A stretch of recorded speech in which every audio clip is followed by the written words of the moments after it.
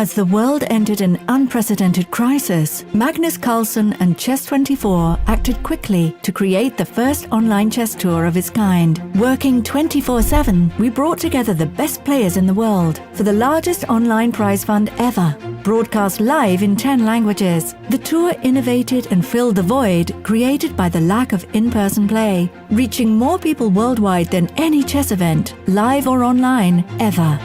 There was fun and laughter.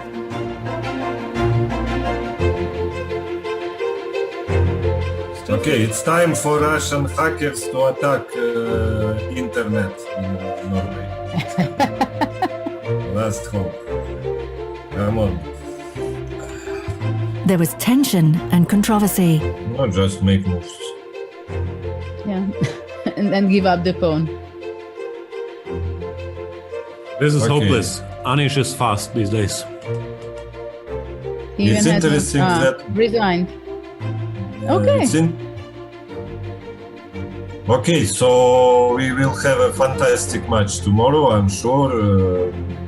Jan is angry as hell now, but Anish also caught his rhythm, so let's see, it will be really fantastic. There were instructive learning moments. We have discovered e6 was a very strong move for Nakamura. She opens up the diagonal of the queen and at the same time shuts out the d5 bishop from the defense. Black has to play rook e7 to protect the pawn in the 7th rank, but now the queen comes from the f5, queen f2, threatening rook f7, and it's curtains. So the position is collapsing right now here. Black has to resign. And there was lots of great chess. Oh wow! It's really an incredible game, like showing how a completely lost position can gradually turn into a winning position if you just trade all the right pieces. It's really, this game is really a master class on the trades, what you should be trading on, what not. And when I said that trading the queens and the bishops is good for black, I never imagined it would ever happen, because it was so far away from that. Wow. And it's official resignation from Ding Liren. 4 unique online events and a grand final made up the Magnus Carlsen Chess Tour, and the world took notice. The Magnus Carlsen Chess Tour has been the most watched online chess event in history. Already it has become the world's most prestigious series of online tournaments. As the first season approaches its conclusion, we want your help to do something even bigger. Our partner for the tour final is Kiva, the non-profit with a mission to expand financial access to help undeserved communities. Kiva does incredible work providing microloans to help people around the world create opportunity for themselves and their communities. When the pandemic started, Kiva set up a global COVID-19 response fund to help small businesses get back on their feet. Their target? To raise $50 million to support thousands of people around the world. Chess24 wants to help make that happen. During the tour's final, we will be donating 50% of all proceeds from new premium memberships to Kiva. Go premium and you will not just be supporting us and getting the best chess entertainment out there, you will be supporting people in times of need through Kiva. And if you are premium already, you can buy sponsored premium memberships for schools in cities and countries of your choice in our shop. Let's show how chess can play its part together.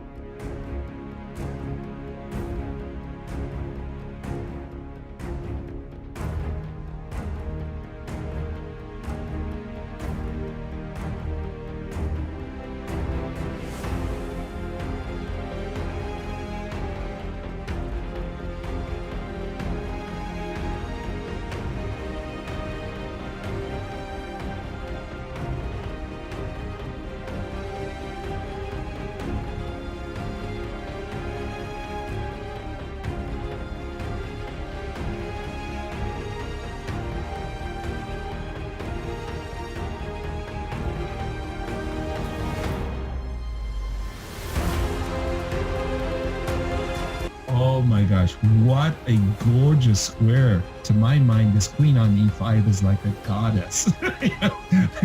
It's perfect. As you're showing, it's an absolute pin on the rook. There's a pin on the queen. Talk about, dark square domination against the bishop on b1, which is a light square piece. This is a dream move.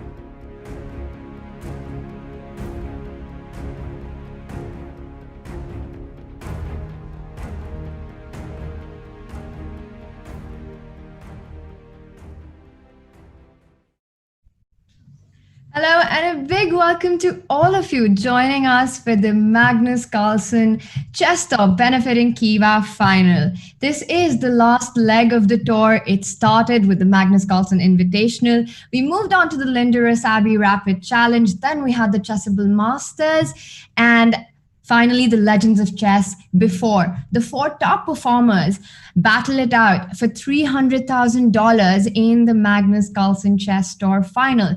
Magnus booked his spot into the finals by winning the Invitational. Daniel Dubov got in by sensationally winning the Linderus Abbey.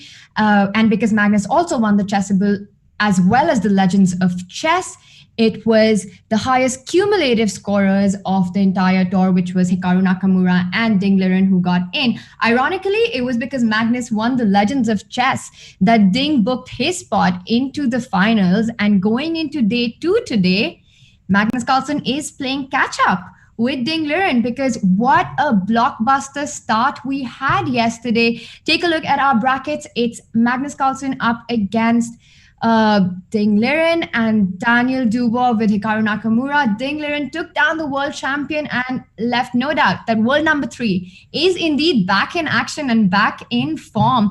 What an impressive play that was. The commentators, Grandmaster Yasser Saravan, Grandmaster Peter Lecco, Hikaru joined us, were all praised for the way Ding played, especially the Armageddon, really impressed us with that. And Daniel Dubov, Hikaru Nakamura was just an epic struggle, trading blows, starting with Daniel winning the first game in a miniature in 17 moves. And in case you missed it, I'm going to quickly show you that fun game that we had, which kind of set the tone and showed us the kind of chess we were going to witness with these players, because their style is just so uncompromising. And anyone who's got any doubt about whether Daniel has it in him to make a comeback after yesterday, take a look at what happens when you make a small mistake. The guy gives you no chance at all. I'm going to bring that up. Just give me a second. All right. So it was just one sec.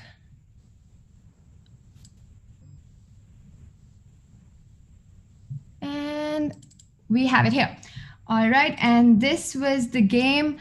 Now, it was a very, very interesting and a sharp Nimzo. The rook c1 line with white always leads to very exciting positions. And this is when all hell broke loose. Now, this position, undoubtedly, Hikaru does know about because it's been played in top-level chess several times. Black has just gone g5. White has retreated the bishop to g3. And now here, instead of taking on d5 with the queen, which is the right way to play, Hikaru takes the d5 pawn back with the knight. The point of taking the pawn back with the queen is that black has already made concessions along the king side. There are a lot of weaknesses here. So he's got to play really fast to activate the queen, bring it in the center. Also making sure that this bishop does not get out very easily because of attack along this diagonal on the g2 pawn, as well as eyeing the a2 pawn. And that is what had to be done. He went wrong playing knight d5. And after this, basically, Daniel Dubov gave him no chance at all. And what I really liked about this game was it shows the importance of time and tempo and power of attack, not caring about what's going on with piece balance. Take a look at how Daniel developed this attack. He goes with e3 because he wants to develop the bishop, queen a5, putting pressure on the c3 knight, but white just doesn't care because bishop d3, the point is that all of black's pieces are already on the queen side. The king is extremely weak. There are a lot of weaknesses along the king side. Daniel's making his intentions very clear. He's going for the mate already. Hikaru played rook d8, and he simply castles with the idea to perhaps break with f4 and something else as well. The queen is soon going to join the attack on h5. Here, Hikaru took the knight on c3, and of course, our first instinct would be to capture the knight back with a move like takes on c3. But here, Hikaru would have a chance to go back to defense. You don't, with bishop f8, what you don't want to do is take on c3 because then queen h5 is disaster. But after bishop f8, the bishop comes into defense, bishop comes to g7, things are under control. But Daniel showed us how it's done. Knight c3, no time to grab that piece back. He goes for queen h5. Threat is queen h6 and mate along the h7 square. After queen h5, bishop f8 was played because if you go knight d5 now, he simply takes on h6, threatening bishop h7 mate. Just to demonstrate how this tactic works is you don't want to make a move like a6, but let's take a look at how it's mate. Queen here, king moves, and queen f7 runs into checkmate. After queen h6, to stop the threat along the h7 square, black has the option to go f5, but then white hits with a very deadly blow on c8. You take here, and basically white wins the house.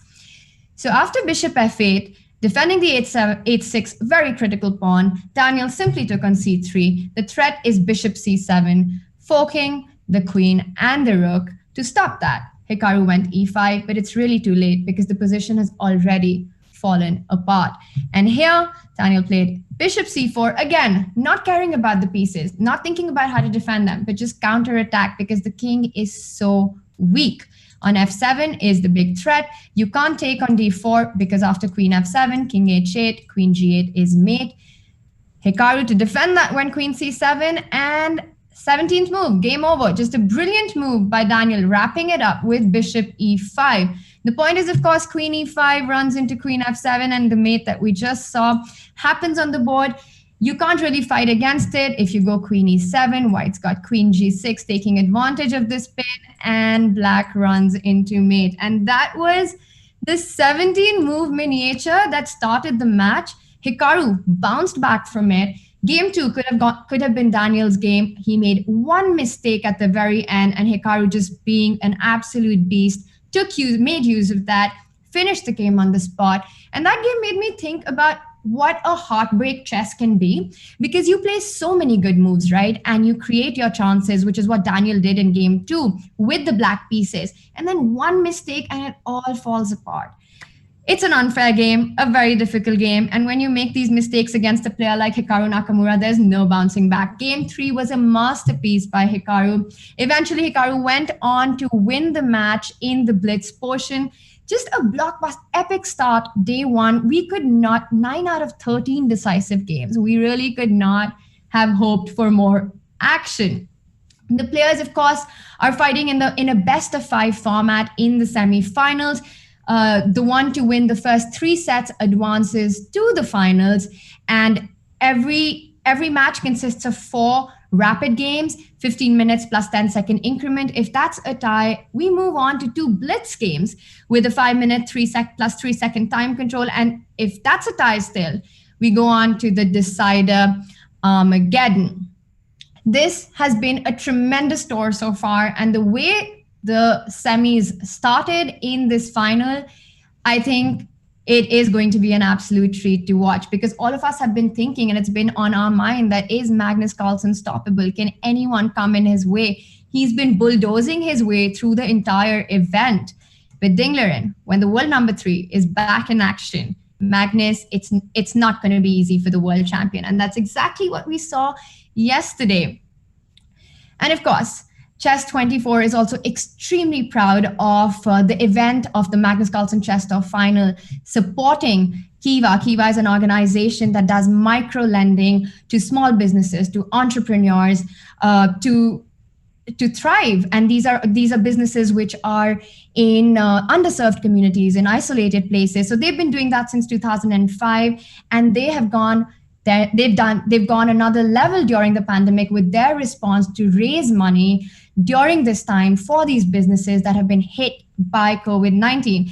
And Chess24, who's done so much with chess during this time, giving us this incredible tour for our entertainment, has partnered up with Kiva, and 50% of all memberships during the finals will go to Kiva's response of the pandemic to raise money for these businesses that have been hit by COVID. So if you have been on the fence about going premium, do consider doing that right now, because you get access to not just unlimited access to some brilliant resources to improve your game. There are video courses by world champion Magnus Carlsen, video resources by world champion Vishwanathan Anand, by Grandmaster Jan Gustafsson, by Grandmaster Peter Swidler. An incredible library to improve your game.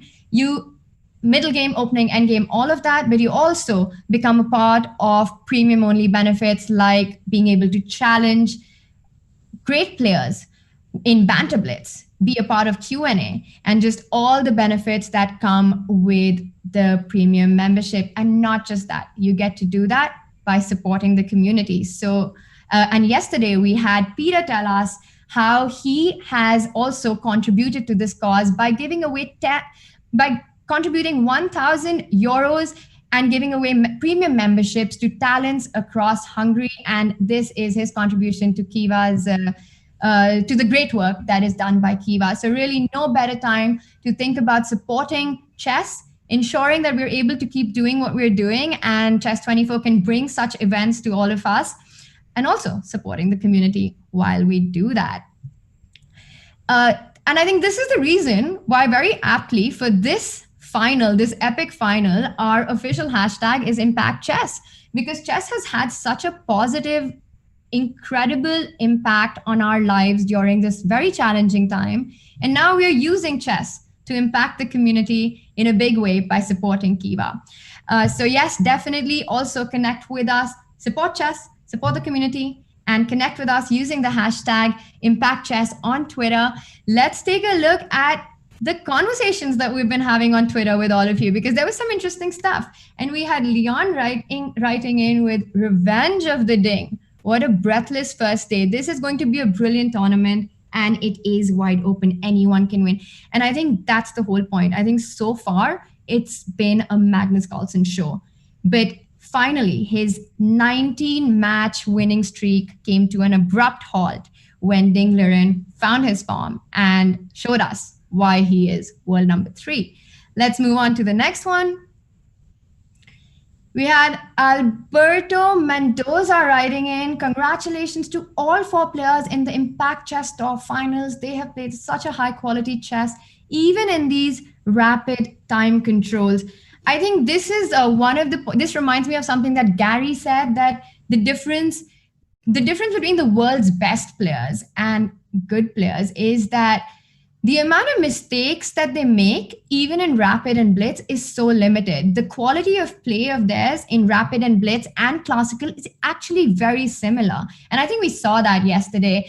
There were positional ideas, there were plans, there were brilliancies that one feels you would need time to think on. And you're absolutely right, Alberto, that even with short time on the clock, these guys are absolutely phenomenal.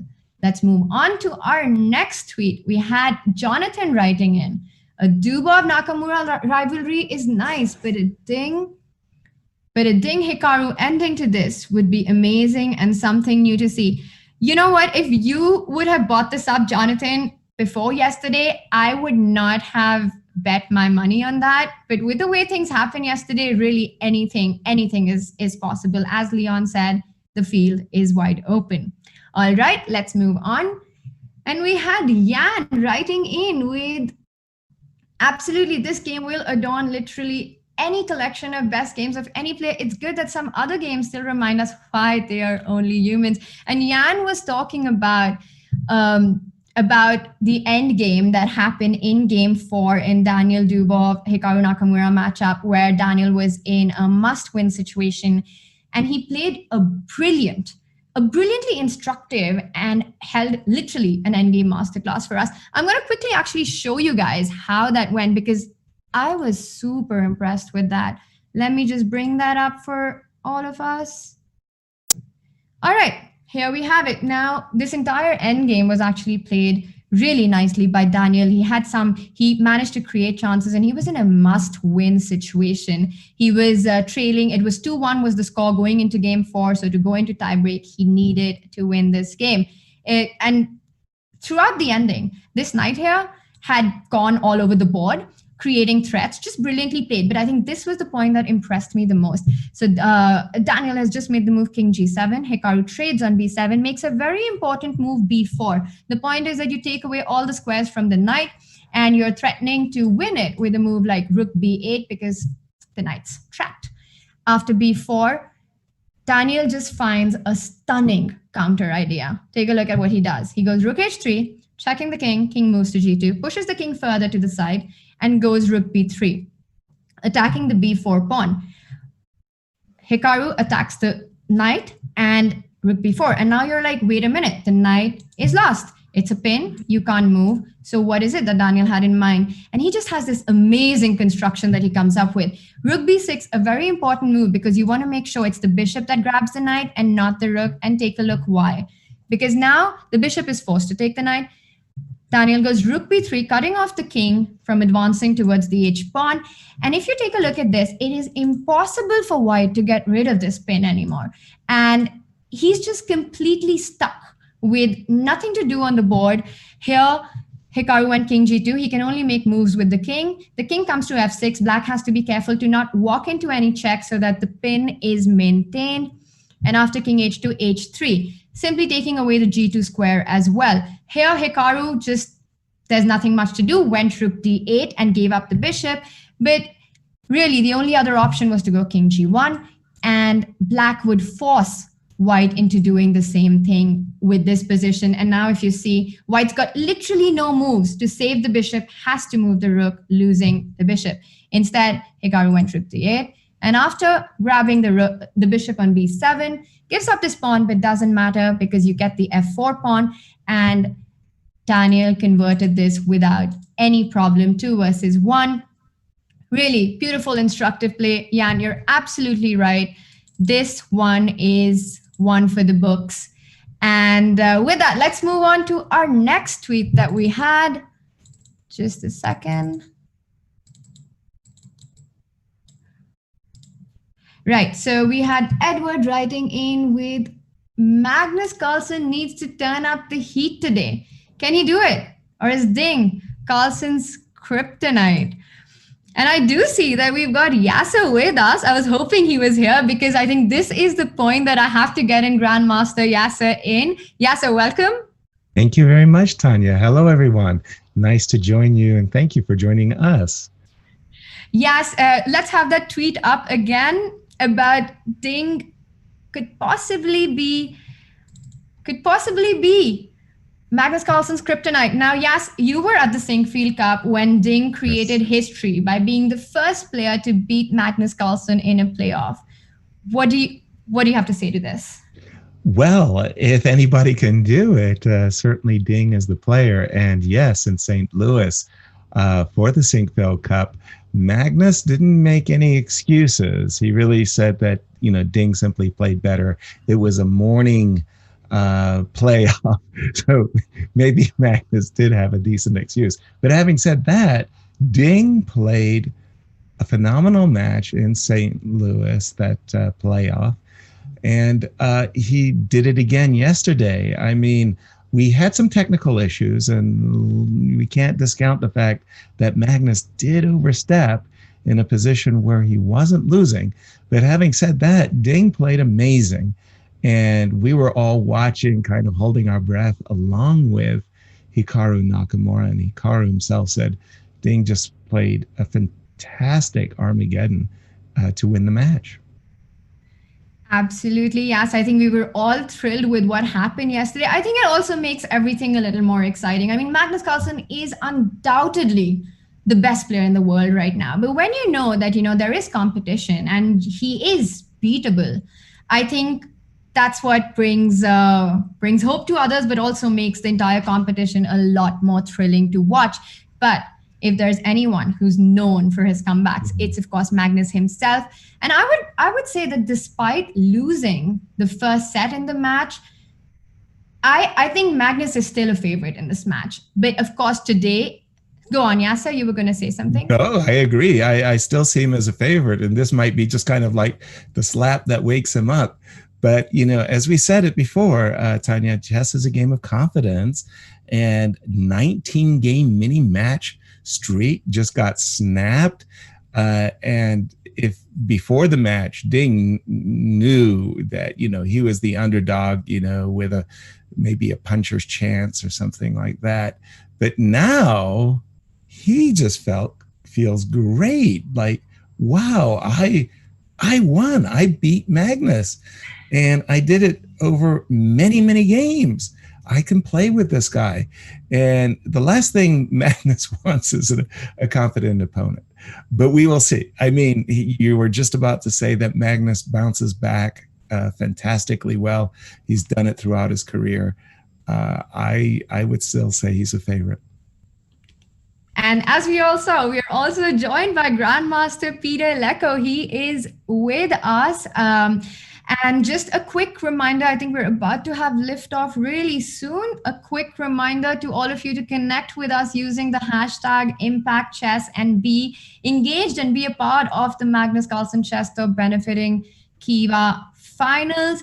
The bar that you see at the bottom of the broadcast, you'll be seeing it once the game is on. That is, I think, a really exciting bar because it tells us how much all of us as a chess community have raised for Kiva to support chess, to support the broadcast, to support what Chess24 does, to improve our own chess, but most importantly, to support the community and help it bounce back from an extremely difficult time. And let's get Peter on board. And Peter, I want to ask you yesterday, what impressed you more? Was it Liren finding his form after a disastrous Legends of Chess and really showing why he is considered one of Magnus's biggest challenge? Or was it Hikaru Nakamura bouncing back after a horrendous game one, a miniature 17-move game, and the epic fight we had?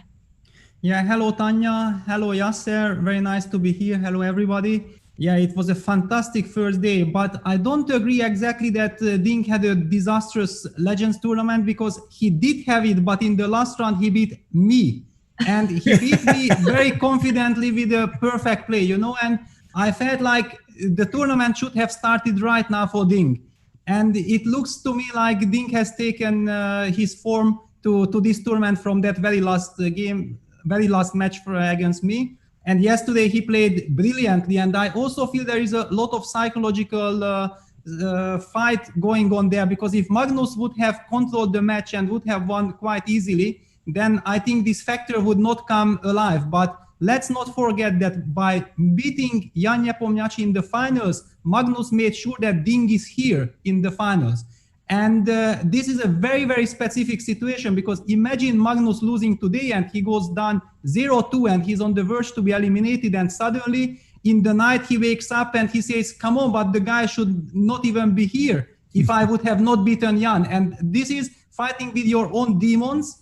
And I wonder whether after losing yesterday the first set, does this cross Magnus's mind or not? It would have definitely crossed mine in this situation. So it's another challenge, but if Magnus takes charge and he wins today, he bounces back, then I think that's the way to push this demon away. Absolutely, Peter. And also, we would want to thank you for your generosity in your contribution towards Kiva, and also bringing premium membership to the talent across Hungary and supporting chess and the community like that. You're absolutely right about Magnus and Ding and the psychological play around that. And let's not forget, it is a best of 5 and not a best of 3 like we have seen previously on the tour. A best of 5 means that the player to win the first 3 sets will go forward. And as Hikaru himself pointed out, this gives them a lot of chance to actually bounce back and try out different things. Also, the reason why I think we've been seeing such dynamic play from the word go. And we do have liftoff, so I'm going to hand it over to Yas and Peter to take us through game 1. Thank you, Tanya, and hello, Peter. And we have a Sveshnikov. Tell us about this first game between Hikaru and Daniel, Peter. Yeah, this is very, very interesting, because I remember yesterday we were already talking about Magnus playing the Sveshnikov and how effectively he has done it, but exactly yesterday we have seen a mix between Naidov and Sveshnikov, and that didn't really work out that well. For Magnus, now we see a completely classical Sveshnikov. I used to have not hundreds, but a lot of games with white and with black. I was considered one of the main experts, but it was like 15 years ago. Of course, the strategical ideas remain the same, but engines has influenced many move pair move lines even more. And it's very interesting that while we are already having some main position, the Sveshnikov, the Magnus, Carlsen, Liren match has just started. Exactly. They played like 1 or 2 moves, and it's fast and furious in Hikaru versus Daniel. If you could just kind of sketch out in the position between Hikaru and Daniel for a moment, what are the, I want to say, goals of the players? Yeah, well, actually, there are many goals right here in this position. Okay, one of the main assets of white is, of course, this powerful knight on d5.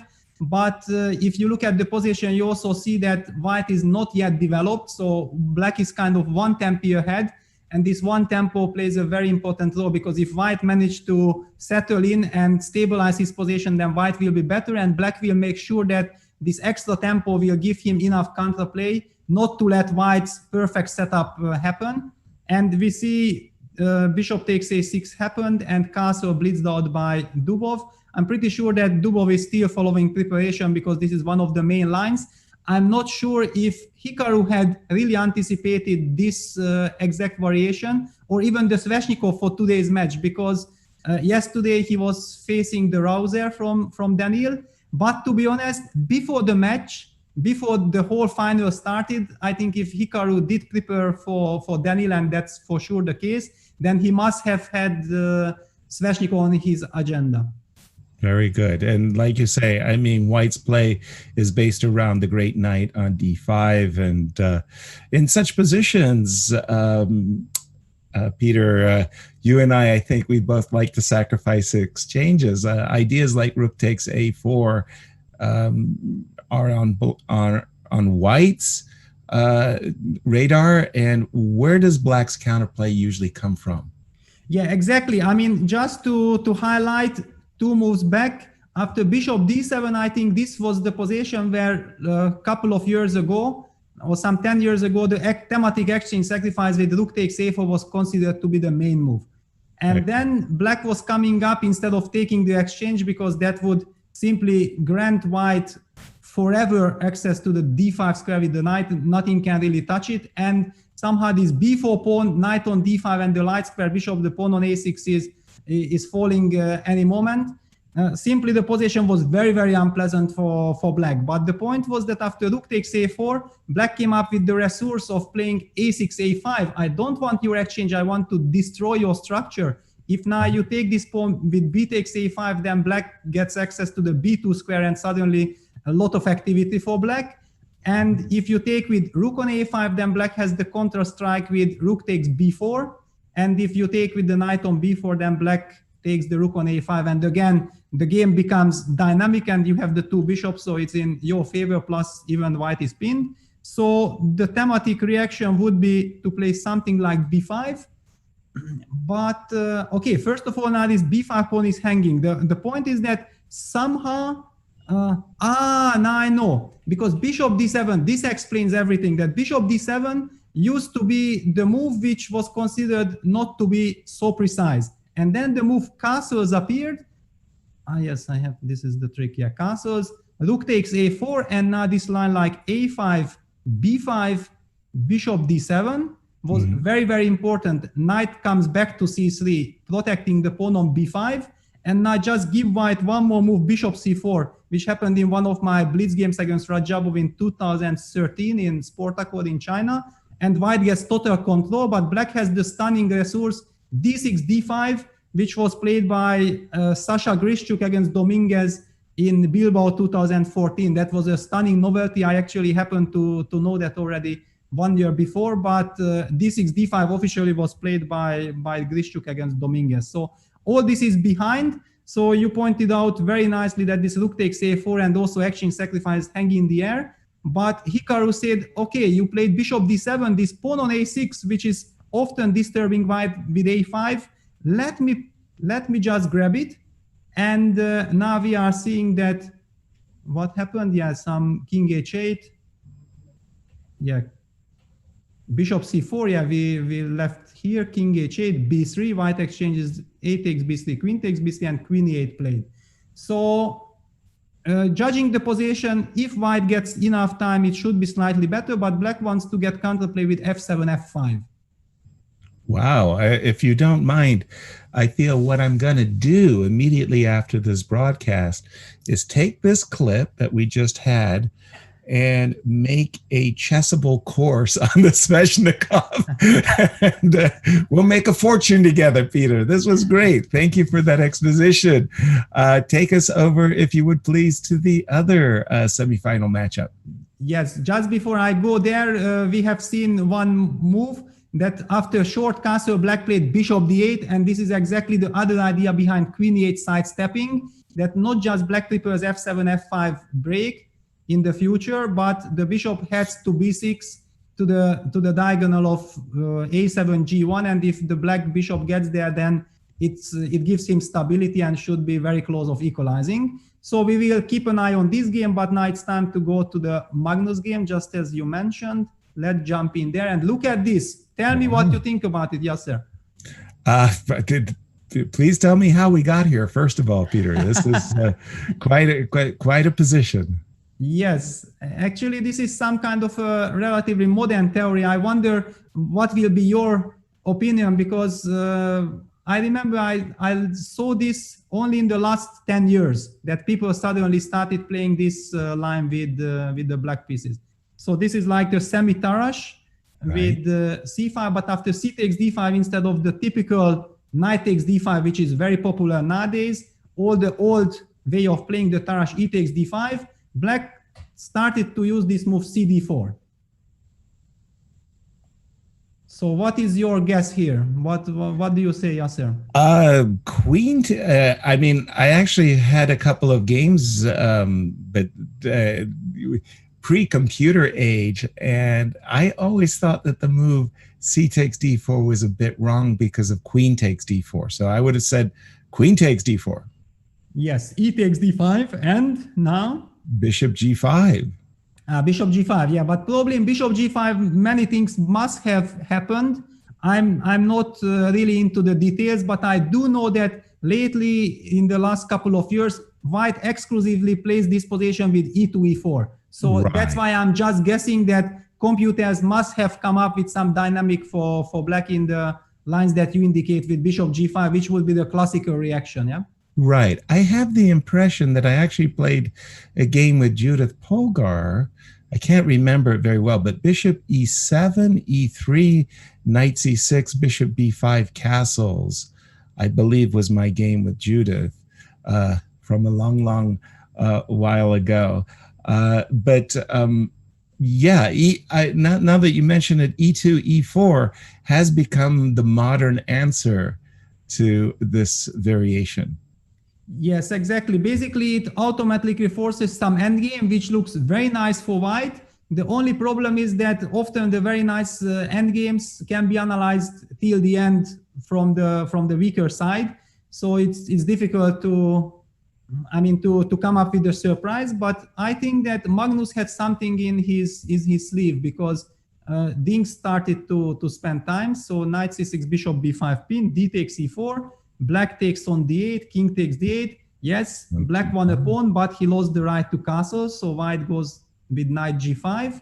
Black has to play bishop e6, which looks like a very awkward move to make, since white can any moment trade this bishop for the knight. And one can argue that afterwards black's pawn structure is damaged. White will be able to win back the pawn and should be better. Yes, exactly. Yes. That's the classical way of thinking. But in the process of collecting this pawn, there are too many exchanges. And those are the positions that at home, actually, black can maybe analyze till the draw. And Magnus said, no, thank you. I have some surprise for you. And bishop f4, I think this is a move I can't really recall. It seems like a very ambitious move, because white does not want to take back the pawn, but go for long castles. Right.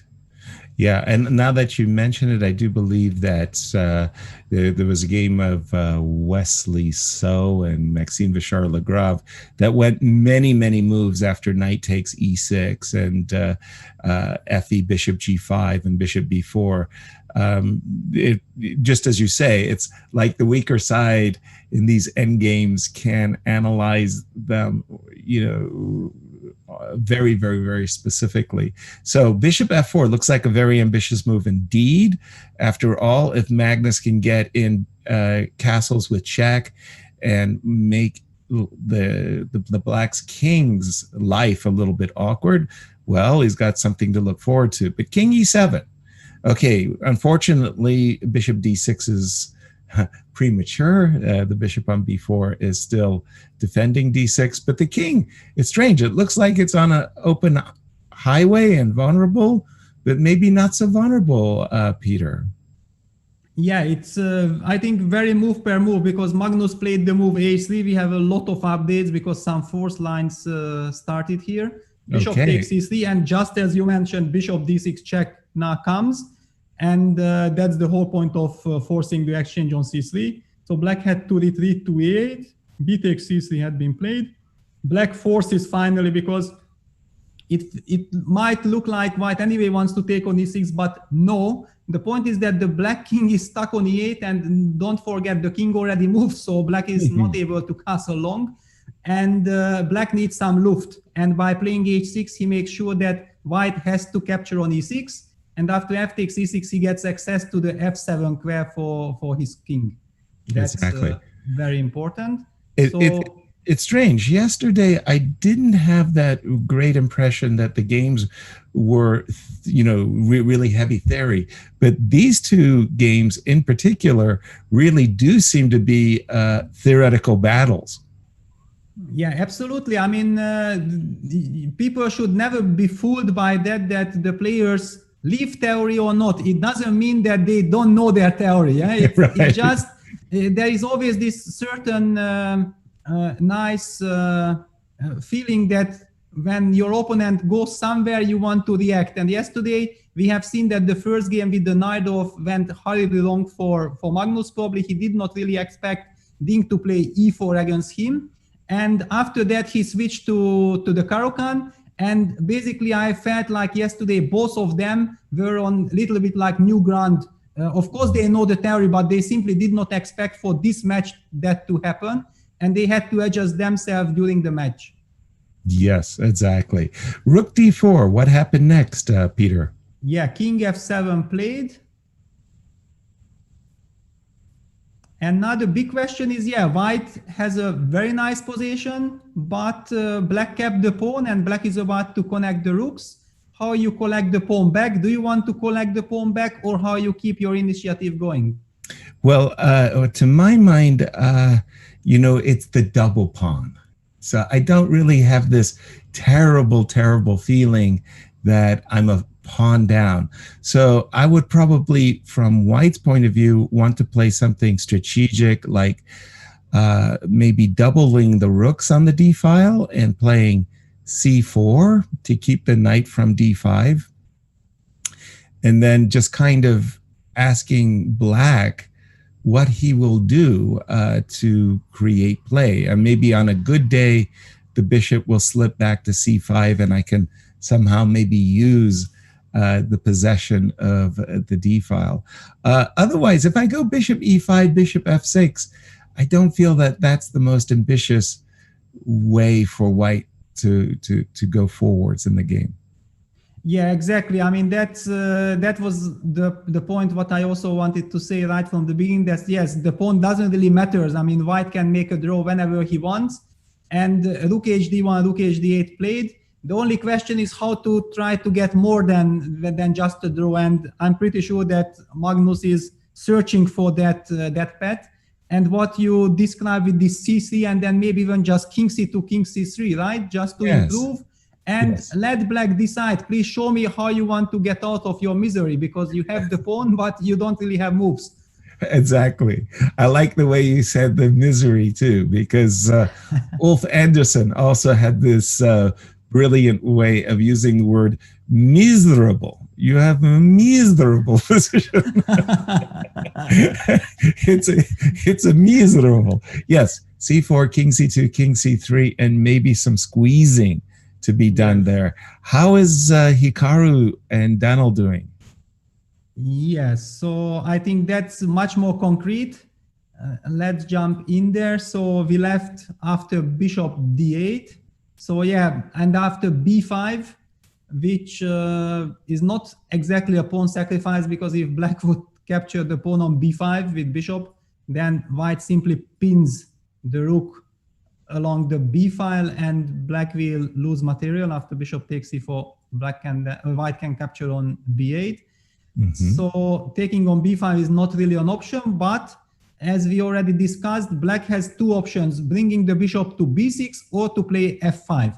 Now, if he brings the bishop to b6, I think the idea of Hikaru was that now it's the time to exchange it and to have the move maybe rook a6, which would be very, very unpleasant to face with black, because you don't get your typical blockade, and white is just in time to keep the initiative going. That's a very powerful variation, to be sure, Peter. Yeah, so that's why black changes his plans and says that, yeah, okay, you are progressing here. Let me get my counterplay going with f5. E takes f5, and a big surprise. Okay, now everything is clear. Now black captures on b5, pointing out that if you rely on the same method as we described before, it just does not work, because finally here the knight on d5 is hanging. Okay, of course, there is no need to capture on b8, but if you take on c4, then I can take on b1 takes and probably take on f5. And it does look scary that you might be pinned on the 8th rank. On the other hand, probably black can just return with the rook, and you have a nice position, but it doesn't really go anywhere. Black is solid enough. And the pawn up. And a pawn up. That's very important. Otherwise, give white a pawn on e4, and it's miserable. Definitely, maybe even more than that. Yeah. But of course, yeah. After e takes f5, Hikaru played rook fd1, basically making sure that you cannot really exchange so easily, because now the knight is protected on d5. Right. So the same mechanism doesn't work. On the other hand, black is also not really feeling the need to exchange the light squared bishops, because he would prefer to keep them. The only problem is that, okay, the rook on b8 is hanging, and Daniel came up with a very, very interesting bishop h4 move. Wow. Yeah. That's a surprise. Yeah, the reason I think why such moves like bishop h4 are surprises, that it feels like it doesn't do that much, because from the white side you say, okay, come on, you cannot really be serious that you are hitting me on f2 pawn, and this you really believe this will hurt me. No, I will deal it the way as I want. But on the other hand, it does force white to do something, and now we see that most importantly, black connected his heavy pieces, so the rook on b8 is not hanging anymore. And in fact, black is tricking that it looks like he's eyeing f2, but he actually wants to move his bishop back to d7 or to c6. Hikaru said, no, I mean, I'm not falling for your cheapo, my friend. Let me exchange these light squared bishops as quickly as possible, and bishop takes b5 had been played. Yes, always when you have a bishop knight versus combination versus the two bishops, I think the key themes is to eliminate your opponent's two bishops.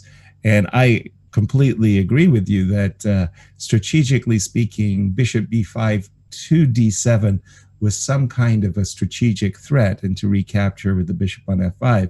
But now we're here, Peter, to, how do I put it, these old classical eyes. I'm looking at a good knight versus bad bishop scenario, or is it such a bad scenario for black? Well, that's also my impression. I mean, as a Sveshnikov player, if I would not be sure that this is my analysis from the black side and I know how to solve the problems exactly move per move, then I would really be worried. But I think here the key is that the knight on d5 is a little bit loose and the pawn on f5 is hanging, and black will combine the fight against the knight on d5 thanks to the rook on b5, which hits the d5, and also probably the black queen will join the party with f7, eyeing the d5 and the f5 pawn. Let's still not forget about this bishop, which is hitting f2. So whenever f5 pawn falls, there is a direct threat also on the f2 pawn. And now white has to combine, find a way how to combine fighting against all these ideas from black side. That's why I feel that this is a critical moment and Hikaru is rightly taking his time. Right, and I'm looking at this position, Peter, and I'm thinking to myself, I do eyeball a knight c7 kind of fork. So the moment I move my queen, I've got this threat of knight c7. So I see that I can move my queen to attack the bishop. I can go queen h3 or queen c4, and one of those two moves would get my immediate attention. How about you? Yeah, absolutely. But Hikaru chooses the third one with queen a4, but the same idea. The same idea, and probably also hinting that I want to, I have nothing against changing the queens, because then my king will be totally safe. And in fact, believe me, this in an endgame, the black king on h8 can be a real target. If, for example, just imagine some penetration from the rooks to the 7th rank. I mean, all this g7, h7 with this powerful knight on d5 can be really weak. So queen a4, I like this move a lot. It's looking like a comfortable advantage for Hikaru, and somehow maybe I'm just kind of hypnotized, maybe mesmerized by the play of Magnus Carlsen, because he doesn't have to suffer when he makes the draws in his brand of playing the Sveshnikov. This, frankly, to me, feels like a little suffering on the black side. How deep is that suffering? Well, we're going to find out, but it does feel like white's for choice. Okay, one question is, can black play queen c6? That is maybe a very important question. So if I take the bishop and you take my knight, queen e7 is not the end of the road. You still have, for example, king g8. Yes. Yeah, I feel like I have a couple of options. I don't know exactly what is the best way. Can I also play go rook e8, or that's too dangerous? Two rooks versus the queen, I wouldn't. Sorry. Yeah, of course. You take with check, but also queen f7. Yeah, but otherwise, yeah, this queen e7 is really unpleasant. Some suffering. Yeah, we're going to be doing a lot of suffering today. I think we better get away from this world. So you think queen c6 is necessary? No, I mean, queen c6 would have been nice, but yeah, this queen e7 was really disturbing, and I didn't feel like I will find the fourth draw there, and I lost interest. So Daniel went back all the way to d8, basically dealing with the problem of losing the bishop or the hanging bishop plus the threat of knight c7, but it's also a little bit passive. And as you said, the move Queen A4 was really set up by Hikaru to go for a favorable queen trade, which is exactly what he's done now with the move Knight C3. He's ready to trade queens, and D6 pawn is potentially vulnerable. And by the way, the knight on D5, it's a beautiful piece. And I always liked Walter Sean Brown. He had this great line. He said, make a picture. It's beautiful, but what does it do? Contrarily, a knight on E4 will hit the D6 pawn and it'll do maybe even more damage. So I like the move Knight C3, and I feel that this is putting pressure on black. Absolutely. I mean, what I just wanted to highlight, one of the ideas behind Queen C6 was that if you move the knight, for example, you try to be tricky with Knight C7, trying to force me to lose something, then I have the contra strike with bishop takes F2 check. That's actually the idea behind Queen C6, and all of a sudden I'm hitting you on G2. Gotcha. Nice. But I mean, your sense of danger immediately refuted my whole dream scenario, and after Queen C6 just taking on H4 and going Queen E7, that's old school, effective old school. Really, really unpleasant. But okay, now after Bishop D8, Knight C3, Rook A5, I fully agree that Black is fighting for his life. Exactly. It's speaking of old school, there was this great line Bent Larson was telling me. Now I have to remember, it might have been Gideon Stahlberg. They were playing a game and Bent was fighting for his life. And he was really desperate. So desperate, in fact, that he sacrificed a pawn to get into a bishops of opposite color position where he was likely even to lose a second pawn. But Bent was hopeful that he could draw the game. And afterwards, he has lost, and he has complained to his opponent, "Why did you allow me this chance?" cried Bent Larson. "This bishops of opposite color, you helped me." And his old school opponent said to him, but young man, don't you know in such endgames I can never lose?" That's exactly what we need. Yeah, I fully agree. Yeah, I could never lose with the bishops of opposite color. Endgame 2 pawns up. Okay. How bad is this ending for Daniel if we just continue old school style, take, and Knight E4, Peter? Yeah, takes, Knight E4. I guess one of the questions, but I mean, it's such an unpleasant position that while talking, it's not so easy to save this position. One needs full concentration, and we are seeing this position on the board, Knight E4. Yeah. I don't know, because those kind of rook end games after bishop b4, knight takes d6, black cannot pin the knight because of knight f7 check, of course. Right. So black has to take, and it's not the typical 4 versus 3. No. And exactly this position we could have got from our variation when we saw this queen e7. I could have taken, for example, on d1 takes, go queen e8, and I felt like I did not even want to ask you about this endgame anymore because it looked too depressing. Exactly. Also, just to note that rook e6 sometimes might force a king and pawn endgame, which is, as you say, too depressing. You made me laugh a moment there, Peter, because I think you and I are clever enough that when we're at a chess club and we're making a lecture, we give ourselves the better position. So somehow I've magically, in our discussion about the game, managed to put myself on the white side. I've asked you, Peter, how are you going to defend this position? And Peter's going to say, any moment, let's turn to the other game. Yeah, actually, I don't want to defend this position.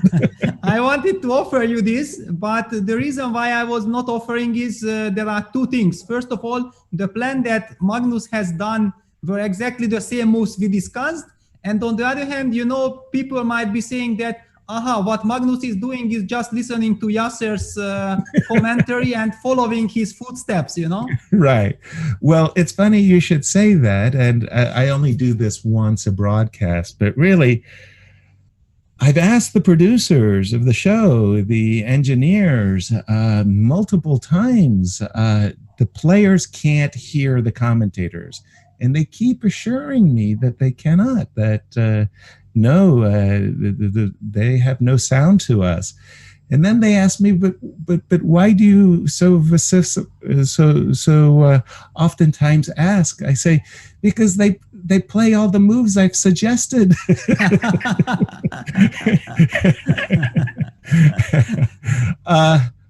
Okay, Ding Liren, he's a pawn up, Peter, but is he a happy camper?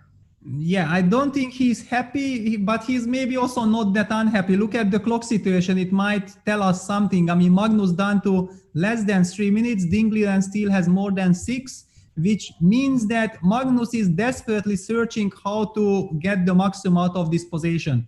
And right. By playing rook b8 to b7, black is not setting up a threat of, I have to move like this. Yeah, rook a b8.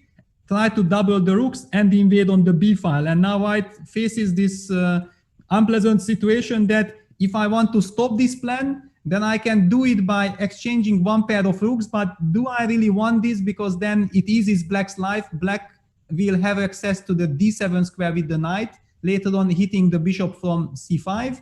And otherwise, I can only stop rook a b8 with a move like bishop d6, but I don't want to close my rooks. Yeah. Right. So what to do? And then Magnus spent quite some time and find the third option by playing rook to b1.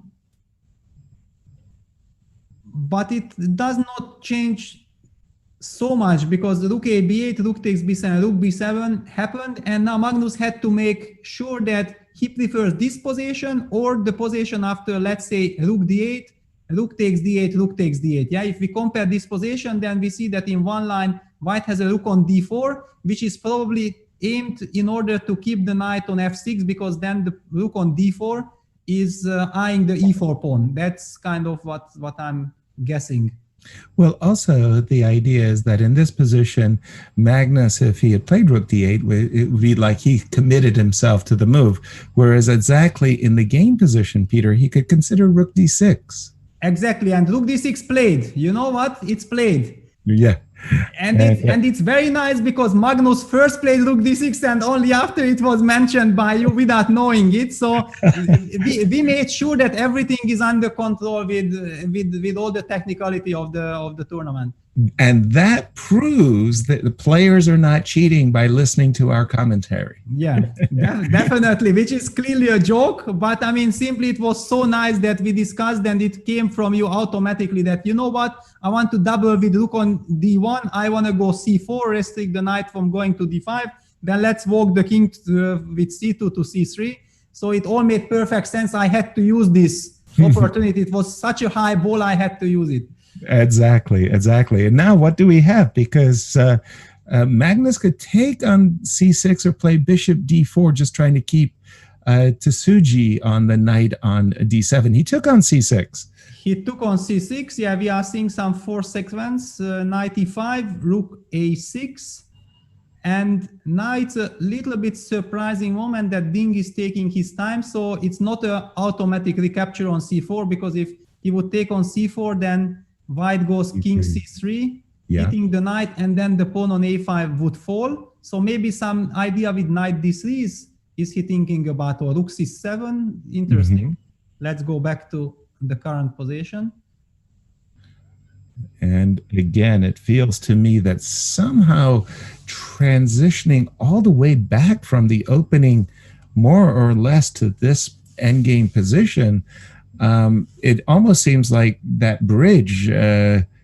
How deep is the preparation of the players today, do you feel, Peter? Are they looking from openings to middle games and middle games to endings?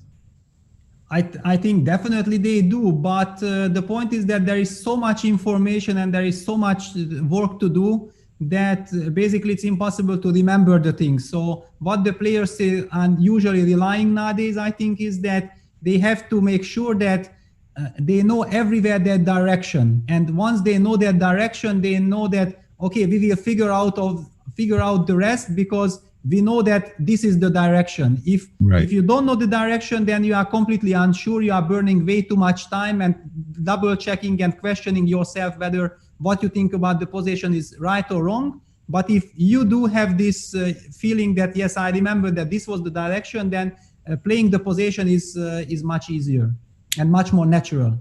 Right. Well, this position certainly feels like Magnus for choice, because you were about to say the options facing black, whether they be rook c7 or knight d3 or knight c4, none of them really are attractive. Exactly. That's why I didn't dare to say anything. Yeah. Knight c4, as you mentioned, is going to walk into king c3. The knight will have to move again, leaving the a5 pawn hanging, and at the same time, also rook a7 to force a very, very favorable trade into a minor piece ending. Conversely, knight d3 from the starting position. How would that go, Peter? It does hit the bishop, but... Yeah, I think maybe I can just go bishop d4 maybe to exactly. cover the b2 square. And I remember this very well. It was sort of like you play bishop d4, the opponent plays e5, and then you play rook a7. And I remember, having these analysis sessions with Viktor Korchnoi, and he was really, really clever about making me put my pawn on e5 so that my knight on d3 was somehow trapped. It was like, how did he conceive those types of things? And this is something, I mean, I know there's a knight e1 check in the position too, but these are one of those things that Ding Liren might be fearful he could get into a lost minor piece ending very quickly as well. Yeah, I mean, it's very tricky. So absolutely understandable that he's taking his time, but he cannot really think for very long. He's down to 2.5 minutes. But one idea that came to my mind was something like takes, and push the pawn to a4.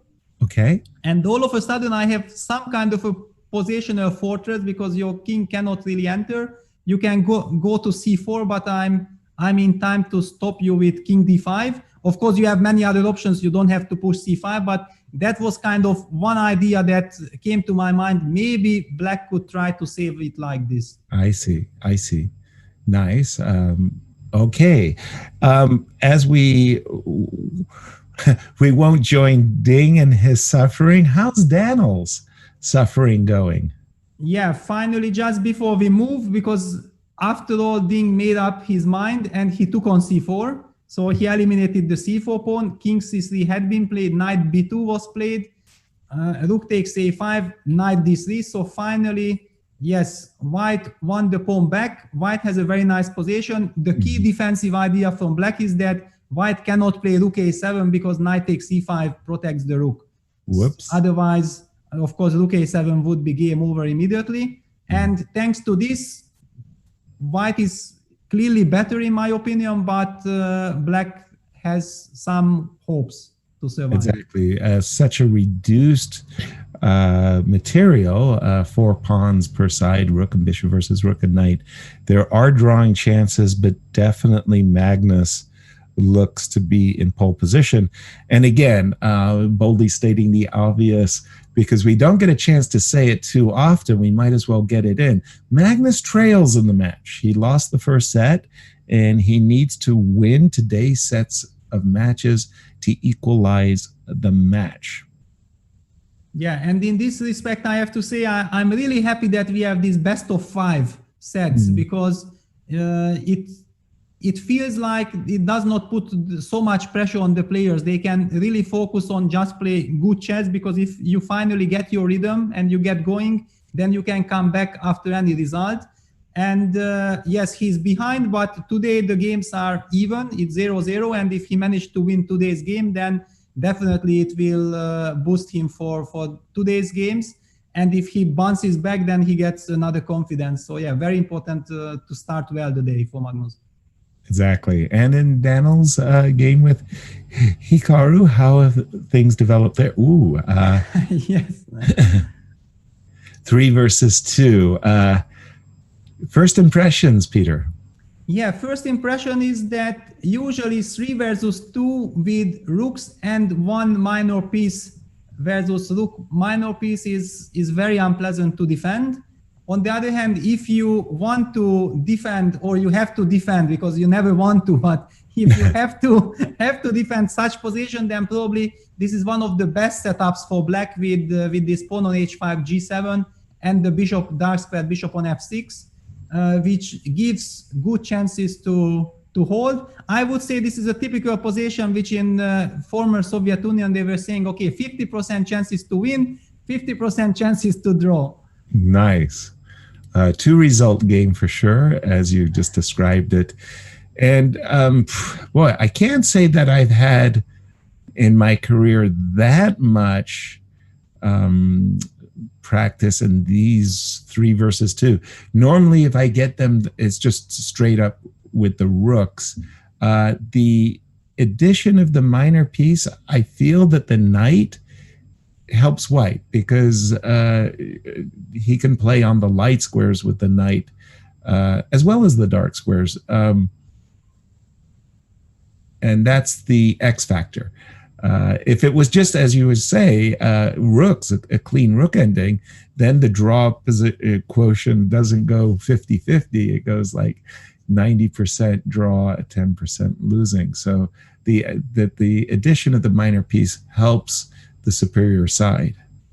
Yeah, absolutely. I mean, I did have some of these positions, but never with knight extra pawn versus the bishop minus pawn. I had knight versus knight and rook, 3 versus 2 against Gigalko in the Dresden Olympiad 2008. It was the very last game of the chess Olympiad. It was the last round, and already the organizers were packing all the other boards and chairs and whatsoever. And I feel like move hunted. I don't know what I'm squeezing this position.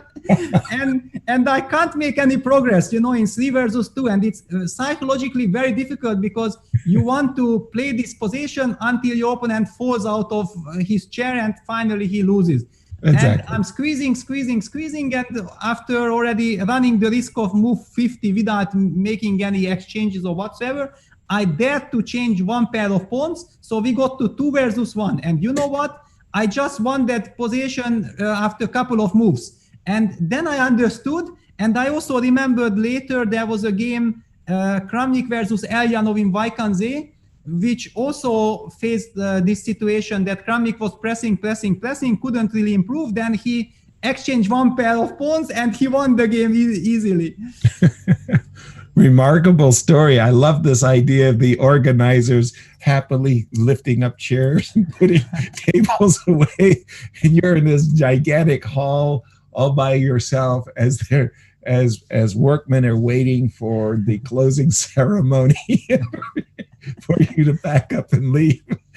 Yeah, but actually for me that game was also very important because by winning that game I secured gold medal on board 1. And it was the most successful Olympiad for me personally on board 1. Of course, it's a team event, so usually you cherish much more if your team does well. But since we were not doing that well, I was very happy that at least my own performance was great. Congratulations. So I believe here we will not really see so much action. So the players will be playing for forever. So let's go back to the Magnus's game. All righty. Look at this. Whoa.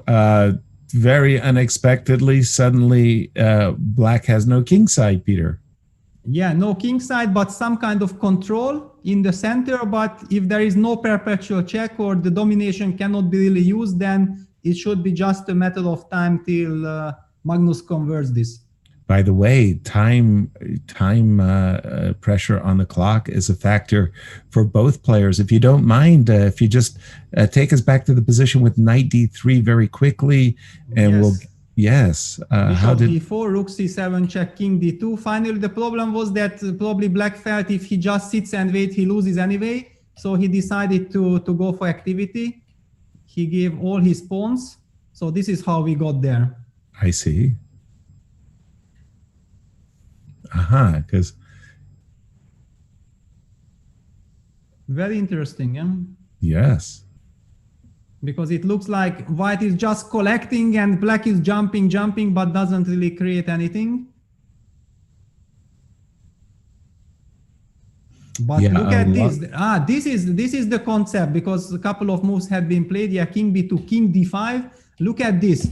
Liren cements the knight on d4 and makes sure that after bishop takes d4, he will always have e takes d4 with getting some dangerous passer himself, and he tries to force some perpetual with the rook, but it's hard to believe that it can work. Exactly. The H pawn looked like it's just so fast. Yeah, h5 played, then rook c2 check, king b1, rook e2. So black relies on some knight b5, knight c3 idea, yeah? Right. This is the only thing, because this is the famous perpetual check that the white king would not be able to go to the corner, because then with the knight on c3, black would give checkmate on a2. And with the king on, for example, let's just say h6, knight b5, and okay, you would even push the pawn because it queens, but all of a sudden black gets a draw because you cannot go to a1 because due to the mate. Right. And if king c1, then black has this typical eternal check. But Magnus says, thank you very much. I mean, I just gonna stop you from playing knight b5 with rook c7, and Dink has resigned. As Michael Tal famously said, the music has stopped. It's that simple. There was a threat in the position, knight b5, and you stop the threat of knight b5 thanks to rook c5 check. And since there's no stopping h6 and g5, Liren gave it a rest. My goodness, that was a smooth victory. It almost felt like somehow from the opening, Magnus had a concept and he just rode it all the way to victory, Peter. Yeah, it seems like if you look at the game, then after the game, you will tell to your students, I mean, please take a look how Magnus beat Liren. This is exactly the way you should never ever play against Magnus, no? Because he excels so much in this type of positions. But I mean, it was brilliant performance, because everything had to fit. Everything had to be incredibly precise, because if you just give one half tempo for Dink, I'm pretty sure that he would have maybe even relatively easily saved this position. But Magnus just was so precise, at least that was my impression. And it was a wonderful victory for Magnus. Very well done, as Magnus takes the first game in today's set. Let's go back to our happiness of 3 versus 2, Peter. Yeah, so nothing really changed, but still some things have changed. White has activated his king to the maximum to e4 and pushed the pawn to f4. This might sound a little bit counterintuitive, because white puts all his pawns on the dark squares and black has a dark square bishop. So one could argue that black bishop will be able to target the black pawns, I mean the white pawns on the dark squares, but these pawns are actually restricting the dark square bishop. And Hikaru has a very, very nice plan, and the typical plan in these positions. And we have seen that rook b5 was played, rook b5, king f7, check, king f3. That white somewhere wants to go f4, f5, and say that once I trade the f pawn for the g pawn, then this nice little pawn on h5 can be a big target over there. Right. Yeah, exactly. And I see that f4, f5 kind of break really having a great deal of power when the rook is also on the g5 square, so that, you know, you get to go rook g5 and f5.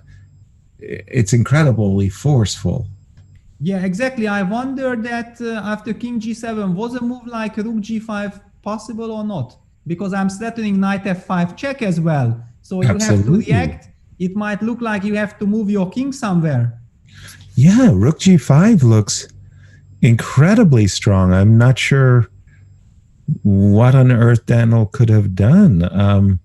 Yeah, I don't know, because you have to move your king somehow, and then I go f4, f5, and if you go rook g7, I take on g6 and give you a check, and the pawn on h5 is falling.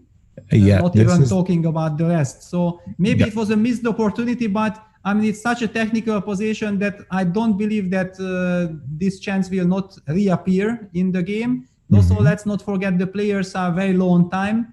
Right. Okay, Hikaru has some time, but still, once your opponent is done on time, you maybe feel the urge to play fast. But that was a golden opportunity with rook g5, it seems. Sure looks so. Definitely. Instead, Hikaru played knight c4, rook f7, rook c5, rook e7, rook c6, king f7. By the way, this is such a difficult position for the defender to hold, because it's sort of like you can tickle on the g5 square, and if that doesn't bring success, we can bring the knight to the d5 square, and always you feel as the defender that, you know, you start to see more and more ghosts, and you're burning clock. How do I hold this position? It's a thankless task. Yeah, absolutely. I mean, I couldn't agree more. It's practically, I think this position is just lost, because without increment, at least you know that you can fight, try to play very quickly, and your opponent might run out of time. But if there is increment and even your opponent has more time, then you really have this impression that he will keep on playing this position until you just die. Yeah, I mean, right. And maybe you will even be happy to die finally, because it's just already enough is enough. Yeah.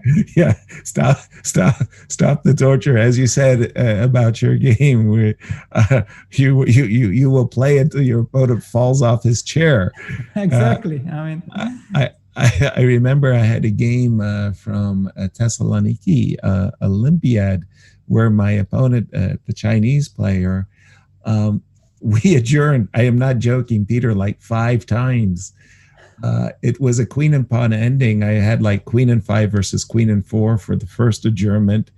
And then in the second adjournment, I had queen and 4 versus queen and 3.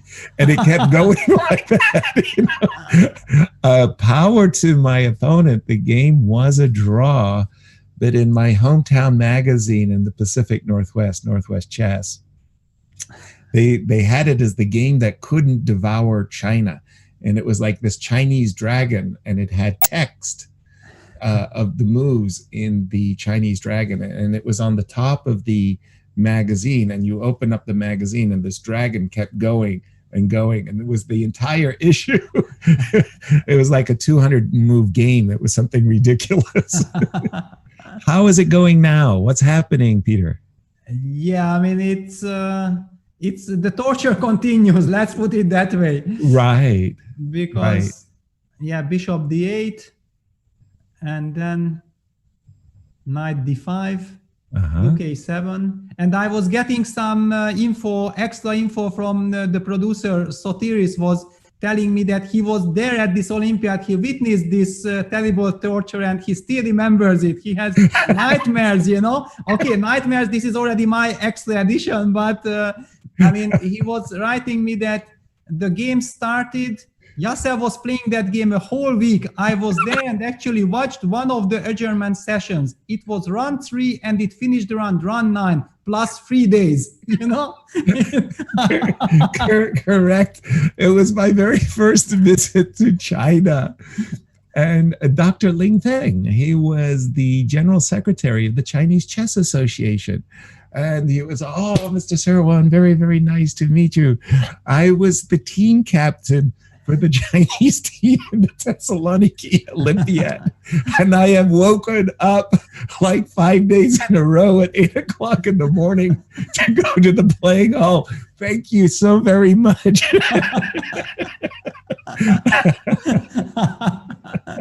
Nice. You know, but you always had this reputation, because I know that I was told in my childhood, if you want to know how to torture your opponent exactly, just watch Yasser Serravan's games. You know, I was taught like this. Oh, my reputation, terrible.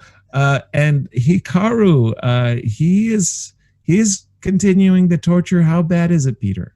Yeah, I think his only danger is that he is now running down on the clock. Yeah, this is exactly the thing he should not be doing, because this gives Daniel some practical chances to escape. Right. And it feels like what Hikaru wants to do is somehow get in two moves, King E5 and F5, somehow simultaneously. He wants to be able to capture or recapture with the king, but he hasn't done that. He's played the move Rook C8. Is he trying to dominate the bishop? Well, no, maybe he's just trying to win some time on the clock. Yeah, I think so. I mean, one of the psychological issues is that, I mean, should you exchange the rooks or not? Yeah, because you only want to exchange it if you make sure that you are definitely winning, because now black has this idea of bringing the bishop to e1, somehow targeting the pawn. What you mentioned many moves ago, which was that by putting all the pawns on the dark squares, g3 could be vulnerable. But yes, sorry, Peter, please continue. Yeah, I mean, that's why I thought like his idea is more like try to dominate, and we see some very forced sequence now. King e5. I mean, rook a3 attacking the pawn on g3, king e5, bishop a5 played, and f5. But I'm not liking this because maybe too many pawns will be exchanged. G takes f5. Automatic. Whenever you're the defender, exchanging pawns is the dream. Yeah, because let's also not forget that usually rook bishop versus rook is a practical chance, but rook knight versus rook is zero practical chance. So black has real hopes to escape now. King takes f5 played. And I'm just looking at the at Hikaru there, and he's shaking his head in disgust. He feels that he's let his opponent off the hook, Peter. Yeah, absolutely. I mean, now we see how important it was that there was this golden opportunity with rook g5. Yeah, I also saw that the engine bar suddenly jumped. Yeah, this eases, for example, the commentator's job. When we see the engine bar jump, we automatically understand that there is some special moment in the game. And then once you are highlighted, there is a special moment. It's very easy to spot that it had to be this and that. Yeah. Mm-hmm. Exactly. And we do have rook takes g3, and there goes a pair of pawns. Now I'm just like you say, I mean, the best that white can hope for is rook and knight versus rook, where you don't have anywhere near the great practical chances that a rook and bishop provides. By the way, on that note, Peter, does it surprise you when you see top grandmasters losing? I mean, losing the rook and bishop versus rook ending? No, not at all. Not at all. Because, there was one moment when I played against Magnus in Tal Memorial Blitz in 2009, maybe. Yeah. And it was the time control 3 minutes plus 2 seconds. And when we reached rook, bishop versus rook, I had something like 4 seconds and a very tough game behind me. Magnus had something like 20 seconds. I defended like for more than 30 moves. And then suddenly, exactly when Magnus was kind of giving up and he started to create chances from scratch again, then I missed something and I lost the game. And I remember that that game was suddenly then published and analyzed in Chess Magazine, saying that how come Leko didn't know how to draw the rook versus bishop? I mean, I had 4 seconds on the clock. I mean, I was happy not to lose on time. It was, of course, if you lose it in a classical game and you have time, that's another issue. But I mean, all these rapid events or blitz events, usually the defensive side reaches that position after some very hard struggle. Yeah, so he has already lost a lot of energy. He's completely exhausted and so on. And then to lose it, it's possible. Right. Then it's possible. But okay, let's see this game because it's not over yet. Yeah, it's not over yet. They're still going. But with this move, rook a1, I see black has the opportunity of just playing bishop to f2, and that looks really easy suddenly. Actually, Daniel even goes king f7. It's like he wants to signal that, I'm not even scared of this pin. Shows some confidence, yeah, because definitely I just wanted to highlight this position because, to be honest, I have never seen such a pin on the first rank against a black rook on g1 and the bishop on e1. It's very funny. It's not common, that's for sure. Yeah. And meanwhile, yeah, basically it was just Probably Hikaru said, enough is enough. I had my chance. I spoiled it. Now it makes all no sense. The players exchange everything, and a draw was agreed. Okay, nice start. And Tanya, you're back with us as we have one win for Magnus Carlsen and a draw. Yes, indeed, which means Ding is left playing catch up now. And what a technical masterpiece by the world champion. But I have to say that with the action that we had yesterday, I was missing that dynamic, combative, aggressive play. Today felt like a positional masterclass. And I've got some big news for our audience. If you guys enjoy attacking, combative play, which excites all of us, we have a great deal on...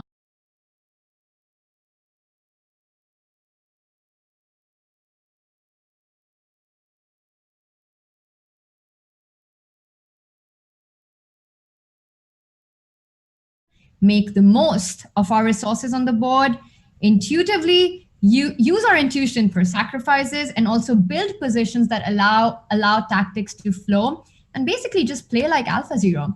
So there's a great deal on that with 33% off, and not only do you learn how to attack like a pro, but also 50% of these sales will go to Kiva. So you also support Kiva's response to the pandemic. So definitely check out Anna Rudolph's course on how to attack like a machine, because yes, Peter, we're going to have liftoff soon. And you know what? Great masterpieces, great technique by Magnus Carlsen. It was the kind of game that makes you feel, where did Ding really go wrong? And I remember we did an interview with Peter where he said his favorite games are the ones where it's hard to tell where a player goes wrong, or that's hard to point out an obvious mistake. And that's what felt like in Magnus's and Ding's game. So the world champion is back and looking for revenge. Absolutely. With that, we're going to pass it on. I think we still have a couple of minutes before game starts, so perhaps we could hear it from our audience, what they had to say on Twitter about the action that's been happening today on day 2 of the semifinals. And again, a quick reminder, the bar that you see below me right now is the amount of money that we as a chess community have raised to support businesses, to support entrepreneurs in underserved communities which have been hit by the pandemic, to survive a very challenging time. So great job on that, and keep going at it, and let's see how fast we can get this bar up. We heard from the elusive Panda, and he said, Magnus looks human, but it's nice to see him struggle. It makes his wins more impactful and reminds us not to be too hard on ourselves. Yes, absolutely. And I think Magnus has his human moments, but we don't have time for more because we have liftoff. Yes, Peter, take it away. Thank you, Tanya. You had me, Tanya, at Learn to Play Like AlphaZero, the 50% and helping Kiva. Well, those are just bonuses. Teach me how to play like AlphaZero, Anna. I will be very, very pleased. Peter, we have a Joko piano. Yes, we do have a Joko piano, and it's very interesting for me to see how Magnus will react, because we haven't been seeing Magnus facing the Joko piano so often lately. And he chooses the A6 setup, because I wanted to say that, there are two different conceptual ideas. One is the move A6, which I'm also more fan of. It's the classical way of treating the position, but Ding Liren is the big expert from the black side in positions like short castles, rook e1, and playing the move a5, putting the pawn to a5. It brings completely new dynamics, because in some positions the pawn on a5 is clearly better than on a6. On the other hand, it weakens this b5 square, which gives also access for the white bishop later to b5 square. And this is something like recent development in the last couple of years, but Magnus sticks to the classical approach with a6 and rook e1, h6. So Magnus makes sure that no bishop g5s will ever come in this game. You know, Peter, I'm looking at this exact position, and it's and inwardly, I'm really laughing. I'm smiling at myself because I remember having these conversations in the 1970s. Bobby Fischer, you know, was the world champion, and he was going to have a challenger. And the year 2000 felt very, very far away. But we would ask ourselves in a kind of a science fiction, you know, like, what is the ultimate result of a chess game? Is chess a forced draw? Can white win? And what will the chess of the 21st century look like? Like, what will be the most popular variations? Will computers force us to completely reevaluate our openings? And at that time, like every junior player in America, I really had only one opening, the Joko piano. Anything that allowed the Max Lang attack or the fried liver. I mean, that was my territory, right? And now I'm looking, here we are in the 21st century, and the most elite players in the world all have the Joko piano in their repertoires. I thought the Joko piano was played out. Clearly, that's not the case. Tell us why the elite players are attracted to it. Yeah, well, actually, there had been quite a lot of development since 2015, 2016. I think the first super tournament where it really crashed into the scene was the candidates tournament in Moscow 2016. Suddenly, players like Anish Giri, Vishy Anand, Sergei Karyakin, they all started relying on the Italian or Joko piano. And all of a sudden, it turned out that there is much more to it than in 2016, in the autumn time, during the World Championship match between Magnus Carlsen and Sergei Karyakin in New York. Mm-hmm. Magnus himself used this very specific line with A4. I mean, this is the new development, that against the A6 setup, white answers it with A4, because the usual classical scenario was that white is retreating to B3 with the bishop. Mm-hmm. And, you know, it's the typical fashion. There were like 2-3 years where exclusively A4 was played. And then suddenly last year, 2019, we have seen some period when bishop B3 took over. And why bishop B3 was so effective last year, that people already all adjusted to the A4 setup, and all the ideas from the past in bishop B3 line were kind of forgotten or not analyzed in depth, not enough depth. And this is very interesting. And now the position Liren versus Magnus Carlsen is very exciting to me, because Magnus is playing exactly my line. And, you know, I'm referring to this last round in the Legends versus Liren, but it has a very special moment, because Ding is usually a D4, one knight F3 or one C4 player. Right. And in that last round, he, in the very first game, played one E4 against me. And already during the whole Legends tournament, I had a lot of Italians, and I had very good result against Vishy Anand. I think he is one of the greatest experts right now in this Joko piano. So I was very proud that I absolutely showed that I can fight against Vishy in his territory. And then all of a sudden, Ding played the Italian, and for some mysterious reasons, because probably I was shocked, I deviated from my setup, which I know. And the setup is exactly what now Magnus is playing against Ding, which I played against Vishy, and Vishy played against me, because we had reverse colors battles there. And I played a line which I already knew 3 years ago that it's bad. I simply relied on the fact that maybe Ding is not that familiar with the position, but the point is that he's also playing it from the black side a lot, and he knew the refutation, and he blitzed out everything just as it was written in my file in 2017, that it's plus minus. Only problem was that I was on the receiving side from the black, and I just lost without the fight, and he never gave me a chance to come back. Nice story. And now that you've set the table so beautifully, tell us, after this move C4, what Magnus should play. Yeah, actually, I will just come back a few moves just to see how we reached here. So basically, Magnus is relying on the classical idea that he just wants to go bishop e6, trade off this very strong light squared bishop. So white goes h3, very typical. Bishop e6, bishop takes e6, rook e6, b4. I mean, usually if black exchanges this light squared bishop and white gets nothing in return, then black solved all the problems. So white is claiming that thanks to my queenside advance, I have something to play with. So b4, bishop a7, bishop b2. This is the move which actually Anish Giri introduced, I think, last year.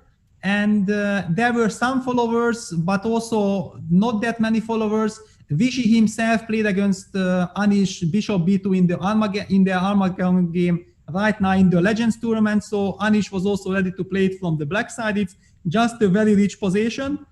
Basically, you have to rely on your understanding because it's not move per move position.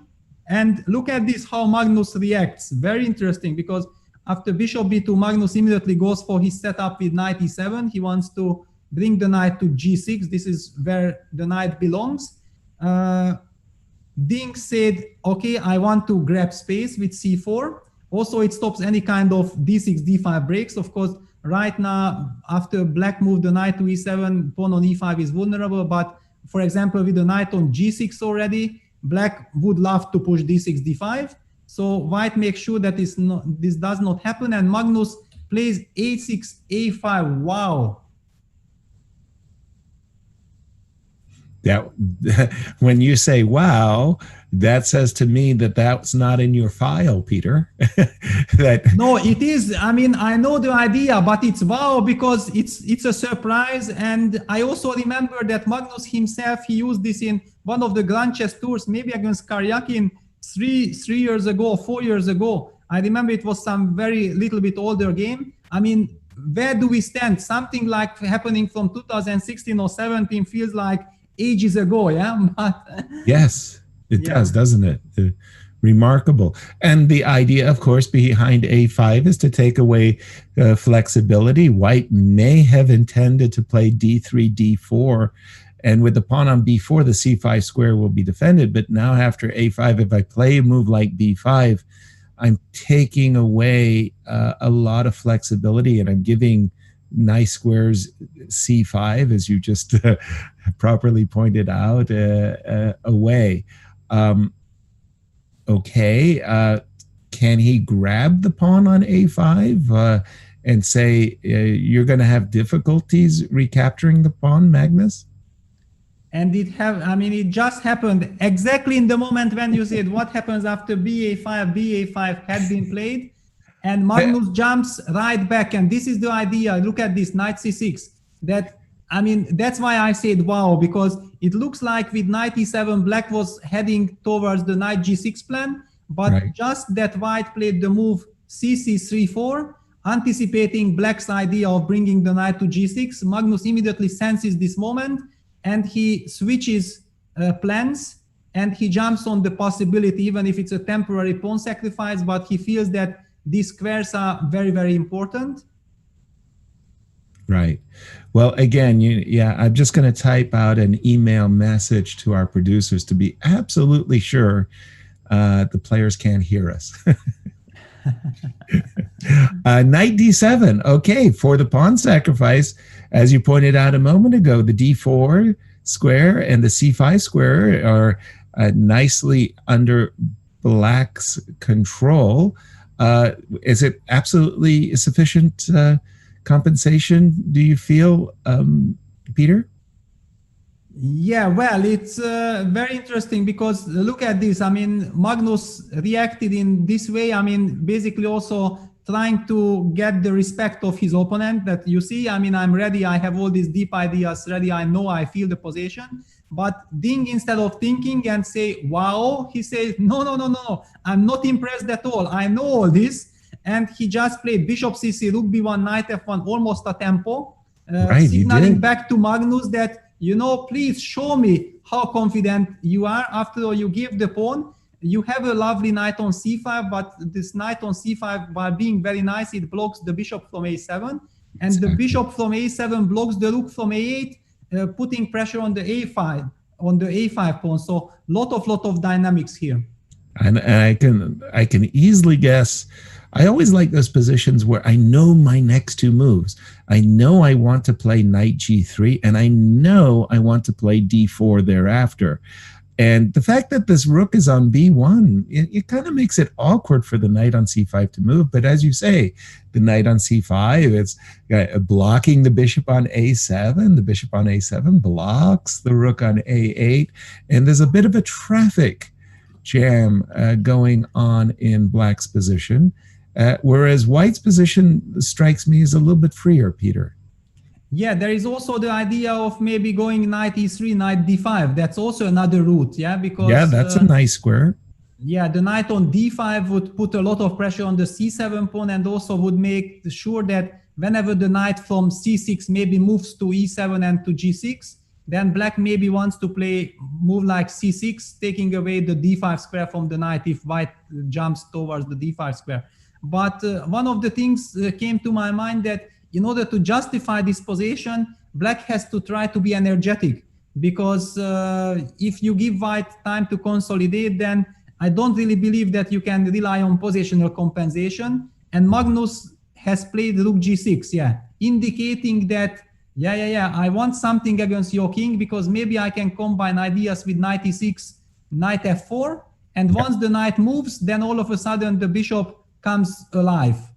Absolutely. And that rook g6 move makes a lot of sense to me. Knight g3 would walk into a terrible tactic like rook takes g3, that bishop on a7 in ambush. I just want to mention also, Peter, that the other semifinal game has started. So a chess player's delight, I must say, as we've got four of the very, very best chess players in the world doing damage. Yeah, we can just jump in right there, because to be honest, I was here while the Lindor Esabe tournament was played of the Magnus chess tour. Yes. And there was already a theoretical discussion between exactly the same players, Daniel Dubov against Hikaru Nakamura, in the very same line. Exactly. And I was about to say, the players started with 15 minutes. No, they didn't. They started with 17, as they have blitzed their way to this theoretical position of the English. Yeah, this used to be my territory, but interesting. Yeah, I think it's your territory. That's exactly the point I also wanted to make. But to be honest, I feel like they are playing some very specific theory. Right. Because I don't really recall so many games or classical games in this line, but between these players, there already happened to be, I think, 3 games in that very tournament. Wow. Okay. So I mentioned in yesterday's broadcast how I find elite players to be extraordinarily stubborn individuals, and especially where their openings are concerned. I mean, they prepare their openings, they believe in them, and they take their opening ideas with them to the grave. So sometimes when you see these matchups, they really become a personal opening vendetta. You know, how dare you say my Nimzo Indian is a bad defense? And it's nice when you see these top class players have a theoretical battle. I also, just on that note, I wanted to share another story I thought was very, very funny, because you were saying that yesterday Ding Liren and Magnus were fighting on a territory of the Karo Khan that was maybe a little bit unexpected for both players, right? Somehow that was where the match went. There was a match between Hikaru Nakamura and Vasily Ivanchuk. And you think to yourself, well, these two great players, man, that must have been a fun match. Do you know where the territory it was decided upon, the match? No, actually, I'm trying to figure out where was this match at first. I don't exactly. Know. It was the fight, the dispute was in the King's Gambit. Wow, yeah. I do remember something now. Yeah. And it was like, what? Both players preparing for their opponents had a King's Gambit in mind, and they were switching colors as well. It was like, what? It was pretty hilarious. Okay, but what do we have? Actually, it's very interesting because before we come to the current position, let me just jump back here, come back to this moment after move 13, bishop takes f3. I believe in their very first game, Black played rook b8 and got into some trouble, and Daniel won a very important game against Hikaru. Then in some other game between them, something happened. I mean, maybe queen c8 was played, but the key moment was that the pawn sacrifice c6 also appeared in one of their games. And the very interesting moment was that after rook b8, we had Daniel in the studio, and we asked him, and he said, yeah, I think rook b8 is probably not the best move. Black should play something like, I don't remember if c6 or queen c8 and so on. So he kind of invited Hikaru, I mean, okay, I know that c6, queen c8 exists, come there. And it felt like a very psychological moment. And then in one of the games, Hikaru did play c6, sacrificed the pawn, and in fact, it turned out that Daniel was maybe bluffing because he wasn't exactly ready for the pawn sacrifice, and Hikaru made a quite easy draw. Right. And in this respect, I'm pretty sure that after this match, both players have done really big work on this line, and by now they probably understand where it is heading. But sometimes when you look too much, it gets even more confusing. In any case, Hikaru went for the queen c8 setup now. Right, and a4 looks like a very natural reaction as White's eyeballing an opportunity to play a5 and a6, which was immediately stopped. Yes, of course. Yeah, a5. That's also the idea of leaving the rook on a8, because in their game with rook b8, Black exactly faced this problem that a4, a5 was coming connected with some d4 ideas, and White was just too active. So yeah, queen c8, a4, a5, White takes on a6, rook a6, and d4. So very energetic. Absolutely. And after this very consequential move, as Black, I feel like I absolutely have to play rook d8. Any captures on d4, that just kind of helps White develop his forces. Yeah, and rook d8 had been played, and bishop e4 was still blitzed out by Daniel, and I believe it was the first moment in the game when Hikaru took some time, played f5, and after f5, bishop d3 blitzed out as well, more or less by Daniel, and rook a5, and here we are. Wow, remarkable. And it's interesting that both players had been blitzing, and stopped. like suddenly cold, like there was a red light suddenly in the position as their prep was exhausted. Peter? Maybe, but Daniel played queen c2 relatively fast. I mean, usually, okay, the preparation ends somewhere because you just, as we already discussed, cannot analyze every position forever, and that's also the modern way of playing, that you always come up with some surprise, and you are playing many different systems in order not to let your opponent make a targeted preparation, because if your opponent is sure that he will get a certain line on the board and he checks that line already a couple of weeks in advance and repeats right before the game, then it's very unpleasant to face such scenario. And this is one of the modern ways of fighting against that. You are ready to switch systems, and you keep your opponent always in the dark, that he should never really know what to expect for that exact crucial game which is going to happen. Right. And this move, queen c2, I really have to question that move, Peter, because in my mind, whenever I was playing these systems as White, and my opponent oftentimes played f5, I really never wanted to allow my opponent the opportunity to play e5, e4. And here it's sort of like Donald is just welcoming Black to kind of seize more space in the center. And this bishop on d3, that was supposed to be on g2, well, it's on d3. I would have captured on e5, and I would have captured on e5 kind of automatic. Am I missing a tactic? Because otherwise, takes on e5, rook takes e5. It looks kind of funny, this black rook sitting on the e5 square.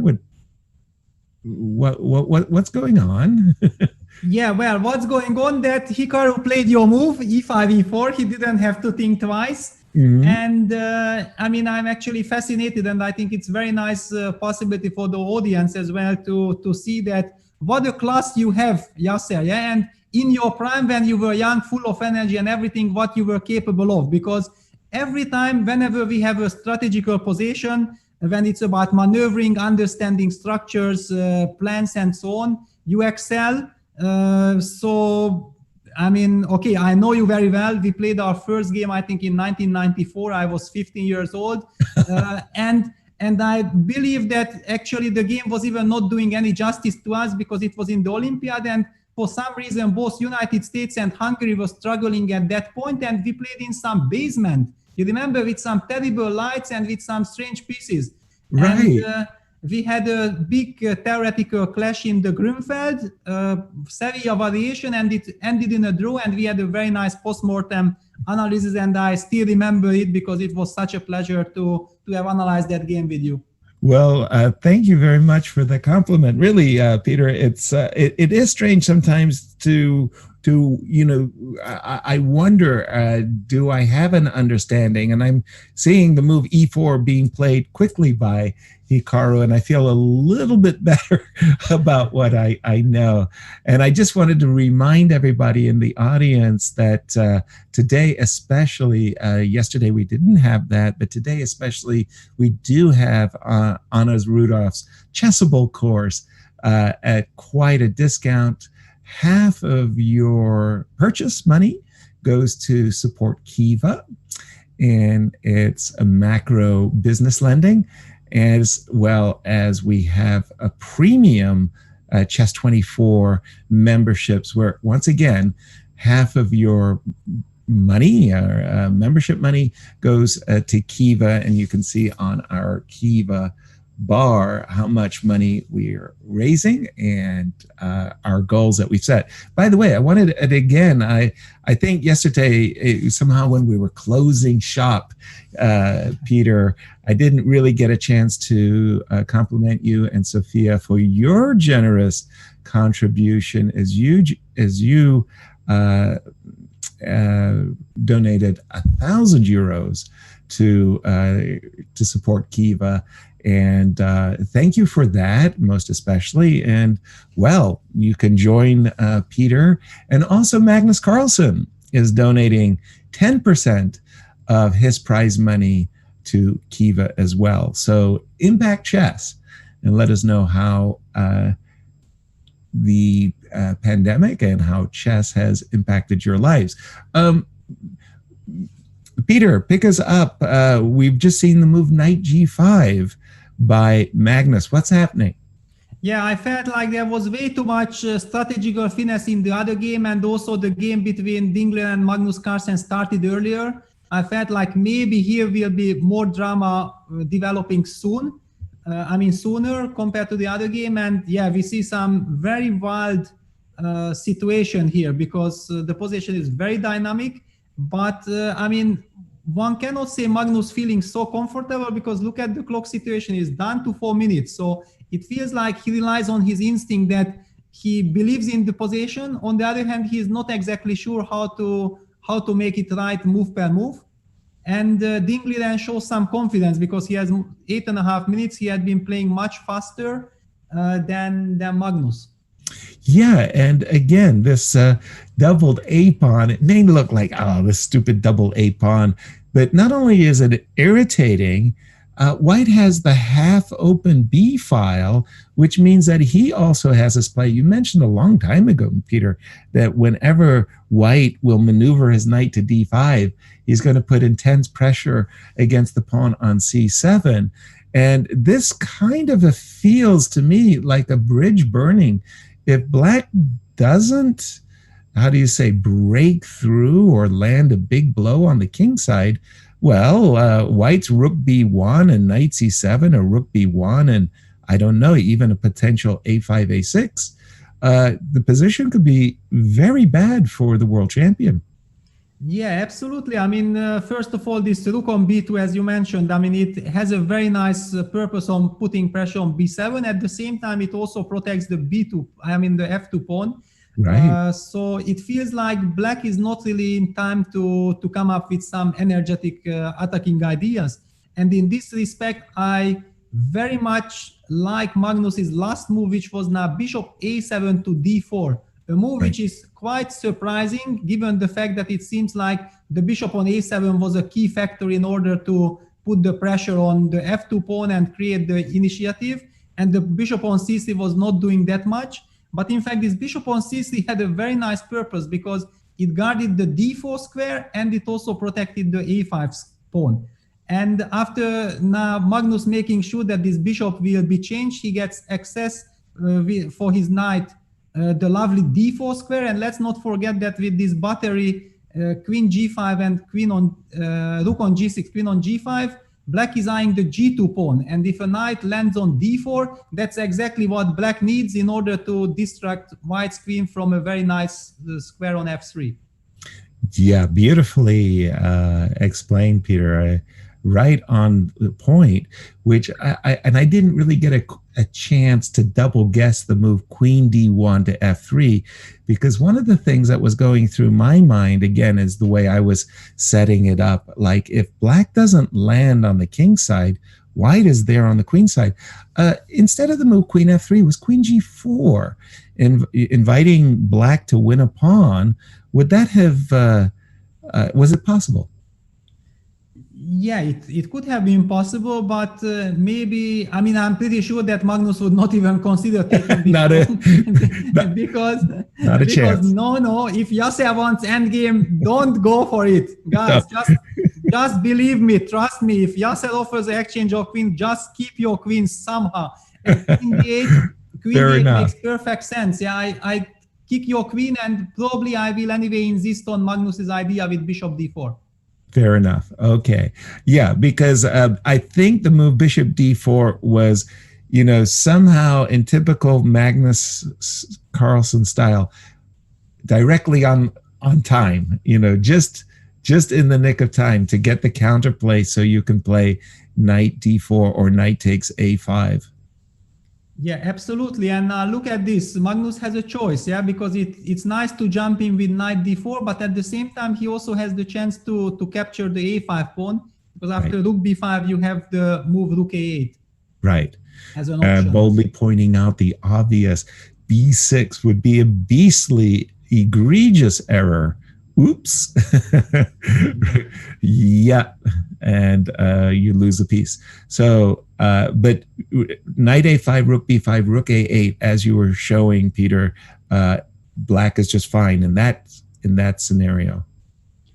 Yeah, but even this maybe is very sharp, because maybe Ding wants knight d5 now, and after c6, rook takes b7, but no, it doesn't work, because knight b7, rook b7, you can take, since queen f7 check is leading nowhere with this. With this piece is protecting g7. Right. Nice. And knight takes a5 played. Yes, knight takes a5 played. That a5 pawn was very irritating. And knight d4, while it looks impressive that you've got this battery, queen g4 or even queen g3, and suddenly you're facing the music on the queen side, and it's not fun anymore for black. Yeah, exactly, because here we see a big difference between the dark squared bishops being exchanged, that now after queen g5 I can play the move g3, and you cannot really hit me so easy, even though this h5 position is still very, very messy. I don't know what to think about it, but of course white goes first to h5. Of course, that's the professional move, inviting rook g5, and once you play rook g5, I can come back to d1, and you are missing the queen g5 option. And once again, sorry to be so repetitive, that move rook g5 was exactly the kind of irritating move that Korchnoi would play against me. Then he would withdraw his queen to d1, and then I would be really angry that he lured me to occupying the g5 square. Queen h5, very professional move, very nice, Peter. Yeah, because I think it was also tempting for Magnus maybe to try to make knight d4 work, but he understood that, okay, he has to be reasonable. And really, one has the feeling that after the dark squared bishop were exchanged, the attack is not anymore in the spirit. It's much more in the spirit if you can recapture this pawn and then claim that you see, I have played a masterpiece, because with a5, first I went knight e7, then I played a5, you took that pawn, then I maneuvered to the queen side, then I maneuvered for the attack, you defended it, and in fact, I knew that at the end of the day, I will have a nice little move like bishop d4, and this pawn on a5 will tell, yeah? Exactly. It feels like a real masterpiece so far from Magnus. I don't know who is better or why, but it does feel very nice. Well, it's intriguing for me that at the very end of the day, after all of these high-class falutin strategic maneuvers, we're talking about pawn structure. And Black has a nicer pawn structure after all of these maneuvers. And now he goes back and he's ready for rook a8. Can we just take a look at the other semifinal, Peter? Yes, because, okay, this game was like a firework, but now it's a little bit settled down. Now it's the good option. So this is the current position. Bishop takes a5. If you could take us to the moment where e5, e4 was played. Yeah. That was when we left. How did things unfold thereafter? Yeah, e4 was played. There was this one question from you about d takes e5, and I was also wondering about this, because if Black has to take with the rook, then it feels loose. But however, I think that probably there is a move queen d7, which forces the exchange of the queens, using the fact that you have no way of protecting the d3 pawn, d3 bishop, and then I will collect on e5 already in an endgame when it makes much more sense. Okay, intriguing. Yeah, so queen c2 had been played e4, bishop e2, knight d5, stabilizing move. One has the impression that Black has consolidated and it's solid, but the structure is still very, very tricky, because bishop d2, rook a7, a5, White has this very nice pawn on a5, putting pressure on the b7, c7 pawns, and White is always ready to exchange this beautiful, powerful, stabilizing monster on d5 with bishop c4. So that's the justification behind White's play.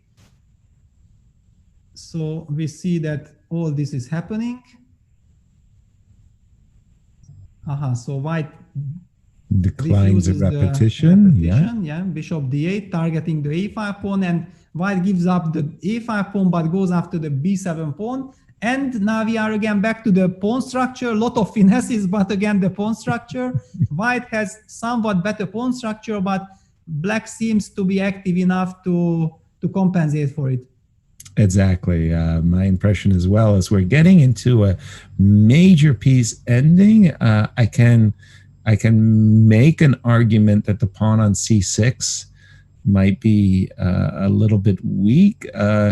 Is it true, Peter? And is it's one weakness all that Daniel needs to win this game?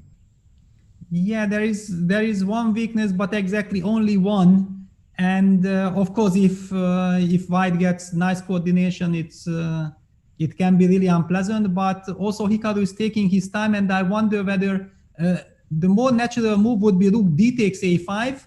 But right, there is also a good argument that maybe he wants something like rook a takes a5, and after rook takes b7, something like rook b5, fighting for the b file. Is that an idea? Absolutely. I'm still trying to understand how weak or not is the c6 pawn. You mentioned some time ago.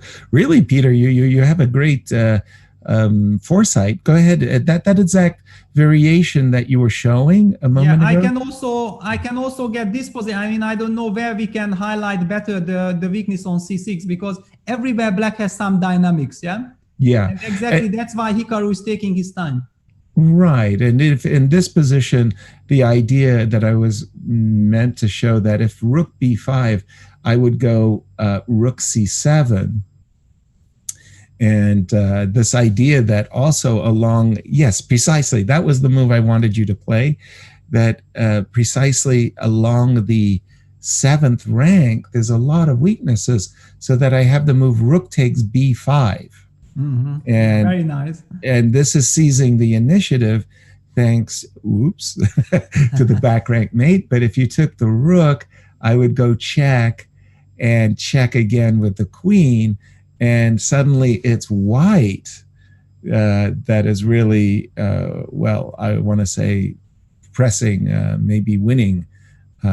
Exactly, Peter. A move like that one, threatening to win the queen. And a moment ago, you were saying if you can double along the 7th rank, white would be doing very well. Exactly. I mean, the point is that it seems like black advanced his pawns, but those pawns make black's king vulnerable. I mean, with the pawn on f7 and the black pawn on h5, it would be much more harmonious for black, but this pawn on f5 somehow makes black king a little bit loose. By no means anything of this was forced. As I said, somehow I feel like rook d takes a5 is much more natural. Okay. The reason why rook a takes a5 and this rook b5 idea crossed my mind at all was just because Hikaru was taking his time. Exactly. By the way, I mean, obviously it's still early in the set today, but total different energy in the games. Yesterday, it seemed like, you know, a ravenous, chaotic slugfest. And today, it just feels like all the players are a little bit tighter. They're playing more strategic, more positional, quieter.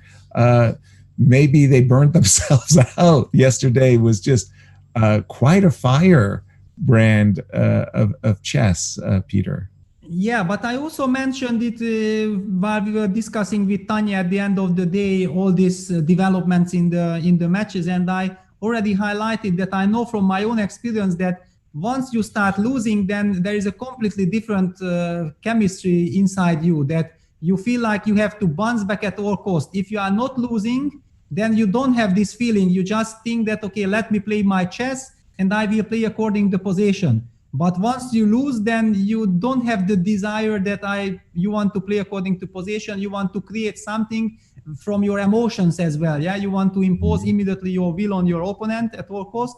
And I think this somehow was also reflecting in yesterday's games. While today, so far, between Hikaru and Daniel Dubov, things are under control. So there is no reason to get completely out of your comfort zone. Yeah. That's another way of thinking, but maybe before getting more deep here, Magnus has actually won a game, and I did not know that Ding will soon resign. I wanted anyway to jump there and say that Magnus has played an incredible masterpiece, because it looked like even before resignation already. Wow. Okay. Our apologies to our audience as we just let this completely slip by us. Oh my goodness, Peter. We left it literally about here. What has happened to Ding Liren? Yeah, what has happened that his pawn structure is damaged. That's what you also mentioned. Yeah, that all these finesses, and finally it comes down to pawn structure. And this knight c6 was the incredible finesse, because black actually sacrifices any of these pawns on b7 or on c7, but make sure that with knight d4 dynamics, he creates so much pressure that white is simply not, let's just take a look. Rook takes b7, black can take, go knight d4. And now the big difference is that whenever you play queen g4, then black has the intermediate check, queen c1 check, and you lose the queen. So basically, after knight c6, white had to go on the defensive with knight e3. And if you have to go on the defensive with this damaged pawn structure, it already means that something went horribly wrong. And if things go wrong against the world champion Magnus Carlsen, and they tend to go wrong strategically wise, then you are about to witness a masterpiece. And Magnus just with steady moves, b6, knight f5, rook a8, getting out of this pin, targeting the a4 pawn. And the weaknesses from white's position are never running away. And then it comes also this lecture in your mind that in the childhood we are taught that be careful with your pawn moves because pawns don't move backwards. And exactly, imagine a white pawn being not on c4 but on c3. It would already give so much more harmony to his position. But like this, it just ruins. Right.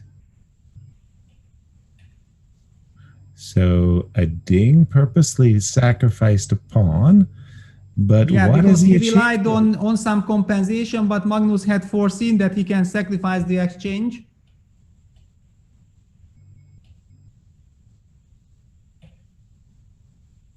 Total domination. And it looks like a harvest on the c4 pawn, the e4 pawn, potentially even king h5. I mean, it's almost overkill how many pawns black can collect. Yeah, actually, I'm a little bit angry that we don't know the clock situation, if the resignation was premature or it was based on the clock situation. In any case, white's position looks terribly wrong. Mm-hmm. Aha, we are getting the confirmation, 1.5 minutes each, more or less. So basically, time was not a decisive factor. It probably didn't just felt like enough is enough. I mean, I just got outplayed. And one thing I really like in Ding that he likes quality. So I really believe that when he feels that he got outplayed and he has zero chances, then he knows then, okay, that's it. And he also makes tribute for Magnus because, okay, it was just a wonderful game from him. Yeah, true that. However, I just kind of have this feeling that today's players, especially the bullet players and the blitz players, they have a philosophy, never resign. Win on the clock if you have to, but never, ever, ever resign. It reminds me of a line by Bent Larsen when he was referring to a specific player.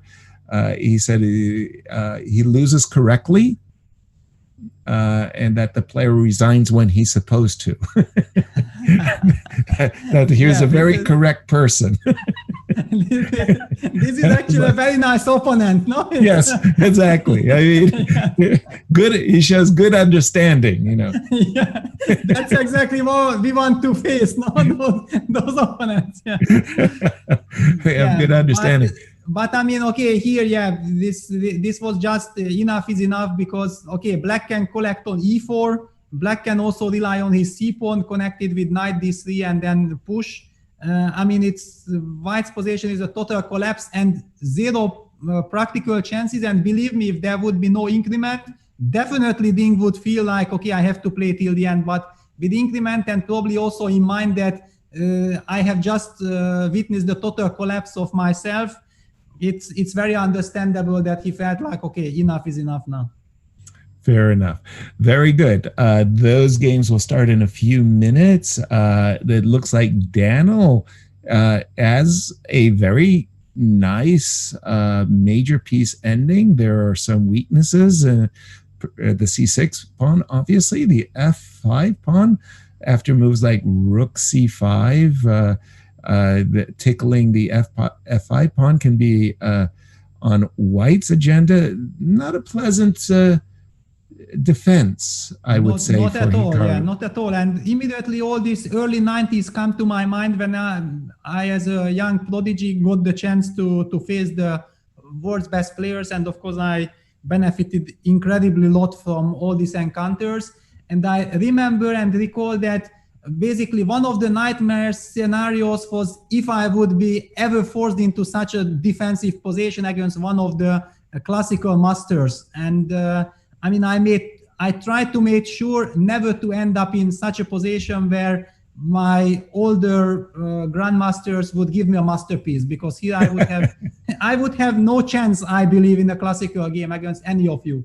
Right. You don't want the lesson here. Here, I as white, I really start to be attracted to the move h4, h5, especially for white, because it means that in the future I have g3, g4 ideas, but I also have queen e2, e4 idea, queen e2 to c2, Peter, the idea is if you would allow me to play the move h5, I don't know who's on move.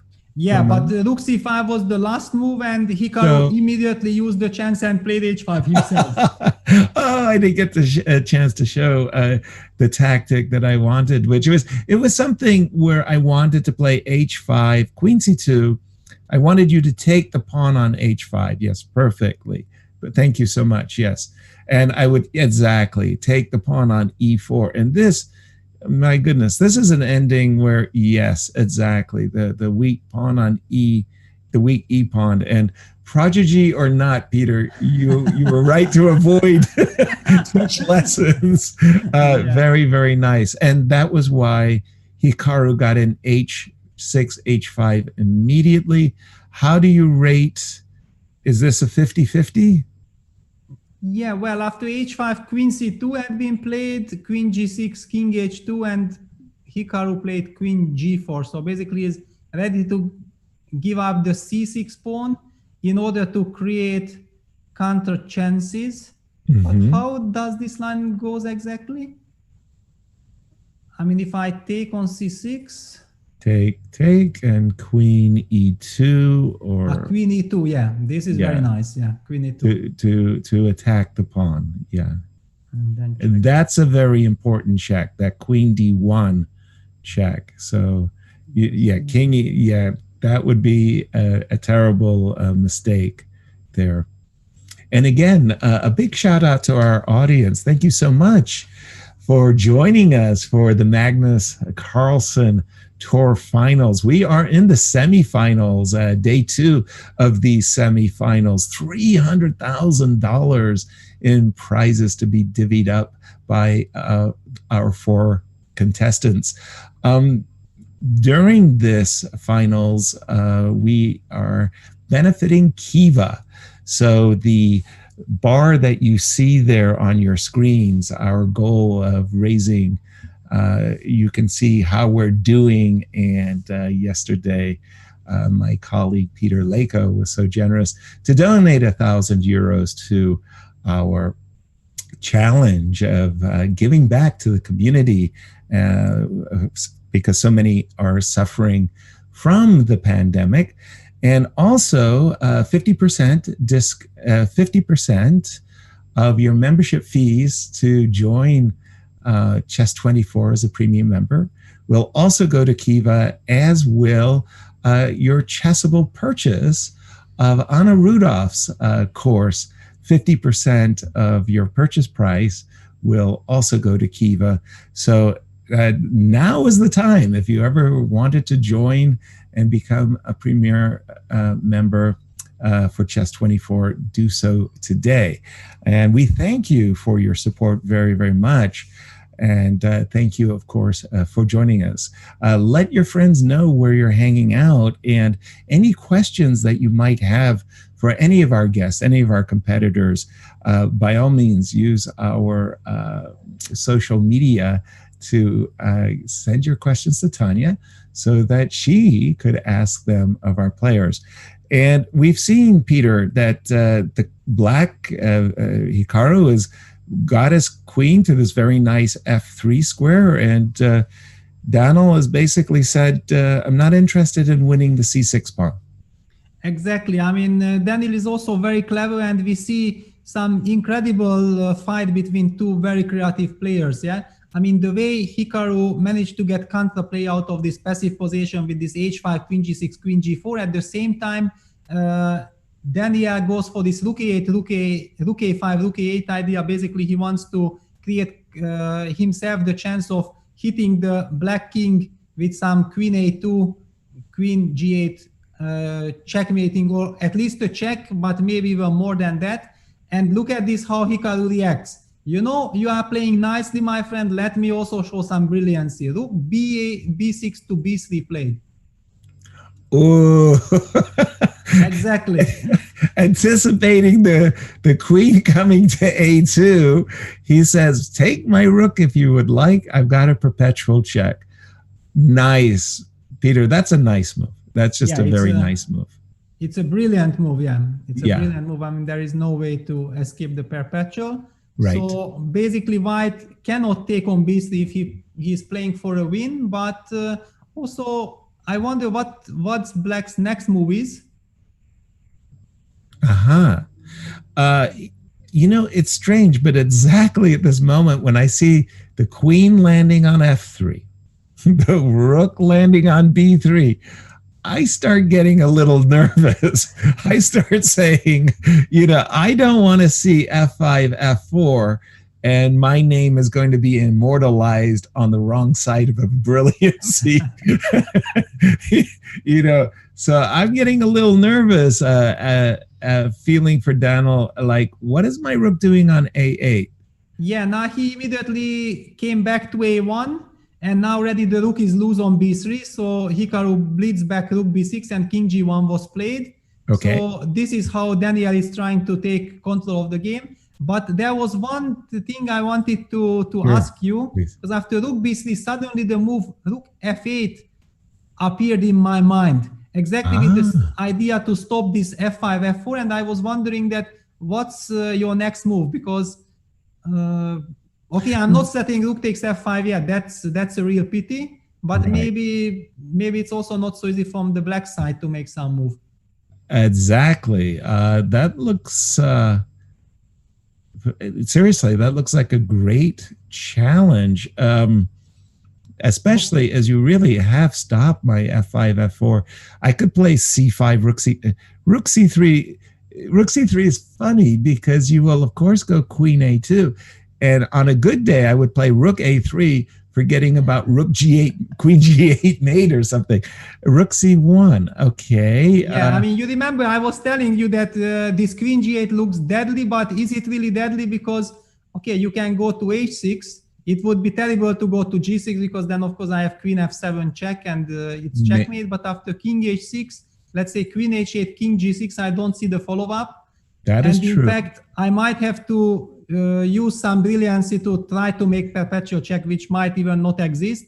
Right. So in any case, enough reason not to look into this direction. And Daniel's rook a1 is, of course, a very sensible professional move. Let's get some stability. Okay. Rook b6 back, king g1, queen g4 blitzed out by Hikaru, and Daniel is down to 30 seconds. 30 seconds. Oh my goodness. That is, now you start to feel, when do you feel the ticking pressure of the clock, Peter? Is it 5 minutes? Is it 3 minutes? Is it 1 minute? 30 seconds, yes, you're definitely feeling it. But when do you really start to get nervous? I think in my case, one of the big problems, since I'm not having enough practice and working as a coach and not really playing that much lately, it's that whenever the clock ticks down, I get really nervous and my brains actually just stop working. Mm-hmm. And that's also one of the things I faced in this Legends tournament. I was playing good quality chess, showing my class everything, and then the clock was ticking down and that's it, finish. Whatever happened before, how nicely, precisely you played didn't really matter because some collapse, some terrible blunder would come any second. Mm-hmm. And this was very tough. I think this is the modern players and all these players who are very active and playing tournaments after tournament. They are playing a lot of blitz also online. They play all kinds of events, super tournaments. They train all the time for themselves. They are very, very sharp, and probably with 30 seconds on the clock, when you have increment, they are not panicking yet. No, definitely not. But for myself, I know that it was quite a challenge. Meanwhile, we are having some big fight here going on, but also let's not forget that Magnus Carlsen Liren third game has just started, and Liren is in a must-win situation because he's trailing 0-2. Yeah, exactly. He's 2 points behind, so he has to win on demand with black to stay alive against Magnus Carlsen. Exactly. And again, just to mention to anybody who may be joining us late, first of all, shame on you. Second of all, they are playing the best of 4. So it's the first player who scores 2.5 points out of the 4 games. Of course, if you score 3, well done. It doesn't matter. It just means that you're the winner of the set. You're the winner of today. Magnus has started 2-0, but he lost the first set yesterday thanks to a victory in the Armageddon game by Ding Liren. So if Magnus was to win the set today, the match would be tied 1-1. It doesn't matter whether you won 3-0 or you won it in an Armageddon. You're the winner of the set. As Peter just said, unfortunately for Ding Liren, having lost 2 games, he has to win on demand. And Peter, we have a King's Indian. Yeah, exactly. I think that since the other game is facing time trouble, we will be focusing on that game. But I just wanted to highlight that, yes, the game has started, and the question was, how will Ding Liren try to play for a win with the black pieces against Magnus Carlsen? Well, we got the answer. He plays the King's Indian, which he haven't really been playing lately. In the last 3-4 years, he changed his repertoire completely. I think that was also one of the reasons why he became a 2800 plus player. But let's not forget that in all his childhood and on the road to becoming one of the very best players in the world, he like 2750. Ding Liren's main repertoire with the black was the King's Indian. So he's a natural King's Indian player, and he goes for it against Magnus. Very good. It almost sounded there like you were saying that Ding unnecessarily handicapped himself by playing the King's Indian defense, and the moment he stopped, he became a 2800. Pretty impressive. I have to share a story. I don't know if you know it, Peter, but it's absolutely brilliant. Here in Holland, they had a very great talent. His name was Jeroen Piquet. Of course. Piquet was supported by the Royal Dutch Chess Federation, and they thought, how could we help our junior? We will send him to Victor Korchnoi to get intense training. And during these intense training sessions, Victor convinced Jeroen Piquet that the King's Indian defense was a bad opening. And Piquet loved the King's Indian. He loved to play the King's Indian. And this came as quite a blow. And so, in fact, such a blow, Jeroen ended up stopping playing chess. Because, I mean, if you can't play the King's Indian and enjoy yourself, I mean, chess was just not so much fun anymore for Jeroen Piquet. So they kind of boomeranged is what I want to say. This training didn't go exactly the way the Dutch Chess Federation has planned it. It seems as if Magnus is aware that all he needs to do, Peter, is draw the game, as he was very fast to trade queens. Yeah, exactly. I mean, he just chose the most reliable, most solid setup, and in fact, a setup which is anyway a little bit annoying for black because it puts a lot of pressure. White is very solid, and white just says, I don't mind. In the worst case scenario, you equalize and you make a draw, and so what? And poor Ding is faced with this situation that he needs to win, but actually his position doesn't give him any real rights to play for a win. He should be thinking about how to equalize. Exactly. And with this move, c4, c5, white, of course, is threatening to play bishop takes a6. He also opens up the c4 square for a maneuver that's very common in the King's Indian. Knight on f3 to d2 to c4 that's our pillow, our dream position. Yeah, absolutely. And also just one remark that why this c4, c5 was so important and so timely, because one could argue that black is kind of settling with a move like knight g4, targeting this wonderful bishop on e3. But if white makes sure that this never happens with h3, then black gets exactly this one little tempo that he needs with bishop f8, taking care of the c5 square. And if white now continues with a3, he would again need only one move to play b4, but then black continues with knight c5, putting a pressure on the e4 pawn, and next already going a7, a5, stabilizing the position, and black has all the reasons to be happy.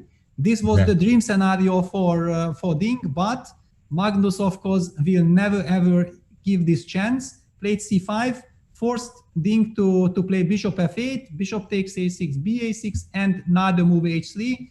now Magnus wants to make sure that he keeps his wonderful bishop on e3. And also stops any bishop g4 ideas. Again, Ding Liren's play is very, very risky, allowing bishop takes a6, but he's not exactly playing the position. Unfortunately, he's playing the position in the match. And the match dictates that he has to win on demand with black, and that's why he's taking the great risks he has. In a different situation, I don't think he would have allowed bishop takes a6. And we have rook b8, and there you see it on our graphic. Magnus Carlsen trailing in the match looks to equalize this best of 5 semifinals. Yeah, and just a quick update, because finally we never got a chance to jump back on Daniel Dubov's Hikaru Nakamura game. It ended in a draw. There was no real dramas, because by creating this counter chance and constantly putting Daniel some headache with all this mating or perpetual check ideas, finally Daniel had enough. He exchanged the rooks, and black was just way too active in this queen endgame. I mean, okay, it looks like white is improving, but the problem is that you have to bring your king closer. And whenever you bring the king closer, then black starts some counter checks. And it ended with a repetition perpetual check, so there was nothing to play for. So draw there, it's a tie. I think it's 1-1. Yep. One has the feeling that in the first game, Hikaru had a chance, and in the second one, Daniel had a chance. But one has to give credit for the opponents for the defensive sides, because they both put up a hell of a defense. Absolutely. And that is one of the, I think, key differences. I see, you know, in a kind of a chessic terms, but not just in chess, but in life, that the generations, more knowledge, each generation, you know, passes on more knowledge to the next generation, so that the next generation is actually a better group of top players. But one of the things that I really see is a visible difference between, let's say, my generation, today's generation, is they're extraordinarily good defensive games. In my games, oftentimes I could win a game with a very thematic idea. And today's players are so aware of where those dangers are, they're avoiding them. And the defensive play is just spectacularly good.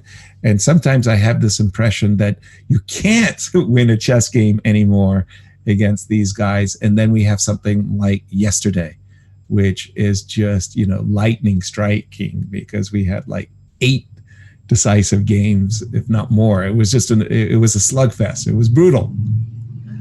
Absolutely. I mean, it's really this modern generation, because one of the problems I think modern generation is facing by respect, because the older generation was very, very much respected, yeah, because there were no engines. So right. People would look at the games and would say, wow, what masters they are. And now the new generation is faced with the situation that doesn't matter how good you are playing, the engine right at home will tell you that, even so you played a fantastic game, somewhere you could have played even better. Right. And this gives the impression from someone who is just looking the games with the engine that, these today's players are playing very randomly. No, that's exactly, and that's why I really love to be a commentator, and that's why I'm also trying to highlight all these moments very, very much, because I know exactly how difficult it is to be a top player in this modern era with all these computers and everything, so much pressure on the players, all this move, pair, move, everything. They understand everything strategically, but how to make them work move, pair, move, and the opponents are posing so much trouble. So really all appreciation of the players, because they are doing incredible job. And that's why I always say that, wow, this is fantastic and that is fantastic, because I just hate when people are sitting at home and criticizing the players that they could have played better. Yeah.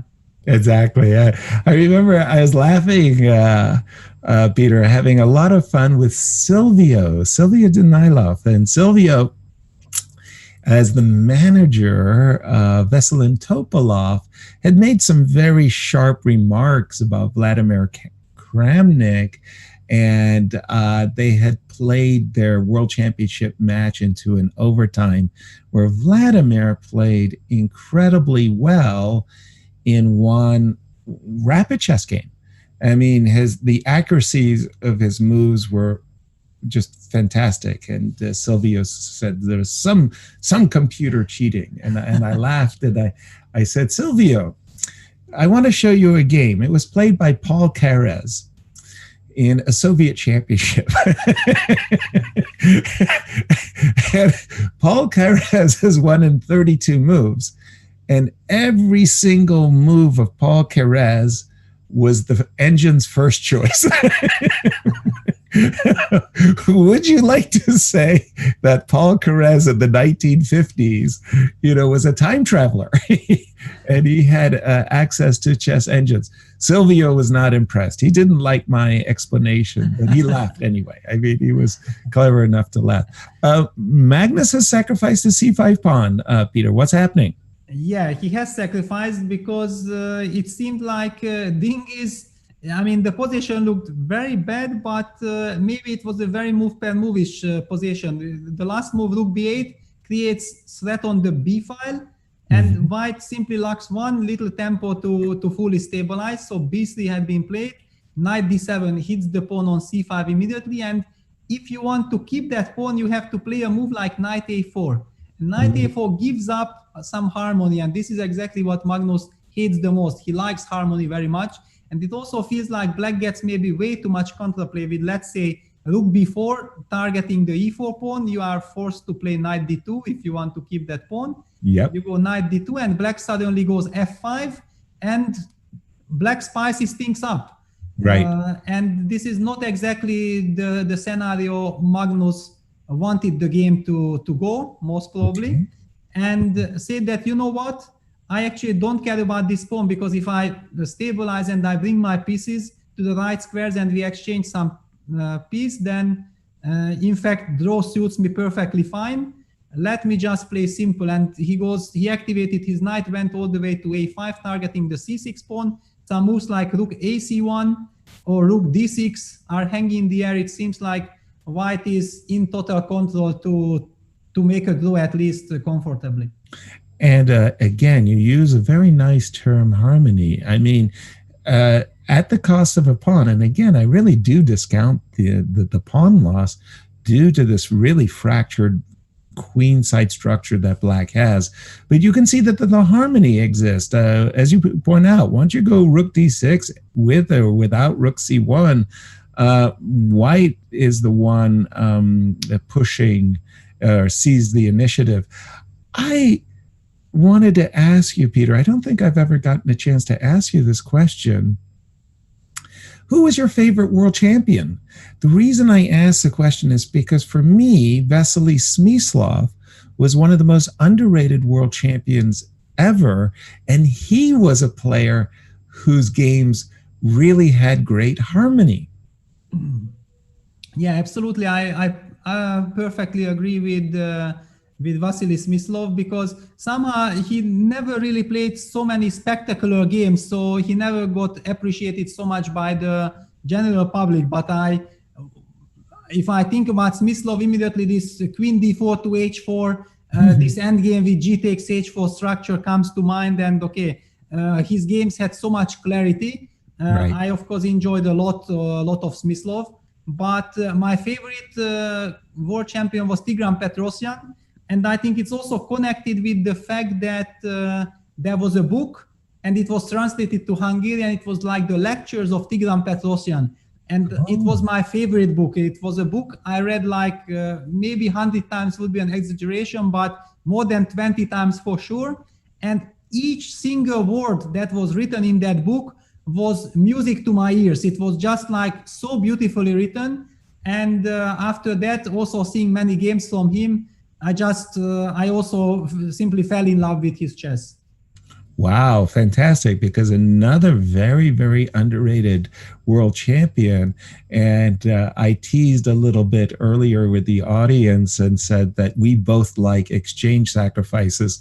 So now I know where your love for the exchange sacrifice comes from, because that's something we both share. Tigran's exchange sacrifices were awesome.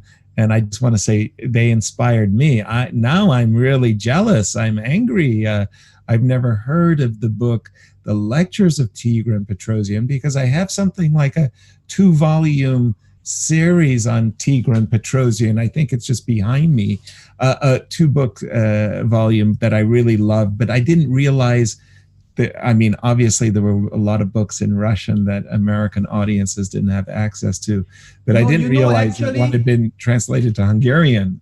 You know, it was very interesting because I also didn't know the English title, but just recently FIDE sent me a letter that please answer some questions and tell me which chess book made the biggest influence on you in your childhood.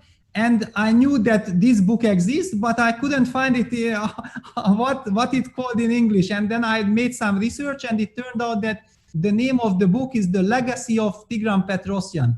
The Legacy. Okay, now you know what I'm going to do is scramble to find how I could get my hands on a copy of that book. Sorry, Peter, continue, please. Yeah, so the book is really, really amazing. And then it also turned out that these were lectures prepared by Tigran to the audience, some radio audience. Yeah, so it was not like it was just only for the top professionals or for real chess professionals, but also for amateurs.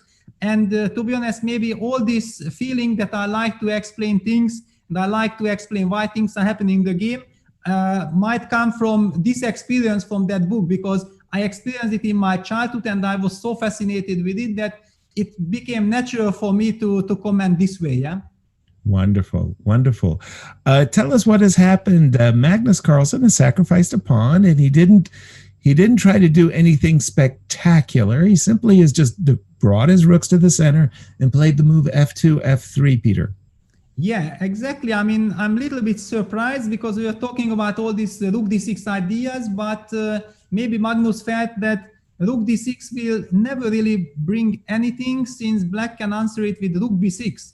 And the rook looks ugly on b6, but somehow white cannot really attack it with knight a4 nor with knight c4, because the knight from c5 controls the a4 square, the bishop from e6 controls the c4 square, and black will anyway get the king e7 tempo. So all this rook d6 doesn't really bring anything, and Magnus then thought that, okay, then let me just play stabilizing move. On the other hand, okay, white stabilized, but black stabilized as well, and black is still a pawn up. Okay, damage pawn structure. I don't really believe that this is any real winning chance for black, or that black can even think about being better, but still it would make me a little bit nervous from the white side if I would feel like things are getting, I mean, the control is getting out of my hand. Well, exactly. And the fact that Ding Liren has very nicely brought his king to e7. Remember, in the endgame, the king is actually a very powerful piece. And on a good day, it's going to take him a while, so forgive me, Magnus Carlsen fans, but on a good day, Ding Liren, who has to win with the black pieces, is trying to play the move bishop d7, knight e6, c6, c5, and knight d4. And hey, he's utilizing his extra pawn. Yeah, absolutely. I think now the question is that, and this is what the position is about, can Magnus try to hit black before black gets this? So for example, if I move my knight somewhere, I don't know if to e2 or to b1, and you can't really move the knight. And if you go rook b5, I might have something like b3, b4. Aha. You can't take because your knight is hanging. And if you are moving the knight away, then I get some really unpleasant check with knight takes c6. So exactly. There are some concrete lines to calculate before drawing any conclusions. Exactly. That was what I think I wanted to get in bishop d7 before this, but because this opportunity does exist. By the way, just to remind ourselves, Peter, because we did overlook a game as Magnus won game 2. The game between Daniel and Hikaru has also begun, and it's a repeat of their previous line of the Sveshnikov.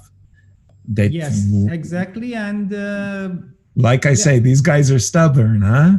Yeah, but it's also logical because you have to make up your mind before the match day that what you're gonna play today, because you don't have then the time between the games in 15 minutes to jump to some different opening, and everything is the same. And now Hikaru played the first new move compared to that first game today with b2 b3. In that game, bishop c4 happened.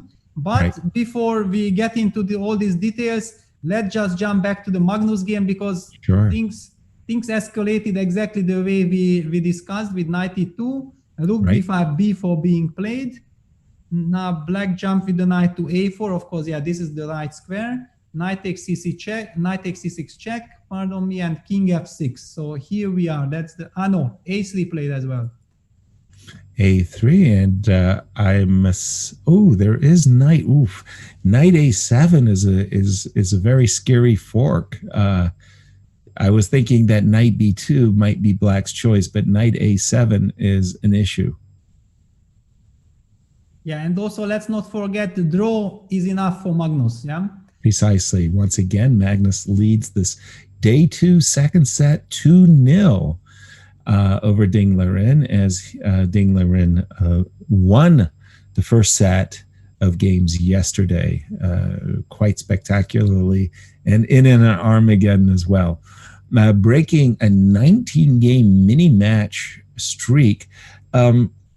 Yesterday, one of the things I also wanted to ask you, you touched base with it with Tanya for a moment, and I really strongly believe that as well, is that in the top tournaments, the classical top tournaments, I describe it as the tyranny of the ELO. That is to say, it's because of the ratings that the organizers are inviting the top players. They want to have the highest category event of all time and blah, blah, blah. So they invite the players with the highest ELO ratings. And because of that, the players are very jealous of their ELO rating points, and they keep an eye on their ELOs during the tournament. They don't want to risk their ELOs too much. So the tyranny of the ELO means that the players' risk are reduced. On the other hand, for the Magnus Carlsen Tour, there's no FIDE ELO ratings to be won or lost, so the players can play more freely. Your reaction to that, Peter? Yeah, absolutely. I agree, because the point is that the result in super tournaments is just way too important, because imagine you have a so-called bad result, you lose 15 points, it might mean that you are out of the next Grand Chess Tour, you are out of this, you are out of that for maybe 1 year, and it's a terrible blow for all the players, because first of all, it's a very prestigious tournament. On the other hand, during these tournaments, you can really earn good money, and if you earn good money, you can invest more in your chess development. So it's all like a big circle. It's not just about the money, about the development, about the chance of getting stronger and stronger. So the pressure is too high. And another problem, while all the same players are keeping the highest rating, they are of course fantastic players, but they are playing always against each other. And all these players are very, very professional. They are always working. And believe me, it's not like the players want to make draw. It's just that if your opponent plays a brilliant game and he's very well prepared, they are one of the best players in the world. It's just very difficult to win a single game. And then the public often gets annoyed that, again, the same super tournament with the same name and another draw and too many draws and so on. It's not done deliberately. It's simply the system itself is too tricky. I mean, it's not easy to deal for the players. And here everybody can play freely. Finally, everybody understands also that it's a show. It's like a chess spectacle. People want to see as much fight and as much blood as possible. And you can forget about, of course, everybody fights for the result. It's clear, but it's not that extraordinarily important as in any super tournament. Exactly. And fighting to the last drop is definitely what we saw yesterday. It's just, I mean, I was kind of left a little breathless, to be honest. The players have followed a little bit something that we had looked at, Peter. Knight b2 appeared on the board, as did knight a7.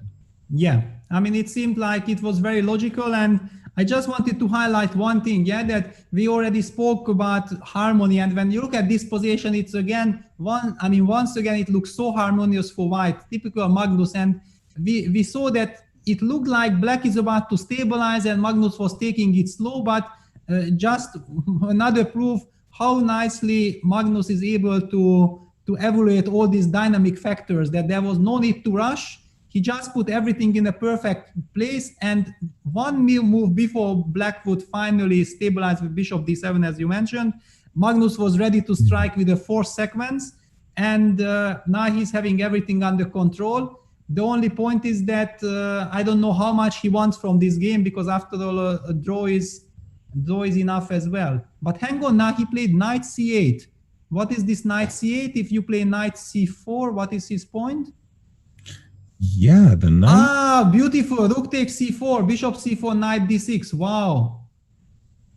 Wow, because the nice rook c7 has an issue. Yeah. Oops. Tactics, Peter. Yeah, fantastic stuff. Yeah.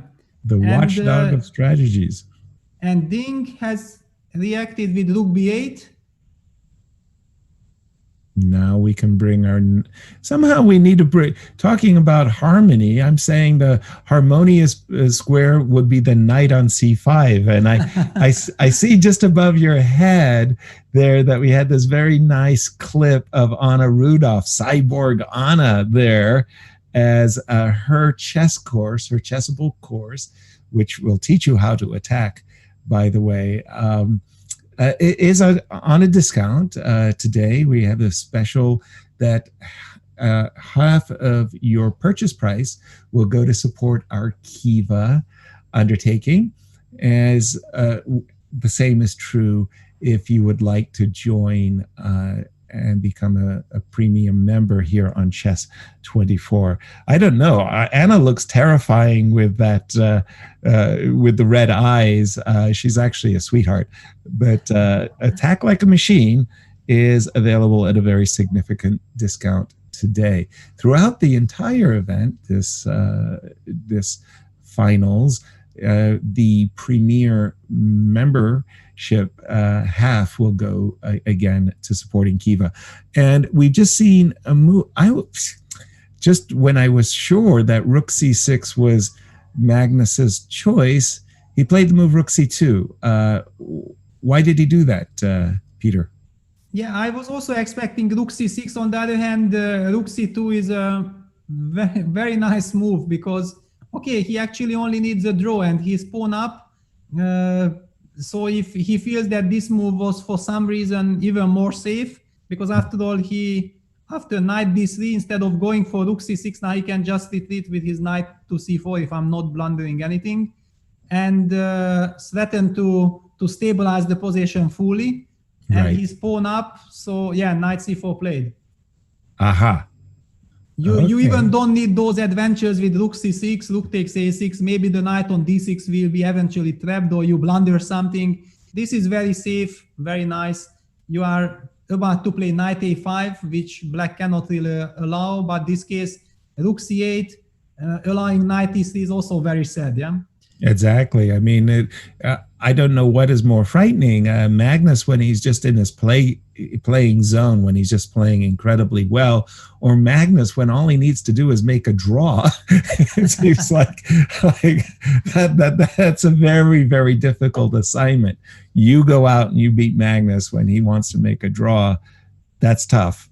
They had that great joke. You were obviously, since you were a Tigran Petrosian fan, you must have learned a lot of those jokes that they said about that Tigran. Tigran was so strong that when he wanted to make a draw, he was often making a draw from a position of strength. That is to say, a lot of his opponents were making moves to avoid a draw. And when the draw offer came, they were lost. So it was like really, he was pretty tough. Robert Byrne once told me about Tigran Petrosian. The guy was so strong. He was making a defensive combination long before you realized you could attack. It reminds me of the supercomputers usually, that I think one of the ways to win against a supercomputer is that the supercomputer realizes that he's in trouble before you even notice that you have any chance. Yeah. And then he goes crazy, you know, because he feels that this is the lesser evil. Yeah. And then suddenly you are given a winning position. Yeah. Yeah, exactly.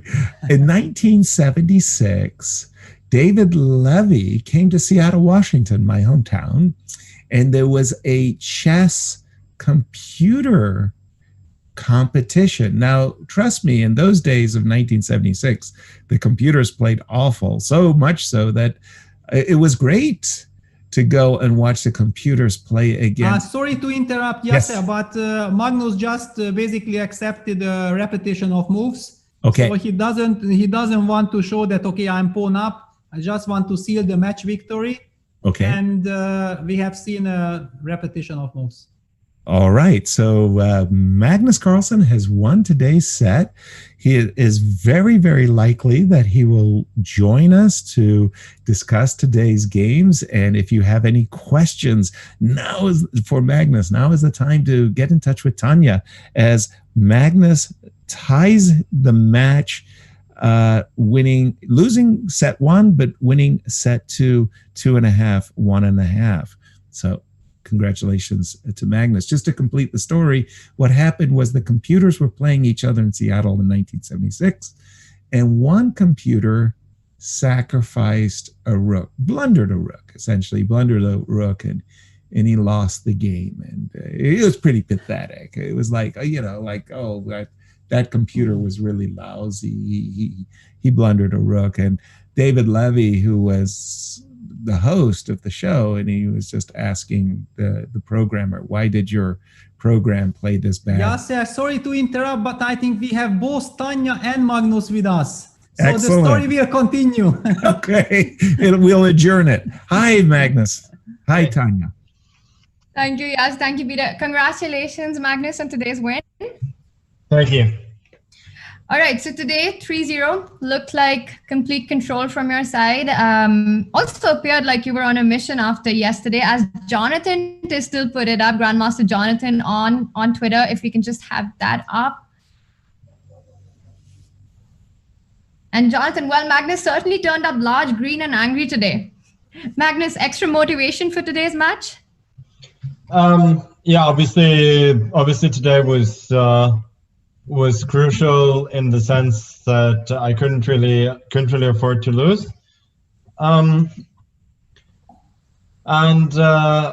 analysis that I was upset after yesterday, of course, was quite correct, but the match really didn't get going today. I think the first game, I thought he was sort of equalizing, and then suddenly I was winning, so that was a bit weird. But yeah, in general, I played a good match today, and I think I was in control. We felt that as well. While playing, did you, as the match progressed and developed, did you get the feeling like today you were perhaps more informed than Ding? Yeah, I mean, I was surprised by his opening choice, so I didn't really know too much more than that. This sort of position is a little bit more pleasant for white, but that is sort of the nature of the line, that everywhere white is a little bit better, and you just have to choose which line to go for. So I don't think like this came as a particular surprise to him either. But I guess at some point it became a lot more unpleasant. But again, I think yeah, I had some like very small idea of how to play here, and I think he was slightly surprised, but I don't think it was like a big deal regardless. Magnus, even the opening approach from your end looked quite different. We didn't see Sveshnikov, we didn't see any London. What was the idea, the concept of changing? Was it based on yesterday's games?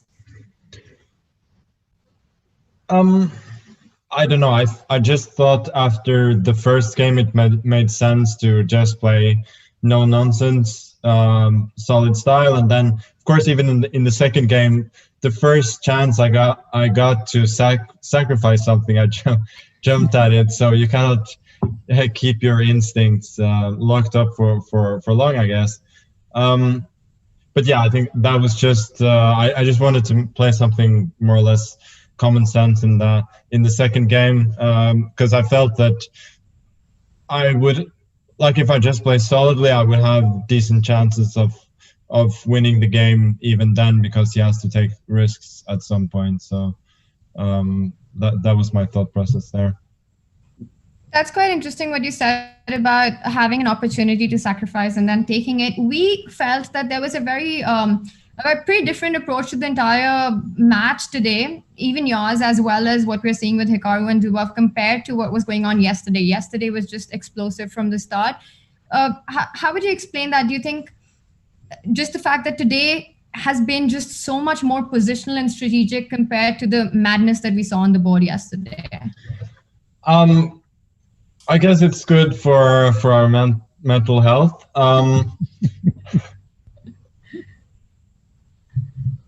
Fair enough. I think I don't necessarily know if there's a conscious approach there. It can sometimes be a bit coincidental. And I also want to ask you that yesterday was after a 19-match winning streak, the first match that you lost. How disappointing was that? I'm sure it was very disappointing, but also what did you take away from that match and what did you modify coming into today's game?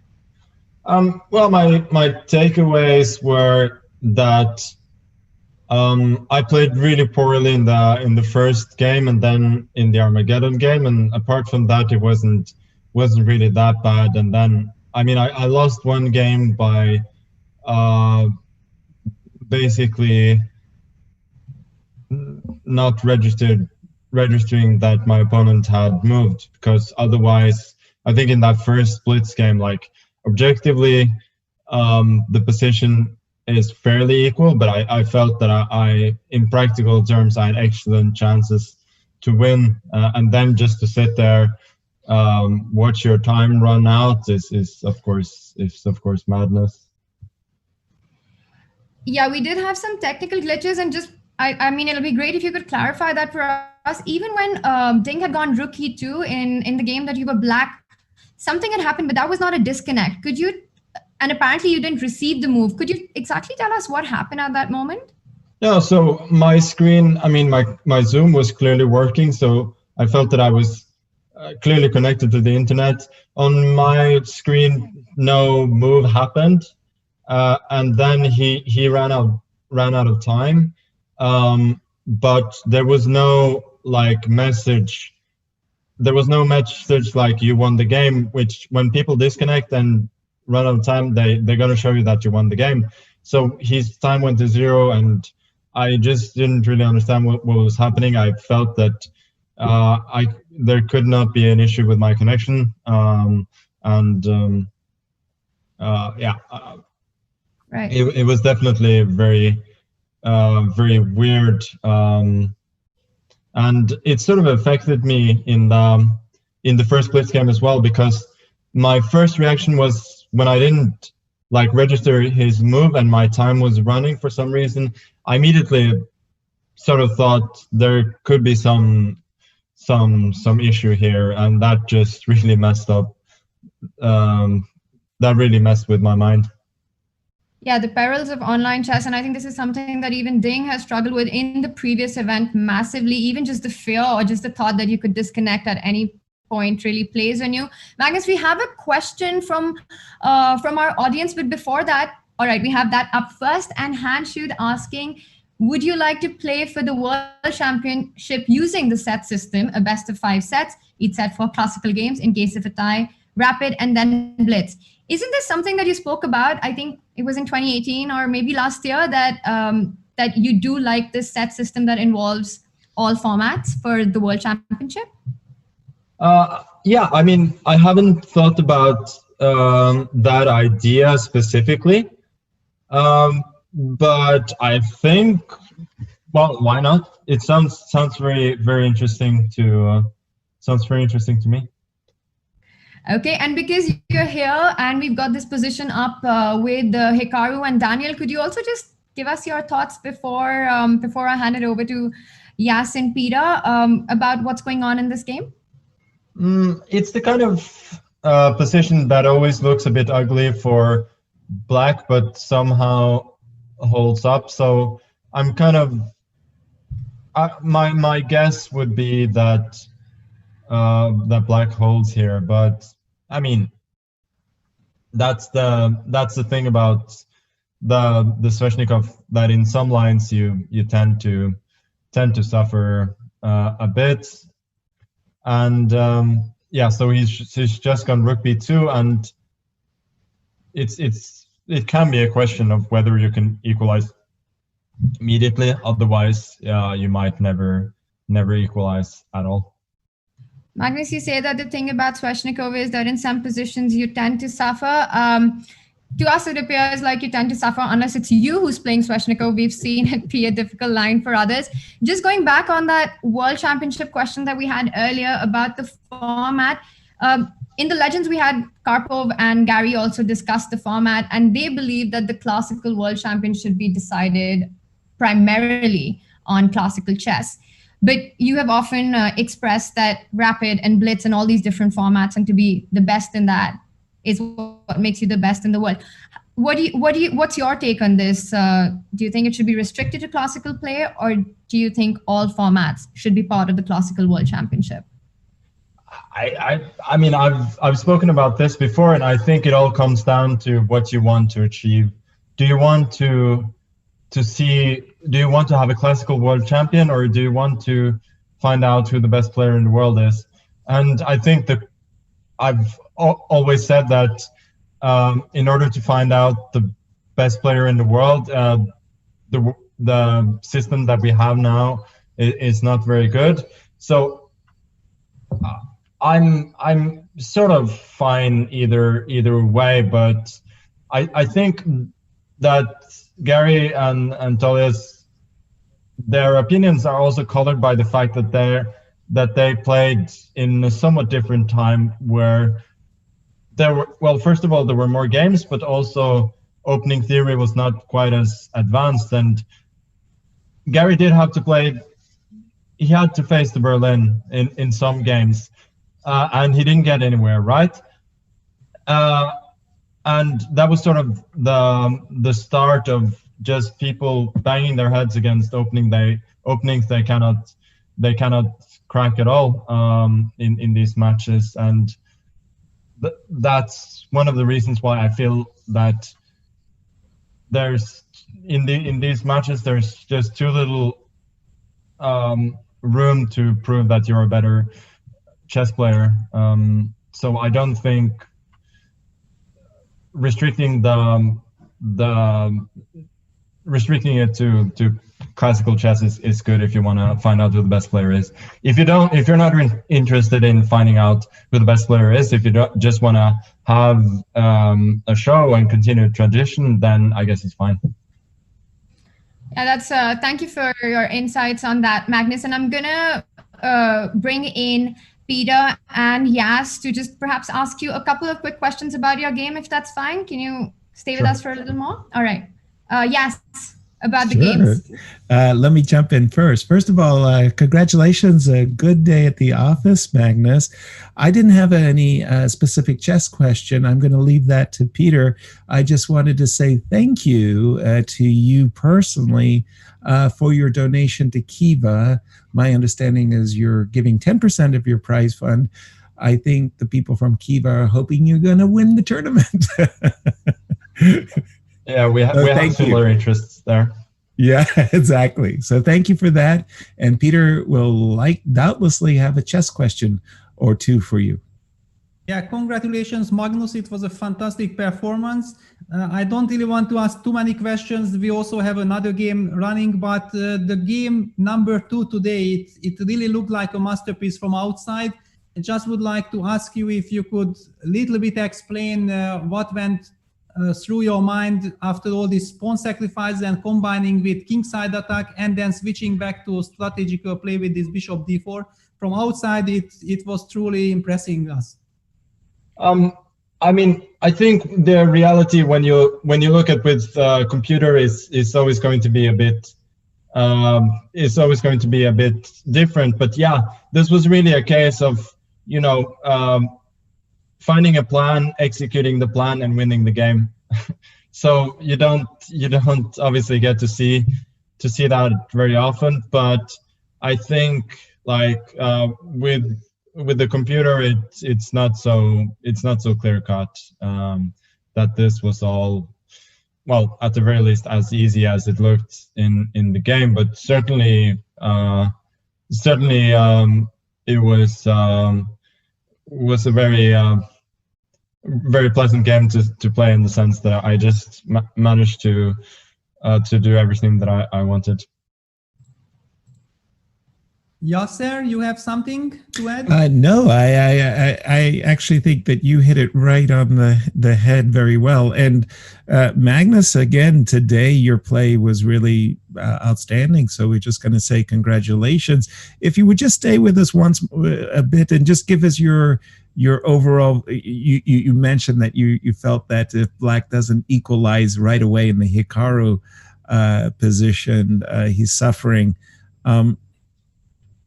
Share with us your approach, your take on this exact position. I think we just seen the move bishop f5, by the way. Well, my first impression is that bishop f5 is a sign that things have gone a little bit wrong. It feels like white is very close to sort of consolidating and having a better position here, but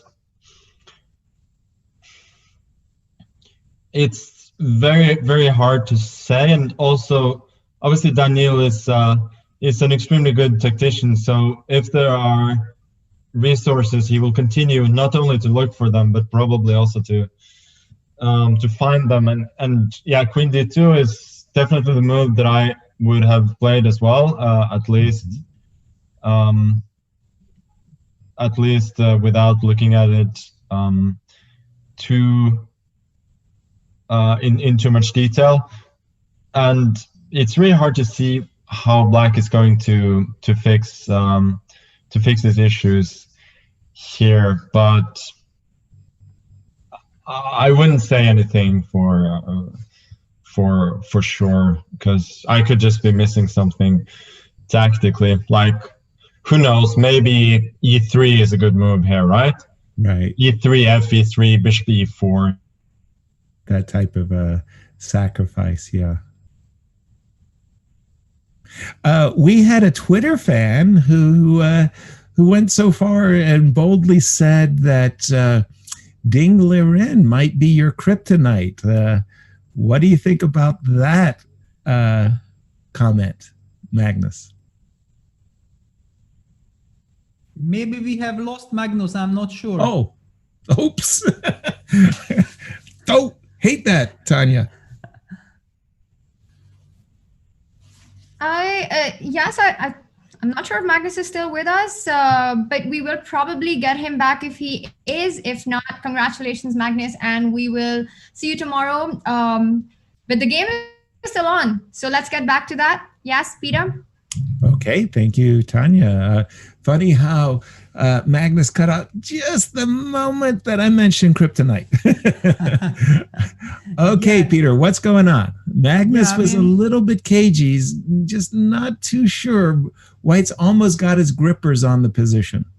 Yeah, I was very happy to hear this from Magnus because I had very similar thoughts, and was nice to hear that he's also a bit confused. It's the position itself is very confusing. It's also very move per move-ish. Lot of tactics in the air. Now, for example, the big question is what is really happening? I mean, this rook on d1 is always hanging, but the rook on d1 makes sure that the knight on d5 is nicely protected. At the same time, black is often threatening to take on d5 and take the pawn on b6. So lot of issues for both sides to deal with. And with this little time control, I mean, okay, Hikaru has time advantage. He has already now spent some time and now played the move knight e3. I think this is very important that he has more time on the clock than Daniel, because in this position, one has the feeling that the players will still need to make some very important decisions, and then you need this extra time. Exactly. Now, the move knight e3, I mean, inviting a trade of light squared bishops, we mentioned this before, take the two bishops away from your opponent if they have them, it makes a lot of sense. But on the other hand, Peter, I'm sitting there going, why isn't he pushing his pawn to b7? Why didn't he go b6, b7? Push him, baby. Well, probably he couldn't. I mean, I'm just guessing, but I imagine some b7, bishop a5 trick coming your way. Because you as you mentioned before, the rook on d1, kind of a tactical target there in the position.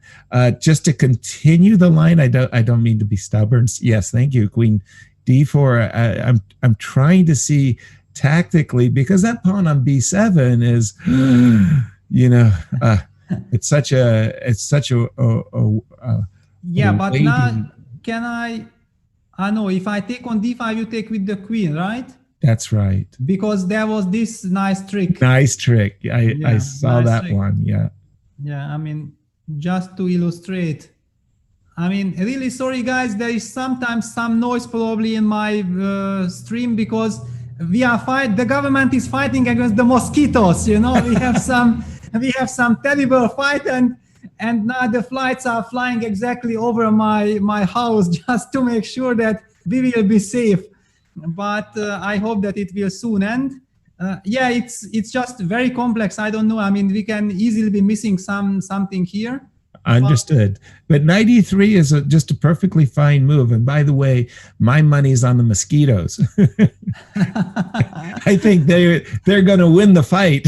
Yeah. No, the point is, I think that according to the European Union regulations, you cannot use anymore this flight system. At least that was the state. But since everything got completely out of control and already the people were like, okay, then we are collapsing, then some new emergency rule appeared that yes, exactly in this current situation, you can use it.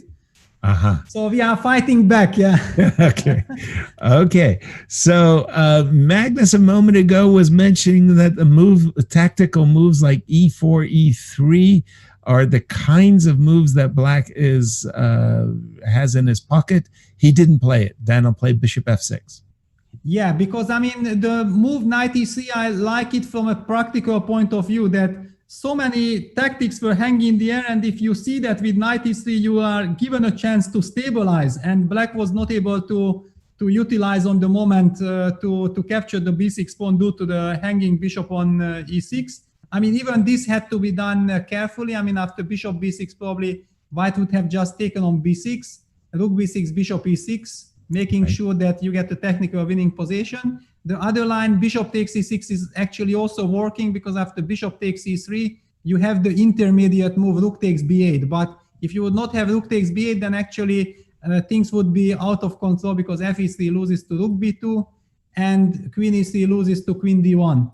Right. Just to illustrate that, yeah, there are so many tactics, and after knight e3, bishop takes e4, knight c4, you know that now this will never work for Black. And if it never works, then, and you get a stable advantage, who cares if this advantage is big or big enough? You just know you have the advantage. Your opponent has 30 seconds on the clock. Let's go for it. It's practical. Nothing can happen to me, and I might win the game. Exactly. Huge edge on the clock for Hikaru in this 1-1 score. 2 draws, and we're in game 3. So I don't know, Peter, that's an awfully big time advantage. And with all due respect, Hikaru is handling the Sveshnikov pretty well. Yeah, and I'm, to be honest, very happy because he is using the system that 15 years ago forced me kind of to give up the Sveshnikov. I was not happy that all these lines were not so nice for black. You always had to suffer, and when you play the Sveshnikov, you play for dynamics, you play for counter chances, and in this line you were kind of limited to somehow work out everything till the draw. And I did a lot of work, and I think that this whole line is very, very drawish, but you have to know your stuff. And it seems to me like the modern generation concluded this line is kind of, yeah, it used to be the old classical line, but with modern technology, this is drawish and it should be draw, and they did not spend enough time, or they did not respect enough this line. And I'm very happy that today's game by Hikaru shows that there is still a lot of work to be done for black to be able to make a draw securely here. Interesting. I think that thank you for those comments. You provoked a question, and that is we very properly acknowledge Daniel as quite a theoretician, and he comes up with some really fascinating ideas. So congrats to him, all due respect. How do you rate Hikaru as a opening theoretician? Because to be frank, it looks to me in these games that Hikaru is saying, hey, I know my stuff too. Yeah, definitely. I mean, I think that Hikaru was always one of the players who knew his stuff quite well. It's just that he was not that precise, but I think then also he changed because he was like a King's Indian player. He was taking too much risk, but then he also understood that on the highest level, King's Indian is not really beneficial because they can target it and it makes your life difficult. Then he switched to Queen's Gambit. Then it's not only changing the opening but also changing your approach to chess. Yeah, by playing the King's Indian, he wanted to play freely, being able to play the chess he likes to play. But when you play so-called classical openings, you have to go according to the rules of the position. And if the position requires you to make solid moves, then you have to make those solid moves regardless if you want them or not.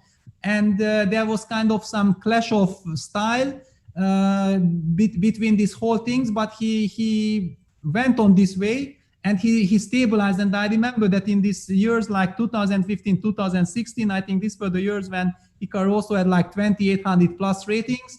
It showed like he really had very good preparation, but then something happened. It felt to me like his goal of becoming world champion did not really work out finally, and he might have lost motivation. And then last couple of years, I felt like his openings went down due to probably less work than before.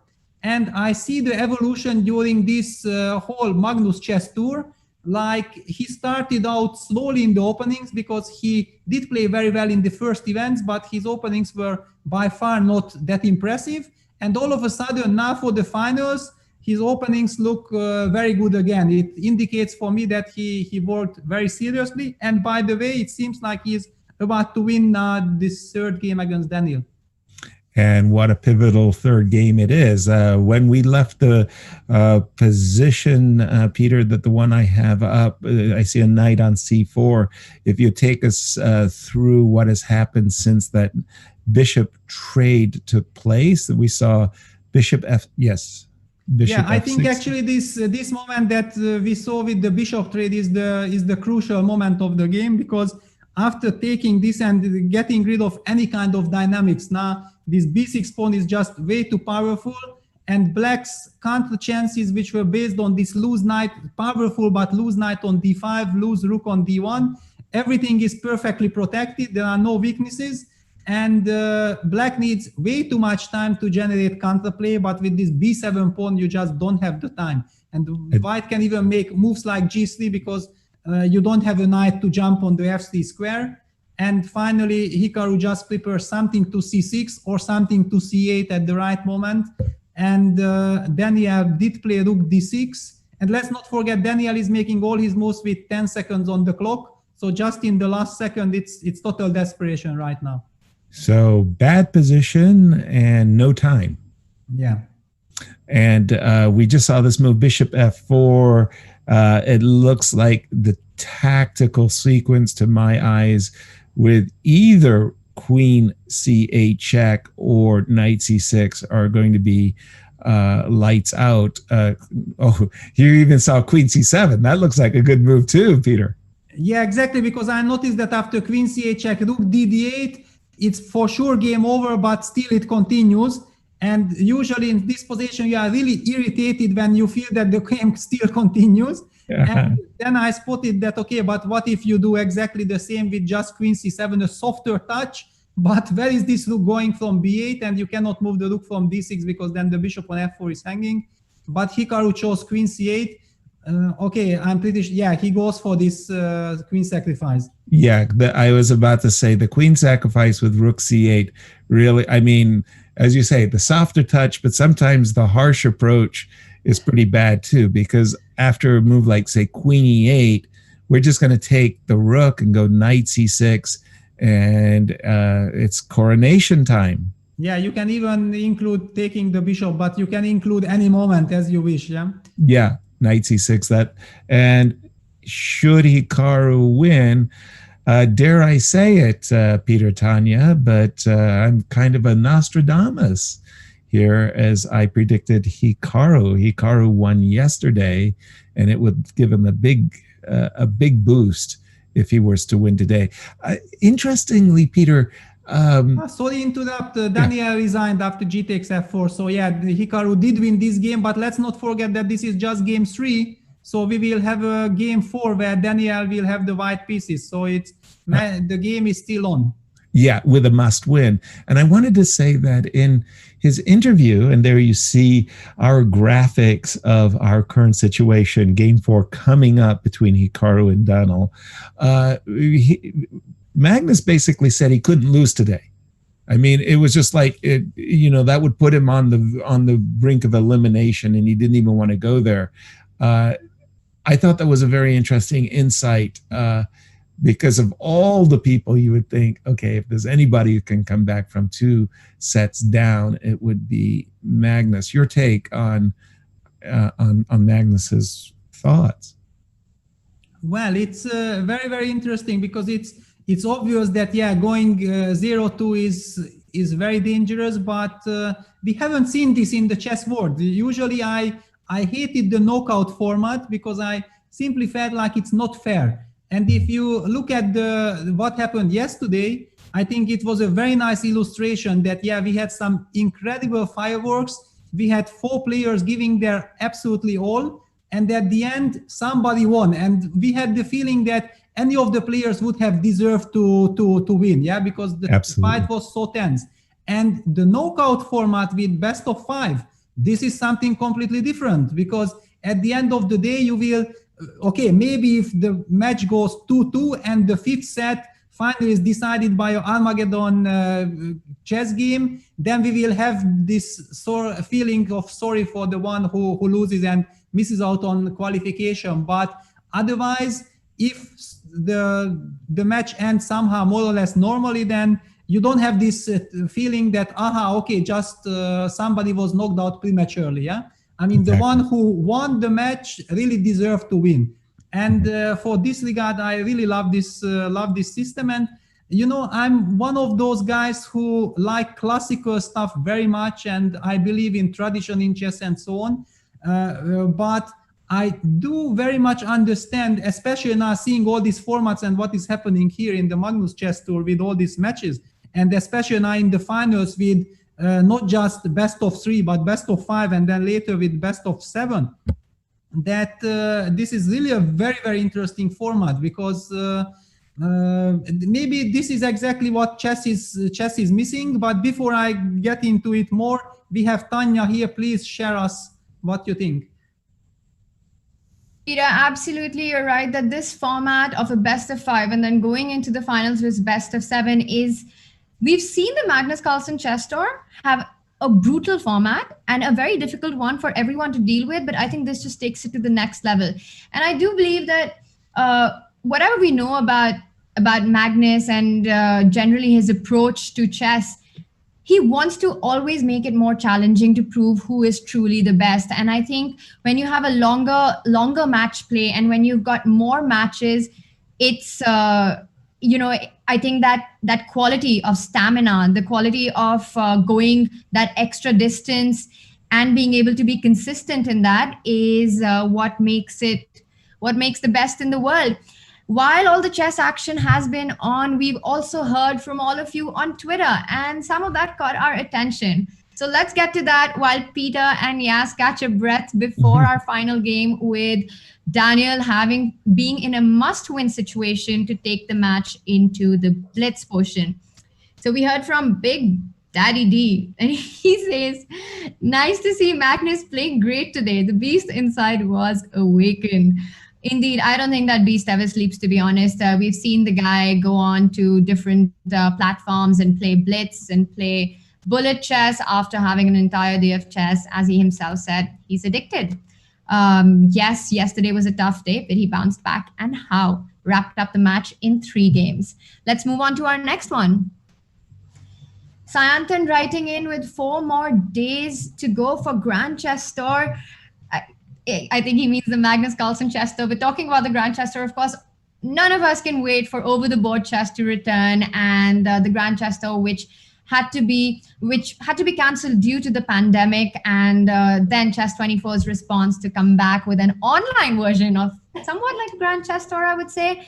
Anyway, so he says, would like to thank this initiative by Magnus and Chess24 for making chess enthusiasts in evenings exciting.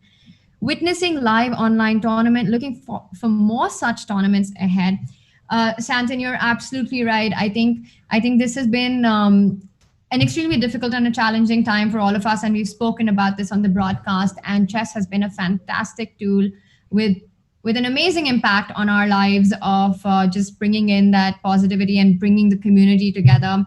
The only sport that survived it, and then we were treated to this incredible tour all summer long. It's a little bittersweet that we're in the final, because it means it's closer to the end. But with Chess24, the action does not stop, and there's a lot more exciting stuff coming up. Not going to be revealing too much, but I'm sure you'll be able to find all of that on Chess24. And like I've always said, if you have enjoyed this and you've enjoyed the broadcast and you've enjoyed the tour, definitely consider going premium to support what Chess24 does, because that's what keeps it going. And like Yas said himself, no better time than now, because it's also a way to support Kiva. We're going to be talking more about that, but let's take a look at the other tweet that we received from Kanak. And he says, I would like to appreciate the commentary by Yas and Peter. I mean, Yas is such a polite person, and his laugh is very joyful. Kanak, you are on point. I think Yas is the most polite person that I know. I've been fortunate to hang out with him during our St. Louis broadcast, and what you see of him on screen is exactly how he is off screen. You know what they say, chivalry is dead. Whoever says that hasn't met Yas yet. All right, let's. Man, Tanya, after that one, I owe you a wonderful dinner. That was great.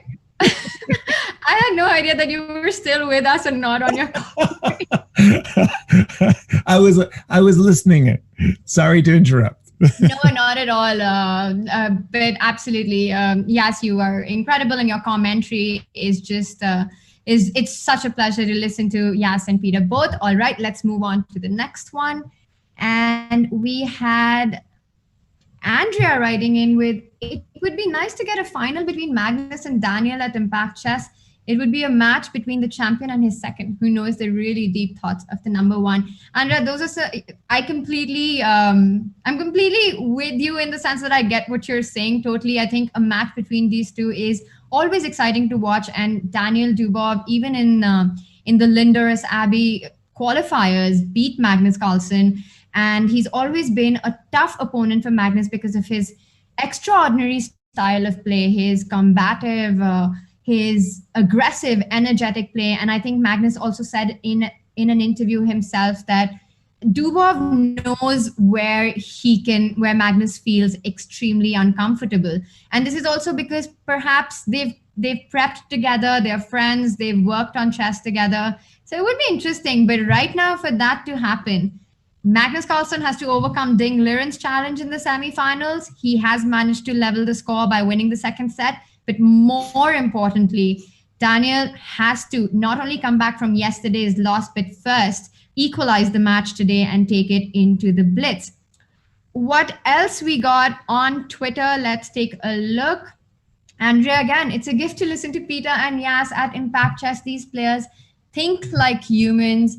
The engine is a tool for them, not a substitute for the brain, and they can explain the plan behind the move. Thank you. And this is the reason why Chess24 brings these amazing commentators to all of us, because otherwise, to be honest, this level of chess would go over our heads. And we need all the help that we can get from these great players to break down the plans to us, because it's easy to kind of see the engine bar going up and down to get an evaluation. But to truly understand the beauty and the ideas and the plans and the breakdowns of the action that happens over the board, we need experts and to explain it to us so that we get how these beautiful minds work. Absolutely. All right, and as we can see, and we also heard from Fleming saying, "Hi Tanya, you guys are doing a great commentary job." I can see that 29 donors have donated 2,903 USD. How do I donate, and where will the money be used? For what purpose? Great question, Fleming, and thank you so much for considering contributing to this cause. As you can see, the bar that's under me right now, which shows the amount of money that Chess24 through premium membership has raised for Kiva's campaign.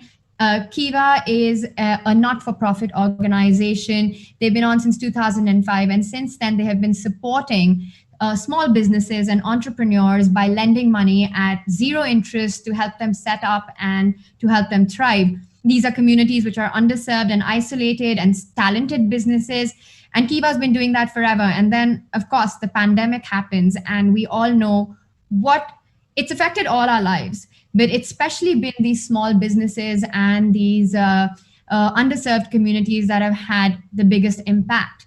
And Kiva's appeal and Kiva's response has been to raise funds for these. And Chess24 is extremely proud to support this and to support this this brilliant cause, which chess, by using chess really, because chess has given us so much during this difficult time. So through chess to also leave a big impact on the community. And all you have to do is consider going premium. By going premium for yourself, and Fleming, you asked what is the way to do it. You can either buy membership for yourself, or you could even gift a membership. You could gift it to students, to schools, to your friends. And whatever money is raised during the Magnus Carlsen Chess Tour benefiting Kiva final, 50% of that money will be donated, will be contributed towards Kiva's endeavor in making sure that, or in doing their bit in making sure that businesses are able to thrive and survive these extremely difficult and challenging times. So 50% of all premium sales go back to the community. So chess has done so much for the community, and now the chess community through chess can give back by supporting, by being a part of this educational website for chess. So you also improve your own chess, but also give back to the community. So definitely consider doing that. And as you can see by the bar, these have been the contributions so far, and we are thankful for all of that. Peter has contributed. He's going through buying premium memberships for talents in Hungary. All the money that's come in for that, 50% of that will be given to Kiva. And we also had one of our legends making a big contribution to this cause. A big thank you to Vasil Ivanchuk. He's contributed $700 in premium membership for players. So he will be gifting out these memberships, and Chess24 will be giving 50% of that to Kiva. Through chess, just making a big impact. And also we do have games starting up, but before that, a quick reminder to all of you, you can go premium, and also we have a great deal on Anna's course on how to attack like a pro. Really, Anna has amazing experience and is a brilliant trainer, and this course is an absolute must-have. Definitely check out the reviews and take a look at it for yourself. If you struggle with the concept of how to build an attack and how to execute it to perfection, how do these top players combine all their pieces, and how does their attack always seem to work while our tactics are always flawed? I highly recommend check out this course by Anna and play like a really strong how all these strong players attack. And basically, yeah, as Anna says, she'll teach you how to play like Alpha Zero. She's also done some great videos on Alpha Zero's games, so Anna knows what she's talking about. Definitely have a look. There's a 33% off, and again, 50% of that will go into contributing towards Kiva's cause. So there's really a lot going on, and I think we've got liftoff really soon. So let's see if Yas and Peter are back, and they are. So Yas, Peter, Daniel Dubov in a must-win situation to take it to tie breaks today. Today's been a very, very difficult day for Daniel. I have to say, Yas, your prediction on Hikaru is spot on so far. Well, thank you very much. Daniel, that was very, very nice. And again, as you say, Daniel is in a situation where he must win, and he must win with the white pieces. Peter, winning on demand, toughest thing in chess. Yeah, absolutely. But if we think about it, exactly the same situation was yesterday when Daniel had to win the last game on demand, but his situation improved today because he has the white pieces, contrary to yesterday's situation. And he managed to bounce back with the black pieces. So in this regard, I feel like if somebody can bounce back, it's Daniel. And look at this, E4 has been played. This is somewhat of a surprise because and knight E4, E5, knight C3. This reminds me on the Armageddon game between the two of them, which Daniel Dubov won in a very, very quick manner against Hikaru and won the final of the Lindor SAB with it, you know. It was a striking example because, you know, we kind of anticipated that, yeah, Hikaru had the black pieces, he's very, very fast, and will Daniel have chance or not? And all of a sudden, after like 12, 13 moves, it was game over. So Daniel never gave a chance for Hikaru to show his real skills in Blitz. Well, I think a lot of players go through that period in their life, if they're E4 players and E4, E5, and they want to play a King's Gambit. They really, really do. But unfortunately, F4, D5 has been so off-putting for so many players that committed King's Gambit players oftentimes use the Vienna move order of playing knight C3 in order to then play F4. Then after knight C3, knight F6, we didn't see F4. We saw this move D4. And I believe this is called the center counter variation, and queen D4, E3 is the theoretical move. And wouldn't you note it, the moment I say queen D4 to E3, theoretical move, Daniel comes out with queen D4, D3, likely also has been played in the past, but I'm more familiar with queen E3.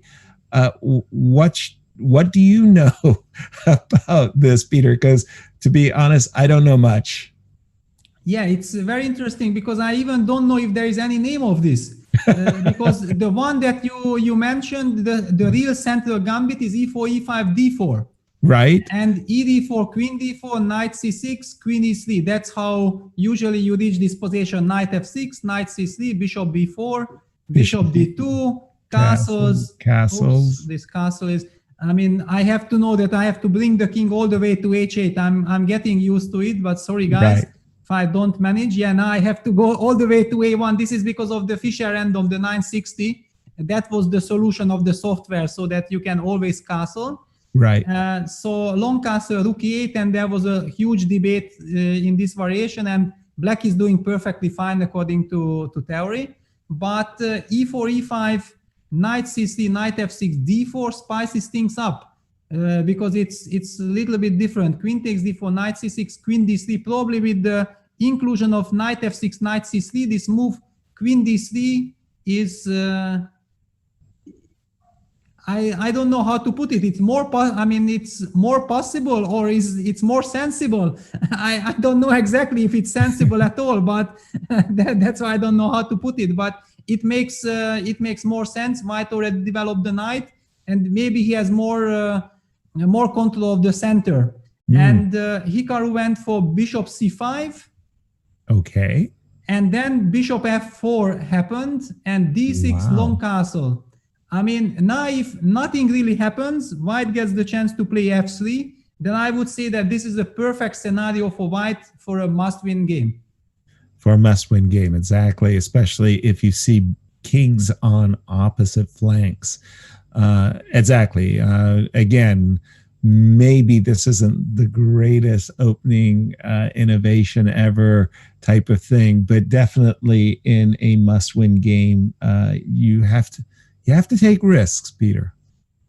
Yeah, absolutely. I mean, and also not just risk, because what does the risk really mean in modern chess? It's already very difficult to define, but I think the best definition is that you want to get your opponent out of his comfort zone as quickly as possible, because it's a quick time control. If you know that this line actually is quite tricky, it has a positional background, and maybe black has to be very energetic to punish you, but I mean, black doesn't have the luxury to spend so much time at the beginning, so he might rely on natural moves, and after a couple of natural moves, then you get a position which you are hoping for. But having said that, Hikaru is not the person to back down, and he grabs the pawn on b2. I mean on f2, sorry.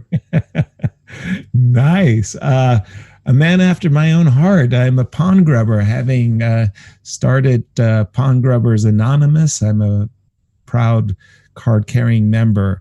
It does cost him some time.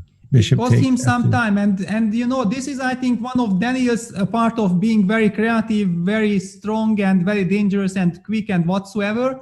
But he has an incredible poker face, and I think for these rapid chess games, and especially combined with his style, because he gambles, he takes a lot of risk, and he you know that he is like a fanatic in preparation, but you never know that, for example, this preparation, he plays it because he believes that this is good, or he just wants to put you under pressure, or he was hoping that you are not taking this pawn. I mean, there are all these kind of questions, but after bishop takes f2, he blitzes out knight f3 with the intention like, of course, I knew that you're going to take this pawn on f2 and I'm ready for it.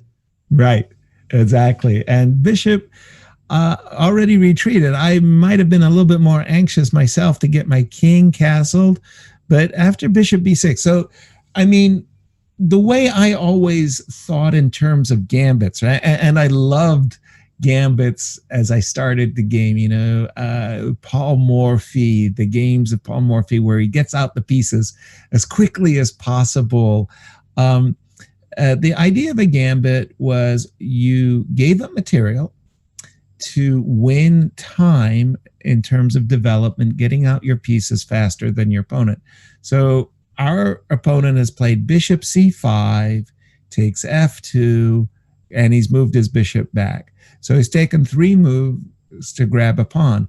And what we try to do is open up the game because we're ahead on time. And so a move that you really, really do want to play as white here, Peter, is e4, e5.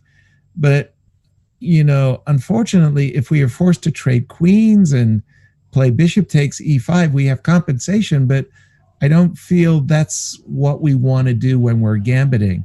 But I do feel we want to play e5. So is it a queen move, or is it what would you recommend Daniel do right here? He's already done it, by the way, bishop e2. Yeah, to be honest, I didn't know what I would recommend. Yeah, because clearly white wants to go e5, as Yasser mentioned. But in order to do that, you have to put your queen somewhere, and there is no real good square. Something like queen e2 with the idea of e4, e5 looks already too premature, because you block your own bishop, and black will probably play some queen e7 and we laugh into your face that, okay, what do you want from me? So in this regard, bishop e2 does make sense, but on the other hand, it feels a bit slow. Exactly. Bishop e2, not exactly the effective square for the bishop. I must say I'm not a fan, and like yourself, I don't really have a better solution. I was really on the e5, queen takes d5, bishop takes e5 train, and I wasn't getting anywhere. So, okay, let's just go with bishop e2. At least he's got purpose. Rook f1, bishop g5. We could imagine how white might seize an initiative, Peter. Yeah, black played the move h6. It's the move I like very, very much because it's tempting to castle away, but exactly short castle would run into bishop g5, and this pin is really, really nasty. You can't really resolve it with h6. First of all, bishop h4 with idea g5, knight takes g5 looks very scary. I mean, I say scary because it's enough to know that this is possible and you just stop looking at it.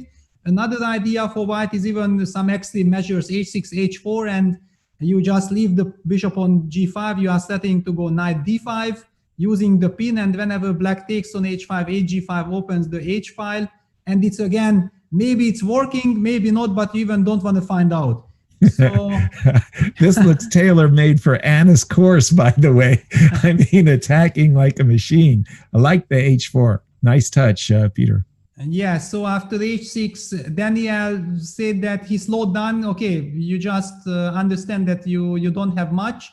So he played the move h3. It's a nice little move because one of the things that black is also threatening some positional move, knight g4. Yes, you have a direct idea with knight f2, but also just to get a very nice square on e5. It's the typical square where you want to go when white doesn't have a pawn to chase you away. So in this regard, h3 is very nice, and it signals that I understand I'm pawn done, and but you still haven't castled. And after h3, I'm hinting the idea that if you castle, yes, I don't have bishop g5, but I have some g4, g5 coming. Absolutely. And you might not feel so comfortable. And Hikaru says, yes, I understand your idea. I'm not intending to castle short. Let me just develop my bishop to e6.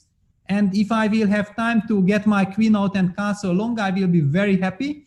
And Daniel immediately goes rook he1, saying, aha, I know your idea. You're not going to get away so easily.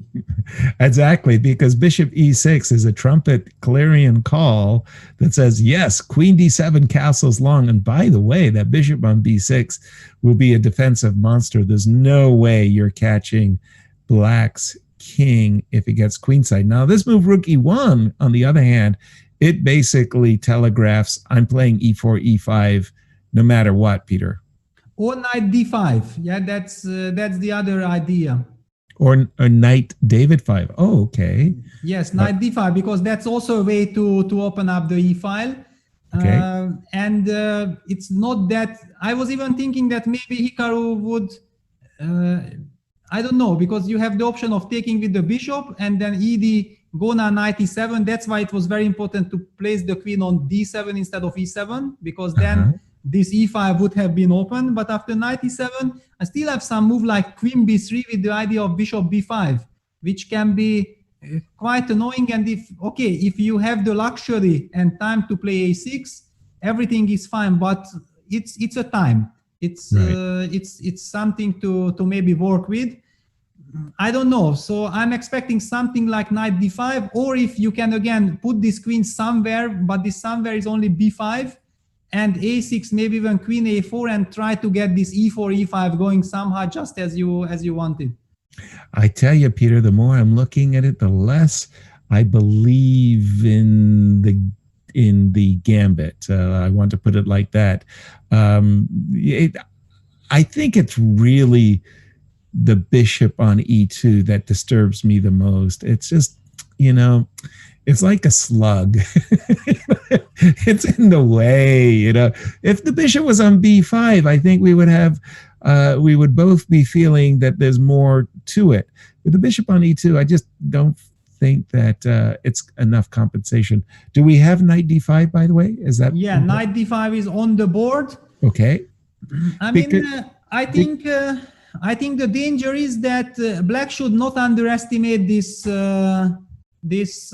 position, because if you just make one inaccuracy and all of a sudden my pieces will make sense, you will be very angry at yourself that you were not more careful. Yeah. Right.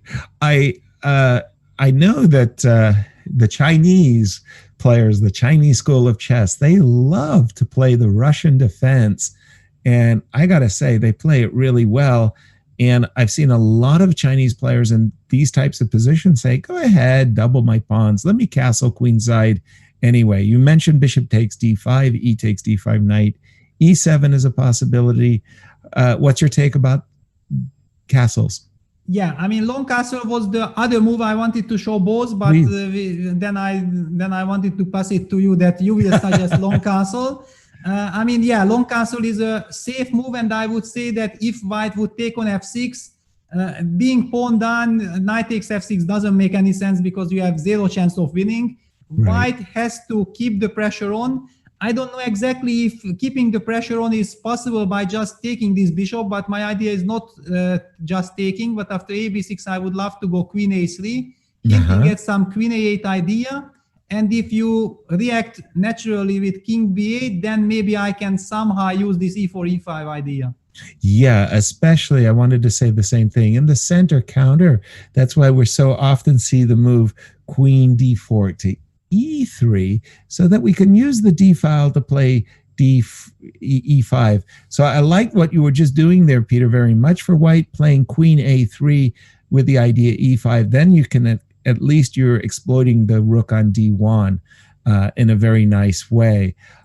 So that was why I guess Hikaru he captured on d5 with his bishop. Yeah, and it goes exactly along the lines we discussed. So bishop d5, e d5, knight e7, because, okay, black is very stable, but here I feel that these are the typical positions where computer actually might say that white has maybe enough compensation. You know, this is like the new way of thinking. This is the impact of the computers that in all times we would say that, okay, we are pawn up, nothing is really happening, so what is our problem? Slowly we will win it. But engines actually often say that, you know what, you can take my pawn, I have some activity and I can work with that. Yeah, this is some new impact, but I do feel that black is way too solid to have any problems. And let's not forget about this e4 square, because I have something like knight g6, bishop moves, knight e4, rook he8 in mind, taking control of the squares. Exactly. And just after I seeing it, I see that Daniel played bishop c4, protecting d5 and getting control over the e4 square. Exactly. And again, this bishop is not making a favorable impression on my eyes. Okay, yes, you're hitting the a6 pawn. Yes, you're defending the d5 pawn. But for me, black's moves are so easy. You're going to play knight g6, a move you mentioned. It comes with tempo. You're going to play rook on h8 to e8, not just chopping off all the rooks, but a prelude to knight e4, and you got a pawn in the pocket. I'm thinking this ain't even close to compensation. It just feels, but black's play is a little too easy, Peter. Yeah, knight g6 played and bishop d2. This feels to me like bishop d2 is a move.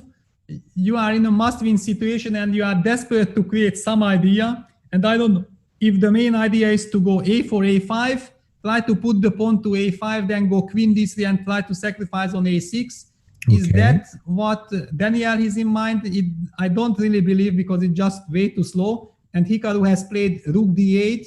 Very nice little move, because why to go rook h8 when the rook on d8 anyway does nothing? So he moves the rook to e8 and wants to maybe use the rook along the h file. Maybe he anyway just wants to trade on e1. So, and the a4 idea had been used, because rook d8, we had an update. White played bishop d3, so it's all about the e4 square. Yeah, Daniel wants to make sure that black doesn't get knight e4, and now also there is a threat of bishop f5 winning the queen thanks to the pin. So of course Hikaru immediately played king b8, and after king b8, a4 had been played. So white comes now with the tempo, king a8, a5, and bishop f2 blitzed out by Hikaru. Right. It seems like both players have their agendas, and I really like what you were saying there. I always about the rooks, the rook on d8 coming to e8. I always try to stress whenever I'm commentating how you want your pieces to be effectively placed. It's not just enough to develop your pieces off the bank rank. You want them on effective squares. And you would say to yourself, the rook on d8 wasn't particularly effective. Not that the rook 8 on h8 is, but there's more potential for the rook on h8 to become effective because of the move that you indicated, Peter. h6, h5 could suddenly appear on black side of the board, and then the rook on h8 is actually perfectly placed. So effective play, and after a5 with a tempo, well, Hikaru said, I'm going to return the tempo, I'm going to play bishop f2. Yeah, and also one other point we should highlight with rook d8, that actually black made sure that he has a nice little retreating square for the queen on d8, because just imagine the white pawn being on a4. Let's just play the same sequence with rook h8. Yeah, you go to illustrate. Rook e8, bishop d3, you go king b8. Yep. Yes, I go a4, you go king a8, and I go bishop f5, trap your queen. Whoops. Exactly. So easy, yeah, to lose the game. And with rook d8 prophylactic, you make sure that this threat never works. Because, as you say, the d8 square is vacated. Yes. Now you can just retreat to d8. And the bishop on f5 does nothing. He will have to retreat, and okay, thank you very much. So yeah, and we have lot of action in the game. Wow. I mean, the players have to speed up. Yeah, it's correct, because Daniel has to feel that his chances only if he can put pressure on the clock, yeah, on Hikaru. But Hikaru plays fast, so it forces Daniel to also act quickly. Yeah, I mean, trying to push Hikaru over on the clock. Well, good luck with that. Good luck. Yeah. A lot of American grandmasters can tell you that's not easy. Hikaru is a blitz legend in American chess circles. In Hungary, the Hungarian school of chess has got a lot of blitzers. I know that Judith loves to blitz. I know you're a very good blitz player.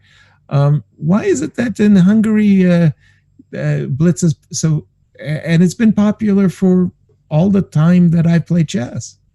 Yes, I think we will come back to it, but there is so much action going. Please. Look at this.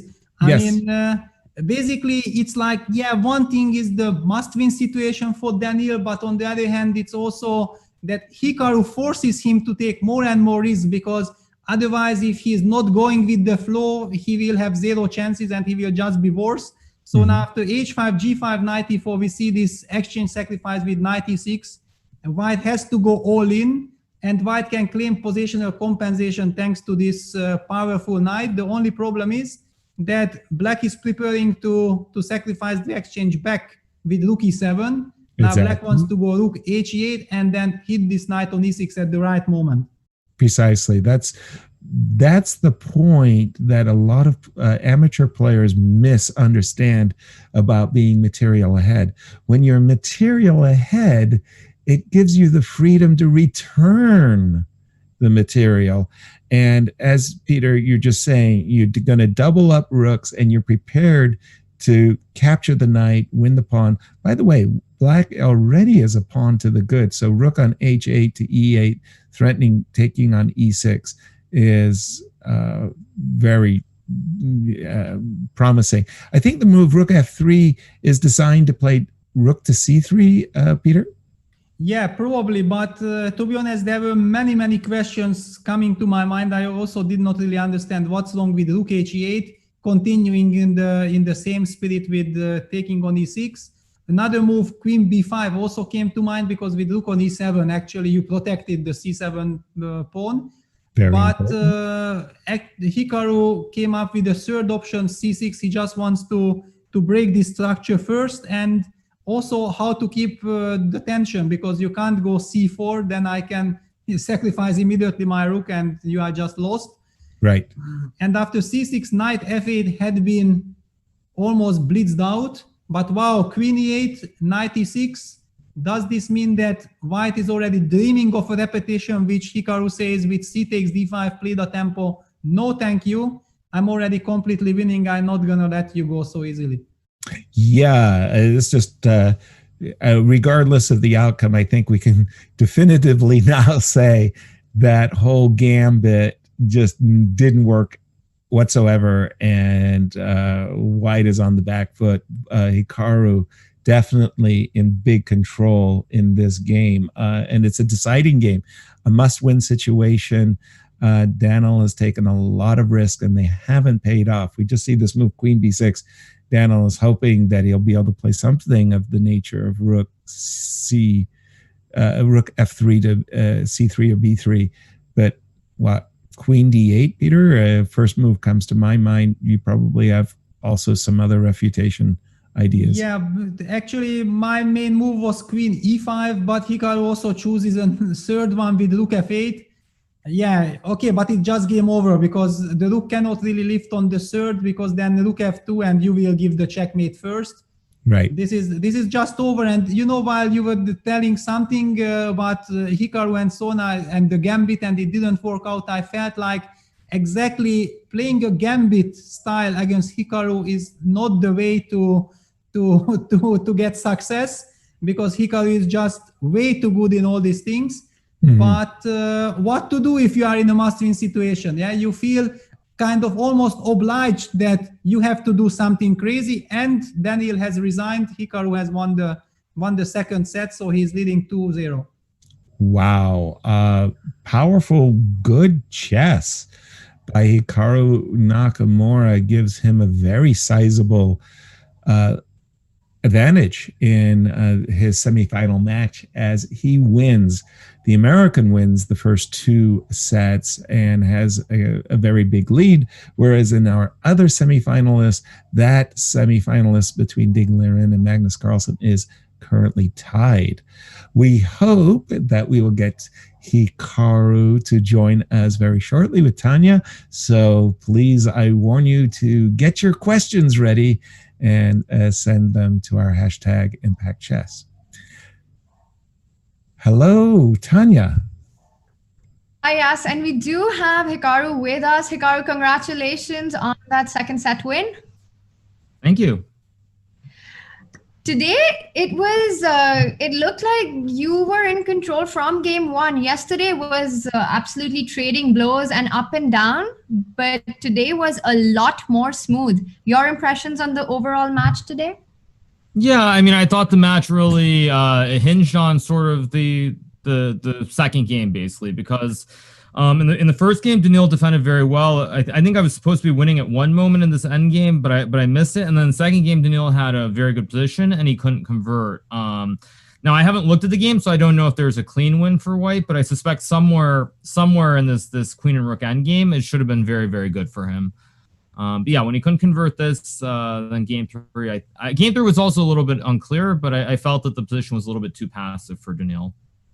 We did have Magnus on the show, and he said that in game three, it looked like Daniel never really equalized in the Sveshnikov. Did you feel that you were better during the game? Yeah, I mean, I know this rook d8 move that he played was not the correct move. I think rook fc8 was supposed to be the correct move when I looked very briefly. But yeah, I just felt the position was a little bit too passive, and there wasn't enough. There wasn't a sort of counterplay. It wasn't sort of a position where you can be creative, and so I thought it was just very, very nice win. And that of course, once I won that game, the fourth game was kind of irrelevant based on the opening. If you had to point out a critical moment in game three where you think Black was substantially worse or got into a lot of trouble, where do you think that happened? I thought bishop f5. I don't know which move number that was, but there was a position where he went bishop f5. Yeah, like right here, I thought instead of bishop f5, there had to be something better, like bishop h4 or bishop g4. It felt like there should be something here, because when he went bishop f5, it just kind of, it didn't sort of flow. The move doesn't really have a concept. Like if you want to go bishop g4, then you should just go bishop g4 right away. And you also close down the f file. So all these bishop h4 ideas, like here bishop h4, it attacks f2. But once you put the bishop on f5, there's no attack because you close the f file from your rook. So yeah, in general, I mean, I felt that, yeah, he used a lot of time and then he couldn't quite come up with the equalizing plan. And then at the end, there's just the b pawn was too much. And Hikaru, right about here, when he returned with bishop e6 on the next move and you instantly traded off, I was having a look with the engines the advantage just really came to you after this light squared bishop trade off. Did you feel that during the game that this trade was that beneficial for you, and why? Yeah, I mean, I think one of the good things about this position is that it's black who has to find the right moves. It's not so much on white, because with white you have one idea: try to get the b pawn to b8, make a queen, or else like black is completely fine. That's really all it hinges on, is the one pawn and then the bishop and knight versus the two bishops in the center. So yeah, I had a feeling knight 3 was good. I don't know if I realized how good it was, because the other thing was Danil was low on time, so I thought, just practically speaking, if we trade the bishops, the b6 pawn is going to become a monster, and it's going to be very, very hard to defend. All right, well, it was a very fascinating match, and it looked like you were at your dominating best. And Hikaru, I have to ask you, because I noticed on Twitter that after the match yesterday as well, you stream on your Twitch channel, and of course everything that you do for the chess community and on Twitch is absolutely phenomenal. But these games are so tough and the matches are so tough. So is that like a cool down for you, or how does it work? Because you're playing in the finals right now. Yeah, I mean, I guess the way I look at it is I've been doing this for several months now, where I've been playing in these events and I've been streaming afterwards. So it hasn't really affected me. I've been able to do preparation. There are 24 hours in the day, when all is said and done. And yeah, I think for me, it's just, it hasn't really impacted my play. And even if I'm a little bit tired, I think the analysis is certainly a lot easier than, say, playing blitz games like against Ali Reza or somebody. So the analysis itself isn't that tiring, and I enjoy it, and I think the fans do. So it just seems to be working. And do you also feel the support that you get from your fans is also a big motivating factor? Because this entire tour, you've gone into 2 finals, 1 quarterfinal. It's been a very good performance so far by you. So do you think that's a positive effect as well, to have all these supporters with you? Yeah, I think that certainly gives you more motivation. Obviously, the prize money is quite substantial, but I think when all is said and done, at some point, it's more about the game. It isn't solely about the prize money. And so, yeah, having all these fans supporting me means a lot, and I'm just trying to bring it home for them. All right, that's really nicely put, Hikaru. And yes, Peter, any further questions for? Absolutely. For sure. First of all, Hikaru, very well done. It looks like a very professional performance. So congratulations. Oh, thank you, Yasser. Absolutely. Secondly, it's kind of this tournament in particular, our hashtag is Impact Chess, how the pandemic has impacted people's lives. It's impacted everybody's life, obviously, but how did the pandemic affect you, and how did chess play a role? And for you, most especially, we're going to be talking to lots of people, highlighting their lives and how the pandemic played a role in their life and how chess influenced them. But for you, especially, Hikaru, the pandemic and chess has caused you to be the world's #1 chess streamer. How did that come about? Yeah, I think I've been streaming for quite a while, even prior to the pandemic. But certainly with the pandemic going on and everyone being stuck at home, I think everybody's looking for an outlet. And I don't think it's solely my channel. Like, there are many chess channels that have been doing very well during the pandemic. I could talk about channels like the Chess Bra or Gotham Chess. Or Botez Live. There are many channels that are doing very well. It's not solely my channel. So I think first and foremost, I should point that out. Secondly, in terms of becoming the top chess streamer, it was one of these things where I guess it's kind of fitting, but in early March, like end of February, early March, I took a vacation to Hawaii. I went to the island of Kauai, and I was there for 2 weeks. And my mom actually came at the end. And I remember, like, looking back now, towards the end, markets were crashing. The pandemic was starting to become a very, very big deal, because at that time, my plan was, after the vacation, to go into serious training mode for the U.S. Championship. And sort of at the end of that trip, everything started to fall apart with the world. And it was around that time that I just decided to stream full time, because I'd gone on this vacation. I was looking for something to do, and I just started streaming every day. And I'm very thankful that there were so many fans who were there watching, even before it completely took off. And it's just been amazing. I really could never have predicted that it would go in this path. But I think at the end of the day,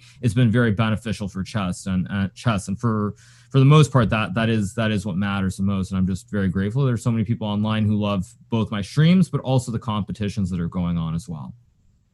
Absolutely. And thanks to your efforts, you brought in a whole new group of people, a whole new market, I wanted to say, actually, of people who would never have discovered chess if you had made it enjoyable for them and shared. So I just want to say thank you, and I'll turn it over to Peter, who may have a chess question or two for you. Let me add one thing quickly Sure. before we get off topic. The one last thing that I would add on that point is that when you look at the game of chess, and I've said this many times on my stream as well, I do very strongly feel that in terms of being a game that is out there and is known, I think chess is by far and away the most popular. People know what chess is. So even if somebody doesn't really know how to play the game of chess, everybody, when they see the kings, the queens, they see the piece, they know what the game is. And I think the fact there's so much exposure out there. There are a lot of people who played the game when they were young. They didn't play it beyond, say, learning from their parents or playing in middle school in the chess club, but they are coming back and they remember it. And because there's that huge reach of chess,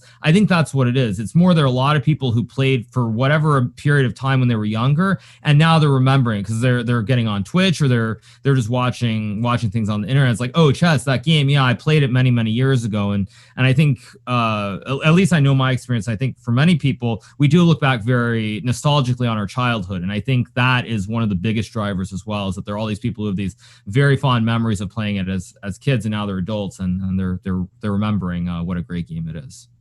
Recapturing their glory of youth. Well, again, thank you. And Peter, jump right in. You have a question or two perhaps for yeah, Hikaru? definitely. I mean, first of all, congratulations, Hikaru. It was a very nice performance. I was very happy to see your handling of the Sveshnikov from the white side. I was already telling during the broadcast with Yasser that it brings back the memories like 15 years ago when I used to play with both colors. And I know that these positions are by far not that simple for black. And you, I think, managed to prove it again in modern era that, yeah, black has to be careful and has to know his stuff very well. Another thing, and the question, because with Yasser, we had been truly impressed by your defense here against Daniel in the second game, because as you mentioned, you have just missed the chance in the first game to strike, and then you had to defend this very unpleasant position, and instead of falling apart, you came up with this h5, queen g6, queen g4, and all this sequence. It made a big impact. Please tell us a little bit about this defensive resource. Well, first of all, I spoke to Chris, my second, a little bit in between the games, and he said that apparently h5 is losing. That without h5, it's apparently supposed to be drawing somehow, but h5 is a losing move. Now, I don't know why this is supposed to be losing, because during the game, I thought that Daniil missed a golden opportunity. I thought if he had played h5 himself instead of rook c5, that he would have had very good winning chances. So during the game, I thought that after h5, it would be very, very unpleasant. And I'm not even sure if I would have been able to draw the game. But once he allowed me to get h5, all the ideas I thought become very, very straightforward here with queen g6, queen g4. And I thought that was really the critical point, because once he allowed h5, I mean, I think they're supposed to be, instead of queen c2, if you go back one move, I think they're supposed to be queen d2 and queen a5 or something, which is winning. I don't know why, because I assume black can go rook a6, but apparently this is supposed to be winning somehow for white. I don't really know how, but during the game, I felt that once I got h5, it was too hard to prove. And I really thought from a practical standpoint, Daniil should have played h5 himself. Yeah, I mean, we have been truly impressed, and we had also this impression that, you know, after h5, yeah, if you are not computer, then you are very angry with white, because you have a clear aim with this queen g6, queen g4, and the move queen d2 did not even cross our mind. I mean, that white puts the queen on the dark squares in this position. This is something completely unhuman, yeah? Right, agreed. Yeah, I mean, and I think maybe it's that one move, but it just felt like once I get queen g6, queen g4, you have to basically find some computer maneuver, some zugzwang where it's black's move in the wrong position to win. And And I didn't see it during the game, so I was very pleased I drew this game because it felt like I was in trouble for most of it. Yeah, and how did you buy perfect sense, yeah, that this beautiful idea on the king side with h5 queen to f3 combined with this tactical blow of rook b3, you should have been very proud of yourself here, no? Yeah, I was very happy because I thought if I can get rook d3, I should be drawing. But I don't know if I was actually precise here at the end because this queen and pawn endgame I don't think was as drawn as I thought it was. But anyway, with the activity of the queen and the rook, there was never really going to be any danger at this point. Yeah. In any case, it had a huge impact on us because we felt like, wow, I mean, when somebody has a better position in a rapid game, it's so easy to play. But defending difficult positions, I think, also one of the most important qualities of the top players. And I mean, here you have truly masterfully defended, driving Daniel crazy, and then striking in the third game. Well, very well played. Congratulations. I have nothing to add. Back to Yasser and Tanya. Well, thank you for that, Peter. And yeah, Hikaru is kind of hilarious because you were explaining why you felt he had to play h5, and you were also explaining how glad you were to play h5. And then when you talk to Chris, he says, "Oh yeah, your h5 is losing," and you were like, "What?" Yeah, that's I mean, hilarious. That's just, I mean, I think that's just computer chess. That's just computer chess at the end of the day. And in a rapid game, I think one of the things that's most important is to try and play things that are logical as opposed to trying to find the best moves. Like, for example, the Shevchnikov, I suspect, is very drawish with correct play. And in a classical game, I think Daniil probably draws this plus. But in a rapid or a blitz game, when the time starts getting lower and there aren't obvious moves, it's a little bit hard to sit around and play sort of random moves. And so I think it was a very smart decision by me to play this, and it worked out. So I'm pretty happy. It certainly did work out. And I'd like to just, before I let you go, just one more quick question.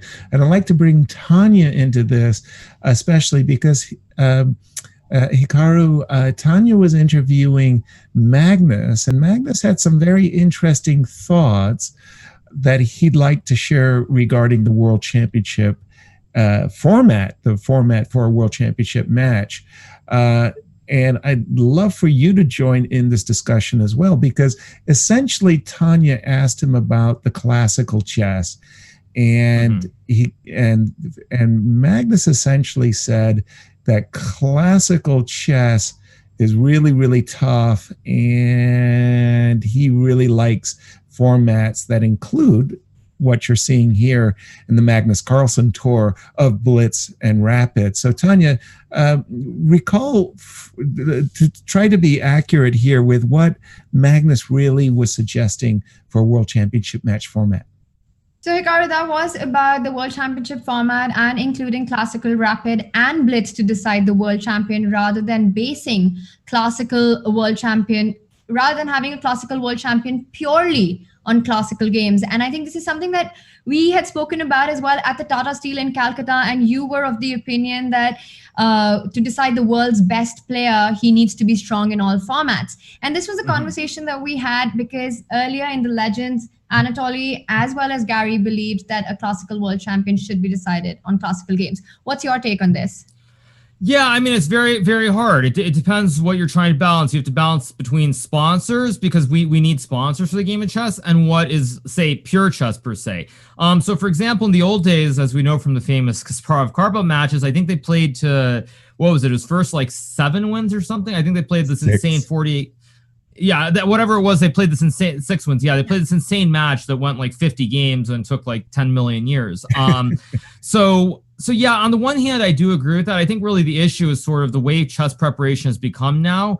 You're seeing a lot of draws. In fact, the World Championship end with 12 draws and then Magnus win in rapid chess. I think that sort of says a lot about the state of classical chess when players have a lot of time to prepare and when they can find the absolute perfect move. So to me, I think classical chess still should exist, but I would make the argument that that perhaps the time format should be shortened is what I would recommend. Is instead of having these games that go 7 hours, you change it to something like, I know you have like hour 30 or a little bit less, and then you have 1 hour for the rest of the game. So it's sort of a hybrid between the two. Because otherwise, I think with the way preparation has gone and players getting like move 20 before they have to think, when you have 2 hours to make 20 moves, the perfection, the amount of the quality of the moves is just going to be far too high, and people are not going to make mistakes. How do you feel about it, perhaps? And this is what the tweet had at that moment, of having a set like we have here, kind of a play where you have, let's say, a set with a certain number of matches, and in case a match ends in a tie, every day it goes into a tie break. How do you feel about that? About having this set? The problem again is what happens when you play two games, because I assume you're saying traditional classical or something even shorter with two games. What happens when the two games are drawn? You have the same problem. You have the problem of the draw. And so then if you have it drawn, but then you have rapid games, I mean, it's kind of, I don't know. It doesn't feel right. So I'm of the opinion that in general, something has to change. I don't quite know what it is. I still like the idea of classical chess deciding the world champion. But if every game is going to end in a draw, I don't really know. I don't know what the solution is. Right. Thanks for your insight. And I do remember, Hikaru, that you mentioned even when Fabi was going to play in the World Championship match, that it is very important to be strong in all formats in today's time, with Blitz and Rapid becoming a prominent feature in the chess world. So congratulations for today. And we look forward to your games tomorrow. Great. I'll see you guys tomorrow. Thank you, Hikaru. Yeah, thank you. Good luck. Bye. Bye. And Tanya, not quite the fireworks and explosive, decisive games from the first day, but nonetheless, very enjoyable day two of the semifinals. I think, yes, all these guys need to take a look at Anna's course on how to attack like a machine. No, but jokes apart, you are absolutely right. A very, very different brand of chess today, as you put it yourself. Yesterday was all about aggressive play and blows and counter blows. And while today what we saw was positional masterpieces and positional resources. I think very, very exciting chess as well, but a different brand of chess altogether. And Hikaru Nakamura takes a 2-match lead in his best of 5, which basically means that potentially this match, if Hikaru takes it tomorrow as well, he qualifies for the finals. So Daniel Dubov has to win at least 2 more matches right now to equalize the score. And Magnus Carlsen bounced back from his match defeat yesterday, wrapping up today's match in 3 games in absolutely dominant Magnus style. And I have to say, yes, Peter, that it looked like today Ding never really got a chance to come into the game. Your final thoughts about the play that we had today? Peter, go for it. Yeah, somehow, I don't know, it felt like, Ding made a wrong choice in the very first game of today, because first of all, yesterday he pulled up a miracle. He beat Magnus in the Blitz playoff, and I think he must have been really relieved. And with this victory yesterday, he had kind of the initiative in the match, but his choice in the opening, and we can just go there very quickly. He chose a line, first of all, where he has no experience. Secondly, this endgame is slightly worse. And to make things worse, you do this against Magnus Carlsen, who is the best in the world dealing with this situation. So I somehow felt like, okay, if Ding would have drawn this first game, then one could have said, wow, great strategy. And maybe it would have worked out perfectly for Ding. But the way the game went, that he lost it, then it felt like the whole strategy did not make any sense. Magnus got back to his comfort zone, like, okay, he's leading. He doesn't have to do anything crazy with black.